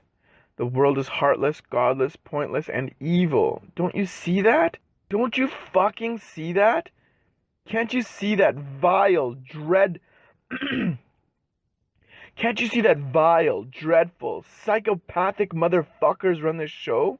Are you so blind that you can't see that you have to kill or be killed and devoured? We've been bred and socially engineered to have a slave mentality. A mentality that allows us to accept our captivity. Can't you see that it's all lies? Hey, the elite barista said to Elle, tapping him on the shoulder. I totally agree with everything you're saying, even though you seem drunker than a newfie on payday, she whispered. But the patrons might not appreciate strangers yelling in a cafe about the meaninglessness of their existence. You know what I mean? She winked. Elle burst out laughing. Yeah, I'm sorry. Don't be sorry. Just keep it down, she said, before turning away. Savannah looked at Elle for a second and shrugged. She felt deeply affected by the words Elle had released into the universe. Look, Elle, I know the whole world sucks and nothing means anything bullshit argument. I was you. I looked out for myself and took deep pleasure in watching the world burn. Trust me, I've lived that. That life is false. There is magic. There is kindness. There is love. I want to make up for almost getting your ball shot off. I want to get you high. I want to do one kind thing for someone in this wretched town before I leave it forever. I want you, Al Ellington, to receive that kindness. No, you don't. What you're doing isn't some random act of kindness. You just want to be kind to me to make yourself feel better. It's entirely selfish. There is no authentic kindness. It's just a mask people wear when they want something from others. Al paused. Would you eat a human? Gross. Absolutely not. Why not? Because who the fuck would eat a person? That's the most vile thing I've ever heard. Is it? Savannah had to think for a second. Okay, it's not, but it's still disturbing as fuck. So you can't think of a time when you would eat a human being? No, you sick bastard. Alright, suppose you were in a plane crash. You were the sole survivor, surrounded by dead bodies, nothing to eat for hundreds of miles. You're telling me you would sit there staring at all that meat of people you didn't know, and you'd just starve to death? You wouldn't even entertain the idea? Of course, you would consider it. You are a human being. Your instinct is to survive. You are a human being. Your instinct is to survive. That's all we know. That is all we do. We are the same as any other organism on this planet, or perhaps the universe. All we want is survival. There is no magic in that. Savannah thought about the true motivation behind her newfound kindness. Okay, Mr. Nothingness. Considering your dark points of view on humanity and existence, why wouldn't you want to get high before you disappear from this place? She asked Elle. Because I need some cash to buy a train ticket out of here and some food along the way. I got fired and all I have left is what I was going to spend on Coca-Cola. I have to make it last. Elle said, feeling somehow relieved. So you would get high if you had enough dough left over for a train ticket out of here and some meats? Totally, Elle answered without thinking. Well, I'm honestly leaving in the morning. I can give you a ride. Really? Yeah, man, I'm packed and ready to go. If you buy the Coke, I'll get us out of here. Okay, Elle said. As he dug the money out of his pocket, he handed Savannah his wad of cash. Let me make the call. Savannah put the money in her purse and walked towards the washroom as she dialed the phone. By the time she came back to the table, Al had drank up his cold coffee. Come on, let's go, she said. Al was beaming, for fate was on his side. His spilt blood would not be for naught. His blood being a sacrifice to the appropriate gods. He would be high, and still leaving Fort McMurray by the morrow, with a beautiful, somewhat slutty girl. What could be better than living in a world where life is on your side? I guess the only thing I could think of is living in a world where you are high as fuck with a beautiful, somewhat slutty girl, and you got life on your side. My dealer is downtown. It's not that trigger-happy phallus face, so you don't have to worry. Plus, this guy owes me a favor, so we're gonna get a huge discount. Al couldn't be happier. Really. This interaction had given him that sense of purpose he had always been seeking. Savannah led him down a series of alleyways until they reached a small brick apartment building. As they walked towards the entrance, Savannah put her hand on Al's chest. No, I have to go alone or he'll get paranoid. I'll be quick, don't worry. Savannah pulled out her phone and made a call. Then she buzzed one of the suites. Who dis? A growly voice squawked through the speaker. It's me, man. Buzz me up, Savannah said as the door buzzed open and she disappeared inside. Al thought about his new life and all the adventures he would have. He thought about getting with Savannah and what it'd be like to get high with her. He thought these thoughts for far longer than he should have. It was nearly 38 minutes before he began to worry about Savannah coming back to him. He pulled out his cell and checked the time. Whether or not he made Savannah's dealer paranoid, he thought he should call her.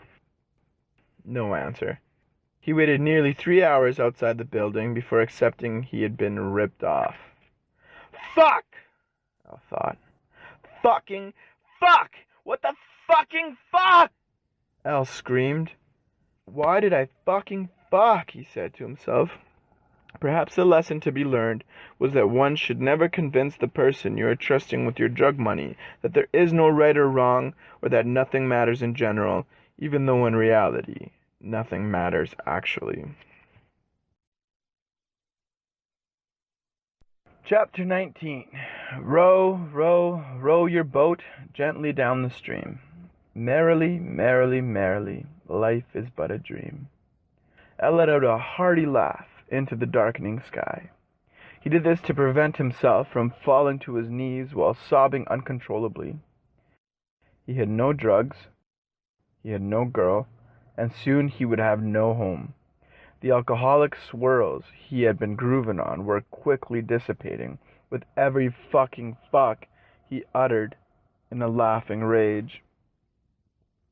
Al stopped himself from walking home and turned towards the river. He examined the rusty fleet of decaying floatplanes docked on the beach behind a falling chain-link fence. As El became more and more sober, and the more sober he became, the more he realized how fucked he was. He was fucked.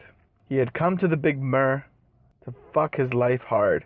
He fucked it harder than anyone had ever fucked, or so he thought. This may not have been the case. If one is a student of history, one would be able to recall that there have been many individuals that have seriously fucked up their God-forsaken lives. Take the author of this book, for example. At this moment, Al came to understand what it meant to be alive, while also feeling what it meant to be slightly buzzed, with no home, no possessions, no cocaine, and no woman. He was pure. He had become the essence of existence. Al had no idea how to climb out of the grave he had dug for himself, so he decided to lay in it and sleep for an eternity. Al saw a small rowboat on the beach next to a red floatplane missing its engine cowling and left aileron. Al had nothing left to lose, thus he had everything to gain. He looked over his shoulder and went for it, climbed over the fence and dashed straight for the rowboat. The boat had been secured to a strut on the plane with a double clove hitch knot. Al quickly untied this old nautical knot. He dragged the damn thing to the edge of the water and stopped to think for a moment. What was he doing? He got a hold of himself and took a deep breath. He nodded slightly as he decided this was something he had to do. He looked over his shoulder one last time and pushed the vessel into the Athabasca River. He grabbed the rope and hopped aboard. He dug one paddle into the current, and the boat was pulled into the great Athabasca River. He was freed from the friction of the beach. He was free. Al had never been on a boat. He had no clue as to how to captain the vessel he had commandeered. He placed the oars into the oarlocks and began to row. He didn't have to work very hard, as the current was strong and relentless in captaining his vessel towards waters unknown. Al's timing was off, and he could not row in a consistent manner. Al didn't know how to steer, so he constantly and cautiously kept looking over his shoulder. He began to panic when he saw he was about to ram into a sandbar, full steam ahead. He tried his best to steer away, but as he slapped his right oar into the water and pulled hard to get leverage, the oarlock snapped, and the current wrestled it from him. It was lost to the river gods. Al was devastated, but had no time to lament the loss of his oar. Contact with the sandbar was imminent. Al fell back into the boat violently as he struck the sandbar. He cut his head and scraped his arm as he was thrown hard. The boat stopped for a second, and the whole world felt calm. Al shifted his weight so he could sit up. As he did, the current began to suckle at the boat, calling it back to the journey. Within moments, he was back on the Athabasca River, and his vessel was out of control. Although Al was frightened and aware that he would lose his life at sea, he was somewhat excited to be free, free from ideas, free from his money, free from his demons, free from the burden of his home and his roommates, free from his possessions, free from his ideas, free from the burden of having to embark on a spiritual journey, free from Fort McMurray. Al was free from it all. He was free. He was free. Yet he knew he was destined to die on the Athabasca River. It's kind of sickening and funny how freedom can only be obtained when one embraces the reality that they will one day perish. This sick humor made Al smile. He smiled wide. If one is familiar with the physics of a rowboat, one would know how extremely difficult it is to control one with a single oar. Yet if one is familiar with the physics, one must also have some knowledge of how to manage with a single oar, using a technique called single oar sculling. However, Al had no knowledge of anything relating to ships and things of the sea, although when he was young he had watched a Sinbad series on TV. Although he was unsure how to properly man a boat, he was absolutely confident he could handle himself in a fight with a Cyclops, as he had seen Sinbad the sailor do on TV. That Cyclops fighting knowledge was of no use to him, but the thought made him smile as he struggled to paddle from each side of the boat, trying to keep the thing from going in circles. It was no use. The current was too powerful. The river had full control of his vessel. El sighed as he threw the other paddle into the water and gave up the fight. He lay down and looked up at the sky as the boat was thrown from side to side through the rough currents. He remembered how beautiful and comforting the sky had been for him as he surrendered to the will of the river. Chapter 20. Mommy's all right. Daddy's all right. They just seem a little weird. Surrender, surrender, but don't give yourself away. A man must surrender to the will of the universe if he is truly to experience nothingness. I mean, enlightenment. Al had given up trying to live by twisted ideals bound by powdered substances. I had no need to be anything or anywhere other than a human body in a vessel, spiraling out of control at an exponential rate. There was no one to answer to. The journey could very well end up with Al drowning in the Athabasca River, and perhaps we could surmise that it was a success, because without the pretense of the objective-oriented journey, Al would not be on a boat accepting his place in the universe. Al no longer bothered looking up to concern himself with the perils that were encroaching on his vessel. The clouds were loud today, and their expressiveness set Al's soul at ease. So death, Al thought. I was guided to Fort McMurray just to die? As he thought these thoughts, the boat came to a sudden halt. The impact was so abrupt that Al bit his lip as his head slammed on the starboard side of the boat. Al could taste blood as the boat violently shook from side to side, trying to shake itself loose from the island it had caught itself on. Al quickly stood up, thinking this would be his salvation. He jumped out of the boat in a single motion. As he did this, the boat got itself free and began to spin in the current. Al watched the boat disappear into the horizon.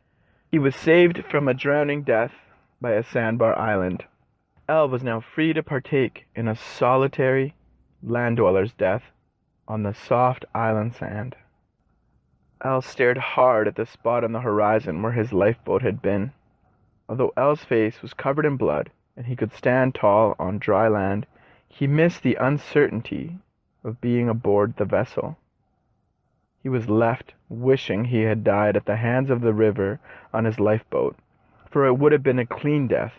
Without that cleanliness of death, Al was left a landlocked fool, left to die from exposure to the coldness of the night, the starvation of the flesh, the thirst of the soul. Fuck! Fuck! Fuck! Fuck! Al cursed up to the sky, until he had to stop to cough up fresh blood from his wounds. Fuck you! Al screamed at the sky who had saved him from the pleasures of a watery death. Al fell to his knees in tears. He was left alone on the sandbar island, with nothing but the burden of existence. He was not free from hunger. He was not free from thirst. He was not free from despair. He was not free from suffering. He could not accept the island the universe had stranded him on. Al crumpled into a heap of sadness and blood on the sand. He cried himself to sleep. The false energy that was keeping him awake no longer lingered, and the sadness took hold of the young man's dying soul. He slept a dreamless sleep. Chapter 21. To drink or not to drink? That is the question. Al awoke to his entire body shaking unstoppably to produce heat. Al could tell that it was night, even though it was hard to determine, because the sun doesn't set during the long summer days. He wrapped his arms around himself tightly to stay warm, to no avail. The cold was too much for Al to endure. While tending to his survival on the sandbar island, he had yet to realize how he had come to be upon its surface. It was Al's own stupidity that had brought him to this point. Yes, the river was to blame, but only partial blame could be bestowed to those muddy waters. Al stood up and began doing jumping jacks. He was thirsty, hungover, and freezing. He howled a measly war cry each time his hands clapped above his head.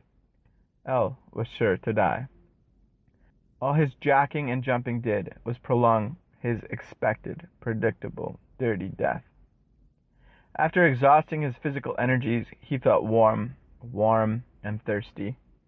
How does a man die of thirst surrounded by water? Al thought as he contemplated his next strategic move. He was told by everyone he had ever met in the Mac that the Athabasca River was pure toxicity. The chemicals that processed the bitumen often leached into the waterways. The fish were inedible, the deer were inedible, because they ate the vegetation that grew hardy from the toxic water's nourishment. Al was faced with what we in the industry call a no choice. He could drink from the poisonous water and die of its effects, or he could not drink the poisonous water and die of thirst. So this no choice was obvious. Al chose to drink the water. Slowly, Al dipped his hand into the raging current, brought the water to his lips, thinking it would taste like carcinogenic sludge. It did not. It tasted fine. Well, not fine. It tasted like river water. This time, Al cupped his hands together, drinking handful after handful to quench his thirst for death. Al was now warmer, full of water, and hungry. He sat at the water's edge and thought. The shore on his side of the sandbar seemed distant, and the waters looked turbulent. He knew that if he attempted to swim across the gap, pending his ability to make it across the large gap, he would still be in the middle of nowhere, soaking wet. The way the boat was thrashed around, he knew it would be a treacherous swim, one he was unlikely to survive. Either the sandbar island would kill him, or the river would kill him, or the elements would kill him. There was no hope. He longed for the days of thrashing about in a rowboat, out of control, but free. Al sat and thought about how he would solve this very specific problem. There were a few plants growing on the island. There wasn't enough vegetation to somehow build a huckleberry fin-style raft. He might, in a state of extreme desperation, resort to eating those plants, only to say no thanks to the sweet allure of death for another day. Al slept during the day. This was his best strategy for staying warm. He slept while the atmospheric temperature was high. He could stay awake and physically active during the night when the cold air was merciless. Chapter 22. Wake up, Al. Al, wake up, Georgia said as she shook him awake. Al slowly opened his eyes to see Georgia looming over him, with concern on her expression. What? What are you doing here? How did you find me? Al said, stunned by utter disbelief. They found the boat. Some bro said he saw someone fitting your description steal it about 4 days ago. It was on the news, she said, running her hands through Al's hair. Shit, but how? It doesn't matter. I spent all the money I had been saving for years to come find you. But why? And how? Al asked, confused by her presence. You know how sometimes you have an undeniable feeling, something stirring in your soul that cannot be denied? She asked, looking deep into Al's soul. Al smiled as tears began collecting in the sockets of his eyes. Come on, this is my boat, she said, pointing to a Spanish galleon she had named Skaldelev II. Wait, I had an 8-ball somewhere in the castle, Al said. Come with me, Al said urgently, tugging at George's sleeve. I can't, Al. I must man the crew or they will abandon us. I'll wait for you. Hurry back, we don't have much time, Georgia said, sneaking a quick glance at her crew. Okay, I won't be long. Please wait. I can't die out here. I can't die alone, Al said, wrought with fear. We all die alone, Al. It's unavoidable, Georgia said with a blank stare. Fine, so be it. I'll come back promptly, Al said as he ran over to the opposite shore. Al dove in only to realize that the water had crystallized and he was able to walk upon its surface. Al had to reach the castle, and he had to reach it quick. He began running to the castle, but the harder he ran, the further the castle seemed to be. Al looked back at Georgia, shrinking in the background. This was it, Al thought, unsheathed his sword and pointed it to the sky. "We all die alone!" El screamed as he stormed towards the castle gates. 3 large guards were waiting for him, swords drawn. "Are you prepared to die alone?" one of the large men asked, pointing his sword towards El's heart. "Is anyone?" El asked, as he struck down one of the guards. The other 2 moved quick, their blades glimmering as they attacked. They were large, but their fighting style was slow, and El was able to avoid the sharpness of their steel. El cut down the second man with a swift, disengaging move. The man screamed in pain, cursing El as he took his last gasping breath. "Okay, have it," the third man said as he threw his weapon to the ground. The instant it made contact with the bloody grass, the blade turned into a serpent. The serpent quickly grew in size and swallowed up the third man. As the fattened snake slithered away, the castle gate began to lower. El wiped the other men's blood from his face and walked beneath the closing gates, sword in hand. No man would stand in El's way. "El, this isn't real," a faint voice called out to him. "Fuck you, voice," El yelled. "Reality is a construct of perception, and you, my boy, are missing a sword." The voice yelled back. El instinctively looked at his hands. There was no sword in sight. El looked back to the horizon with thoughts of boats and ladies, then back at his hands. "Give it back, old man," El shouted at the nothingness. "I'll trade you for it," the voice trailed off. "You give it back, or prepare to die. I'll trade you your life for it," El said in his most serious tone. "Sure, find me and kill me then. I'll wait right here," the voice said. "Patience is no virtue," El said as he looked around, scanning for the culprit. It didn't take El very long to figure out that there was no one in sight. The clouds were angry with the gods that made them. They grew darker and savage with rage as the time passed. Lightning struck in every direction. The thunder roared with fury. A bolt smashed into the earth inches from where El had been standing. The shockwave propelled El backwards with the force of a bucking horse, proving its strength and freedom. When El regained his consciousness, he looked up to see an old man standing on the scorched earth where the lightning had hit. He had El's sword. "My sword!" El said, still in a daze. The old man, holding El's sword, slowly impaled himself with the steel blade, as fire raged around them from all the lightning. "Go on, take it," the old man said, letting out a terrifying laugh. "There is no God," El said in horror. "You already knew that, El. Take the sword. Leave me here to my wounds," the old man said, gasping. El began to speak. "No, no, no," the old man interrupted. "I'll trade you. I may not have long to live, but I am no thief," the old man said as he pulled the sword from his own chest. "What is it that you want, you decrepit old soul?" El asked, looking over his shoulder, plotting an escape. "I'll give you back this weapon in exchange for your fondest memory." He paused. "How about it?" he asked, struggling to draw air into his lungs. "You picked the wrong sap, old man. I haven't had a fond anything in this life nor the next," El said, his eyes fixed on the black blood that dripped from his sword. "Come on, fond is relative." He paused, coughing blood. "All men, no matter how broken, have a memory they regard with fondness." "Fuck you, old man. My mind is mine. You keep that sword. Bury yourself with that thing. Maybe she'll keep you warm. She's a fine sword." "Are you sure?" "You'll never get your take without a proper weapon." "I'm sure, old man. Let me hold her one last time, will ya?" The dying man could not deny this request. He wiped the black blood off with his tattered sleeve before handing the handle to El. El received her slowly, took a deep breath and sighed. The old man reached for the sword. El lowered his eyes as he began handing it back to him. Before it was within the old man's grasp, El wound up and swung at him. He cut the old man down with a single forceful blow. El tried hard to withdraw his sword, but it would not leave the old man's dying body.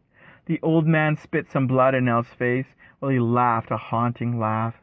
"That's not how this works, you fool," the old man said as he rose to his feet. Fuck you, Al said as he stared deep into the abyss that was the old man's soul. The clouds were having none of it. Al laughed as a lightning bolt came down on his chest.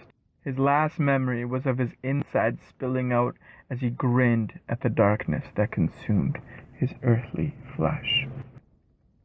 Chapter 7c. Death is no dream. I'll examine the tattoos that now adorned his body.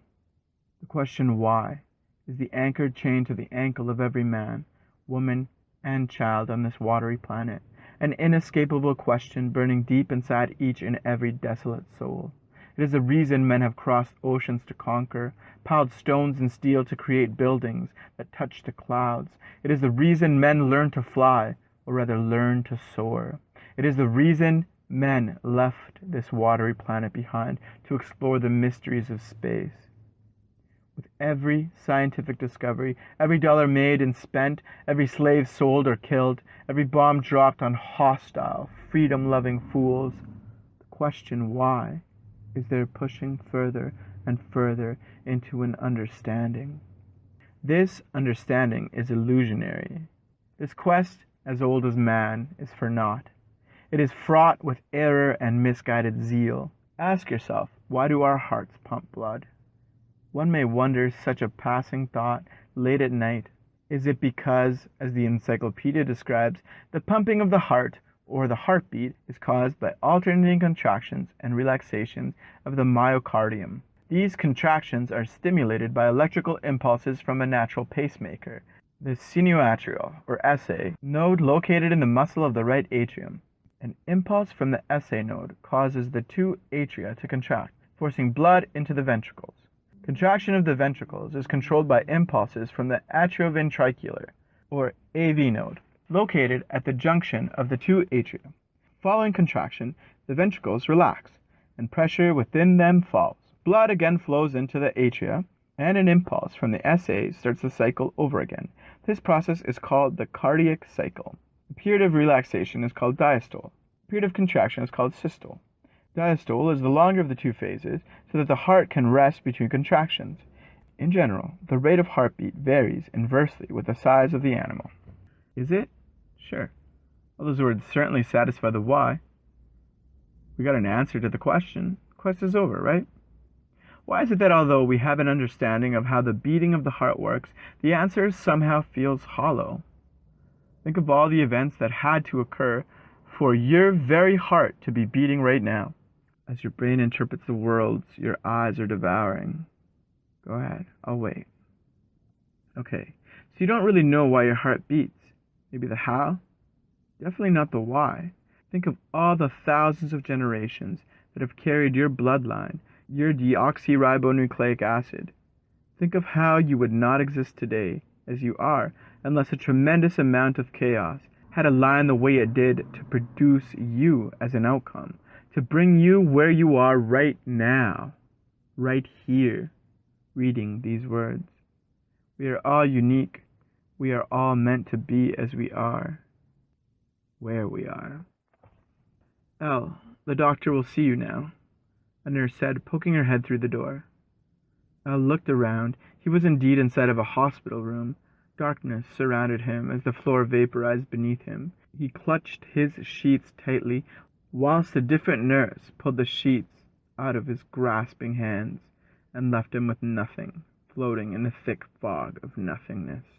Paging Dr. Allah, paging Dr. God, Dr. Dios, you're wanted on the 5th floor, a loudspeaker squawked. Al stood upright in awe of the star systems he could see in every direction. I'm ready. Ready, ready, red. I'm ready, ready, ready, red. Al whispered, surprised by the booming echo his voice produced. Are you ready? A voice, sounding unlike any he'd heard, replied to his echoing cry. Al said nothing as the stars slowly formed into a singular shape. One by one they gravitated to the light that called to them. Al closed his eyes because the brightness was too much for him to bear. Through his closed eyes he could still see the stars forming into the one true Doc, the medicine man of men. Open your lids, El. There is nothing to fear. Be witness to my glory. You cannot be without my glory, a strange voice decreed. El opened his eyes and widened his heart to the experience. This is it, El? This is me, the voice called. Are you the creator? El asked fearfully to the serpent that stood before him. You summoned me to question my identity? The voice said seriously. It was obvious that El was standing before the holy, the only, the true creator. The gravity and severity of the experience prevented him from being able to relax. El now stood before his maker, his human mind a runaway freight train barreling down the main without brakes to come to an easy stop at the approach to a home signal. Breathe, El. Breathe in the silence of the universe. The serpent said as the words materialized into particles El was now inhaling. El calmed in an instant and became awakened by the intake. El focused his eyes on the creature that had made him. Why? El asked, pausing. Why? Why? El asked, pausing. Why? He screamed out into the universe. Answer me! Why? El yelled, asserting himself as the manifestation, the serpent's creation. The snake eyed El's vulnerable spirit up and down. She chuckled. Why? She repeated mockingly. Why? She chuckled again. Why? She laughed. El stared at her with defeat.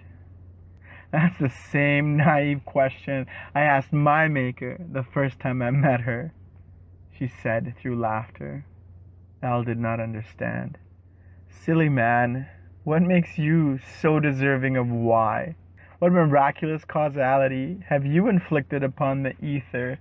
The serpent woman asked, her laughter now a distant dream inside the cosmos. Well, answer me. What makes you worthy of the why I have yet to receive? Please, do humor me, El. Tell me of your conquests. I was too ashamed to reply to the serpent woman. I have done nothing worthy of magnificence. You and I are both privy to that fact. Wrong again, my sweet man. How wrong you are. El's heart began to pick up its freight train pace once more. You have lived. You have existed and exited this world. You have experienced the beauty of suffering. You have felt the pain of longing, the sting of loneliness. Worry not about the why, for that is my burden to bear, and it is due to my existence and your reflection that you have suffered deeply, as I have suffered greatly. You and I are the why that we both seek. The serpent woman said, turning back into the goddess she once was. She stood naked before El, weeping. You are my passion. Your pain and suffering are mine to endure. You have not the power to diffuse the fates. I have not the abilities to rectify my past. You are my present, and this moment is our future. Energy is endless. We are without limit. El stared at her beauty and could not hold back his own tears. He cried the cosmos into existence. As El's tears turned into constellations no human would witness, he released his pain into the darkness. His tears became the guiding stars inside the nothingness. We are the why we're searching for. El, now is not the time to comprehend. It is the time to feel. For you were created to feel this simple universe, she said as her spirit turned into the serpent particles he inhaled into his burning lungs. Chapter 23. I was going to die on that godless sandbar. Wake up! Wake up! I can see you breathing! I know you're alive! Wake up! I know who you are! Wake up! I know you're faking it! Hal opened his eyes to see a small, dark-skinned lady kicking at his feet.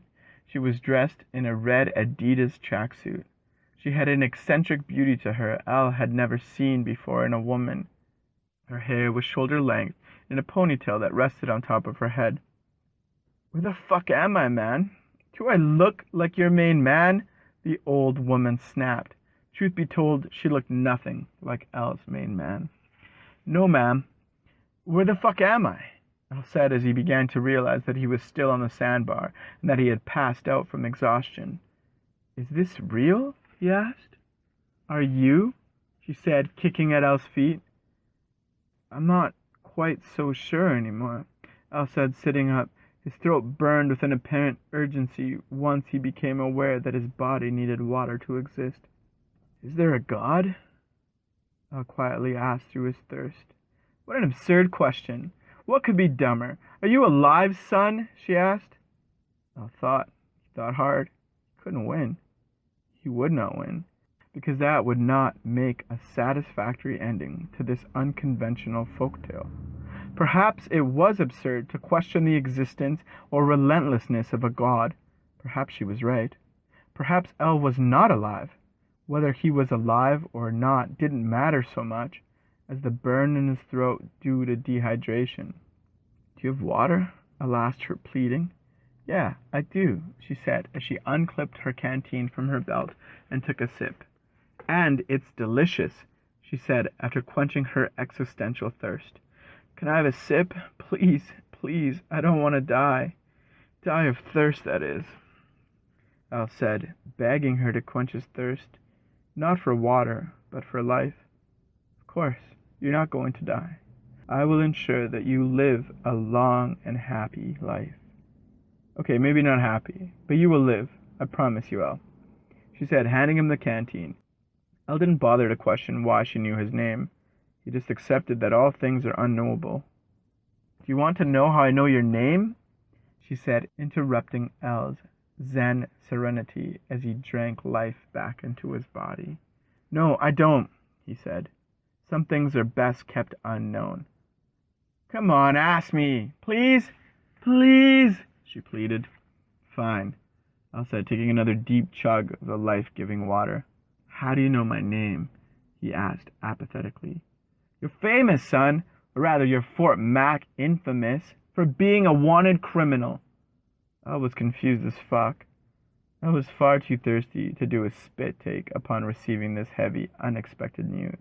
If I had not been stranded on a sandbar for God only knows how many days without proper food or drink or drugs, he would have spit that precious water right in the goddamned holy ground. I'll finish his drink of cherished life force before speaking. "Wait, what?" he asked before drinking more from the canteen. She laughed. "You didn't just steal a boat. You stole a boat from Michael Sousa's, one of the most prominent investors living in the Mac. But you probably already knew that," she said. She spoke nothing but truth. Although Al was a degenerate, drug-using alcoholic, he was still aware of the significant influence Michael Sousa's held in Fort McMurray. Al shrugged as she continued. "Shit, Michael Sousa's was pissed. That rowboat was his 215th baby, 3 times removed. Whatever that means," she said, quoting the news interview she had seen. "He was so pissed he put out an $11,000 reward, not for the safe return of his boat, but for the capture of the culprit responsible for commandeering his beautiful vessel," she said, amused with herself. "Are you fucking serious?" I asked. "Afraid fucking so," she said frankly. "It didn't take long for your roommates to put two and two and drugs together. They turned you in, claiming you fit the description of the witness, and that you have been missing since the boat was reported stolen. I know your name because the whole town is speaking it, hoping to get a fat $11,000 payday if they find this elusive, mysterious Al," she said, almost out of breath, feeling so proud of herself for solving Fort McMoney's $11,000 mystery. "So like he's going to murder me when you turn me in?" Al asked quizzically. "Probably," she replied, jesting.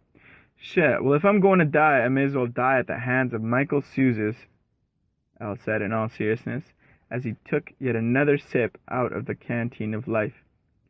"Easy, boy. We have to make that water last for the journey home." The Mac is not my home, Al said proudly, handing back the canteen. He licked his lips, trying to absorb every minuscule water molecule he could. His thirst was profound. His thoughts were shallow. Did they find the vessel? Al asked, with his scratchy, thirsty voice. Nah, that thing is probably halfway to Chattanooga, Tennessee by now, she replied. Al couldn't figure out why Michael Souses would even care about such a piece of shit rowboat. This guy was worth tens of millions. Why would he put up his own money to punish the pirate that perpetrated the crime? Why? Why indeed? That why word will never leave the human lexicon. Why? El blurted, not able to contain his confused human curiosity. Why what? Why God? Why life? Why, huh? Are you all density and no substance, son? Or do you have a couple of fluid synapses left inside your thick skull? What? El said in defeat. What? Why, what? What the hell are you asking, son? Why does he care? That boat was a piece of shit with a coat of peeling paint. Shit. Oh. She fell silent, in with glee to disclose how fucked over Elle was. She had forgotten to reveal a crucial detail. You don't know, do you? You poor son of a sweet, blessed bitch. Ask me again why Michael Souses cares about his piece of shit boat with a coat of peeling paint. Please go on, son. Why does he even care? Elle asked in frustration. He cares because that boat belonged to his grandfather. It was the only possession his grandfather cherished. His grandfather left it for him in his will. It was the only thing he had to remember his grandfather by. Fuck! I'm fucked! Elle said, pounding the sand. Yeah, you're fucked all right. All right, man, let's go. I'm ready. Elle said, standing up and walking towards her boat. That's it? No fight? No fight. Okay, if you want to be a dick about it, we will go. Here, drink the rest of this, she said, handing the canteen back to Elle. There's a lot more on the boat. Elle drank hard from the canteen, making sure to absorb every last atomic-sized particle. He held the container an inch from his mouth so gravity would give him all the life clinging to the edges of the bottle. Once the drip stopped dripping, Elle tightened the lid and handed the kind lady back her canteen. Thank you, he said, truly feeling grateful for the life-saving water she had given him. Don't be so dense, Elle, she said sarcastically. You don't thank your captors. You don't know me, Elle said, smiling. This made her smile too. What's your deal anyways? Why are you so damn dense? Lots of reasons, I suppose. I don't even know your name, though. Oh, I'm Noemi, she said, reaching out to shake Elle's hand. It's a pleasure, Elle said, giving the back of her hand a slight kiss. That's enough of that, she said, pulling her hand away from Elle. Elle smiled. So did Noemi. I don't know, man. My life is a train wreck, Elle said. Mine too, Noemi said. Being stranded on a sandbar doesn't even begin to cover how fucked up my life is. Well, it's a long trip back to the Mac. We could at least explore some of the journey that led you to a death at sea. Elle smiled and sighed a heavy sigh. Okay. Elle paused before beginning to tell his tale in a true Shakespearean soliloquy style. He summarized the journey, the lessons, and most of the sadness. By the time Elle had finished, they could see Fort McMurray in the distance. Life is sad, Elle. Life is sadness, Noemi said, as she shed some tears for her own troubled past. Sometimes, Elle replied, as he put a hand on her shoulder to comfort Noemi. It's not always sad, Elle trailed off. You're going to be $11,000 richer in a few hours, so there's that, he said, teasing Noemi. I didn't come to your sandbar for $11,000. My parents signed the agreement with the most well-dressed executives of the time and the Albertan government. I've never had to worry about money. That isn't what is important. Look at Michael Souses. He has all the money, and still he succumbs to primal feelings of vengeance, hatred, and anger. Notice how the reward money was only $11,000, not $11 million, or even $22 million, she asked. Yeah, and? Well, Honestly, I don't think anyone in the Mac would waste their time looking for some loser like yourself for a measly $11,000. The man has all the money, and yet he can't bear to part with it. Although he claims his grandfather meant the world to him and blah blah blah, bullshit blah. Then why wouldn't he have stored the vessel somewhere more secure? Clearly, he just wants to save face in the public eye. The great Michael Suzes wants to show the world that he stands up for his convictions, and to show that taking anything from him will not go unpunished. No one was coming for you, Al. You would have died alone on that tiny sandbar you had dominion over. You know that, don't you? She said to him seriously. Al shrugged, thinking there was far worse places to die. I was bored and in need of adventure, Al. As soon as I heard the news, I felt called to the cause. You know, like when the cause is call and collect from a payphone at 3 a.m. on a school night, you answer that call. Yeah, I guess. Something about feelings and journeys and spirits, right? I replied with eye-rolling apathy. Yeah, something like that. Life is shit, man. Life is short and pointless. There is no tomorrow. It never arrives. I've never been one to wait around on the idea of tomorrow. I am a woman of action, not reaction. Okay, Nietzsche, you don't have to be so dramatic. Shit, I hope you're not having second thoughts about turning me over to the all-powerful Michael Suzes, are you? Of course not. Don't be foolish, Noemi said, snapping a life. Okay, good. I want to see his face when he sees that a little old lady is collecting the bounty, Elle said, laughing aloud. Damn it, Elle. What do you want from this? Honesty? Yeah, be honest. I think you've suffered enough. In all honesty, some drugs would be nice. Fuck off. No, seriously, what's up? I'm not sure. I swear to Allah I was going to die on that godless sandbar. Then the sweetest woman came to my rescue for some reason. I almost feel like all my sadness died on that oily sand. Here I am, a free man, a free and sober man. I always wondered about the desert. I guess in an ideal world where I was truly a free man, I would head south towards it. I know the feeling, but I belong to my frozen landscape. You're a lovely person. I want to help you. My grandson's friend goes to Calgary every other week for days off. Tomorrow is the end of his rotation. I'm sure he wouldn't mind giving you a ride. I can use some savings I have to get you a plane ticket the rest of the way, if you want. I was speechless. I was thoughtless. Life was giving Elle a chance at something new, an opportunity in a place he'd only imagined. The Mac no longer welcomed Elle as a wretched guest. Noemi had released him from his crude, oil-burning underworld. Elle was thirsty, but prepared to embark on his departure from this gold and money-laden hell. Chapter 24. The Journey Begins. Al opened his eyes, expecting to awake on his desolate sandbar. He was filled with surprised confusion to look around, taking in Noemi's modest living room. He had a pleasant sleep on her pull-out couch, cuddled up to the armrest under the colorful wool blanket Noemi had placed on him. I didn't want to wake you. You didn't. I want to give you some cash, and I want you to shut up and accept it graciously, okay? Yes, fine, Al said, pretending to be offended.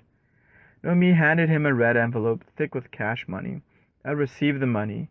He knew from reading Rumi that you look into the eyes of the person bestowing you with a gift, rather than looking at the gift. Al felt the heavy envelope. What the hell, Noemi? I'm a fucking stranger. Why are you doing this? Why? Have you learned nothing? It is because you are a stranger, expecting nothing, that you can truly be grateful for my gift. Or else. She made a fist and a fake mad face at him, then smiled. Thank you, Noemi, Al said with a shaky voice, as he shed tears for the sadness he was leaving behind. Come on. Your man jet awaits. Al followed her out the front door. A 1964 Impala with a stranger behind the wheel was waiting. He honked the horn twice before noticing they were outside already. Come on, dude, I want to get the fuck out of the Mac, the driver yelled through the window. Al nodded. He hugged Noemi tight. Life sucks, but not always.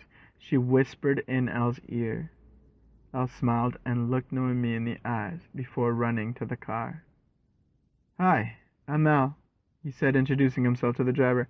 "I know, dude," he said curtly. When he saw that Elle looked slighted, he introduced himself. "I'm R.A. My parents are dicks. They named me Reginald Angelo, so R.A. it is," he said, reaching for Elle's hand. I looked back at Noemi's smiling face and waved. She waved back and smiled wide before heading back in the house. R.A. backed out of the driveway, put that '64 Impala into gear, and sped off towards Highway 63 South, the only way out of town.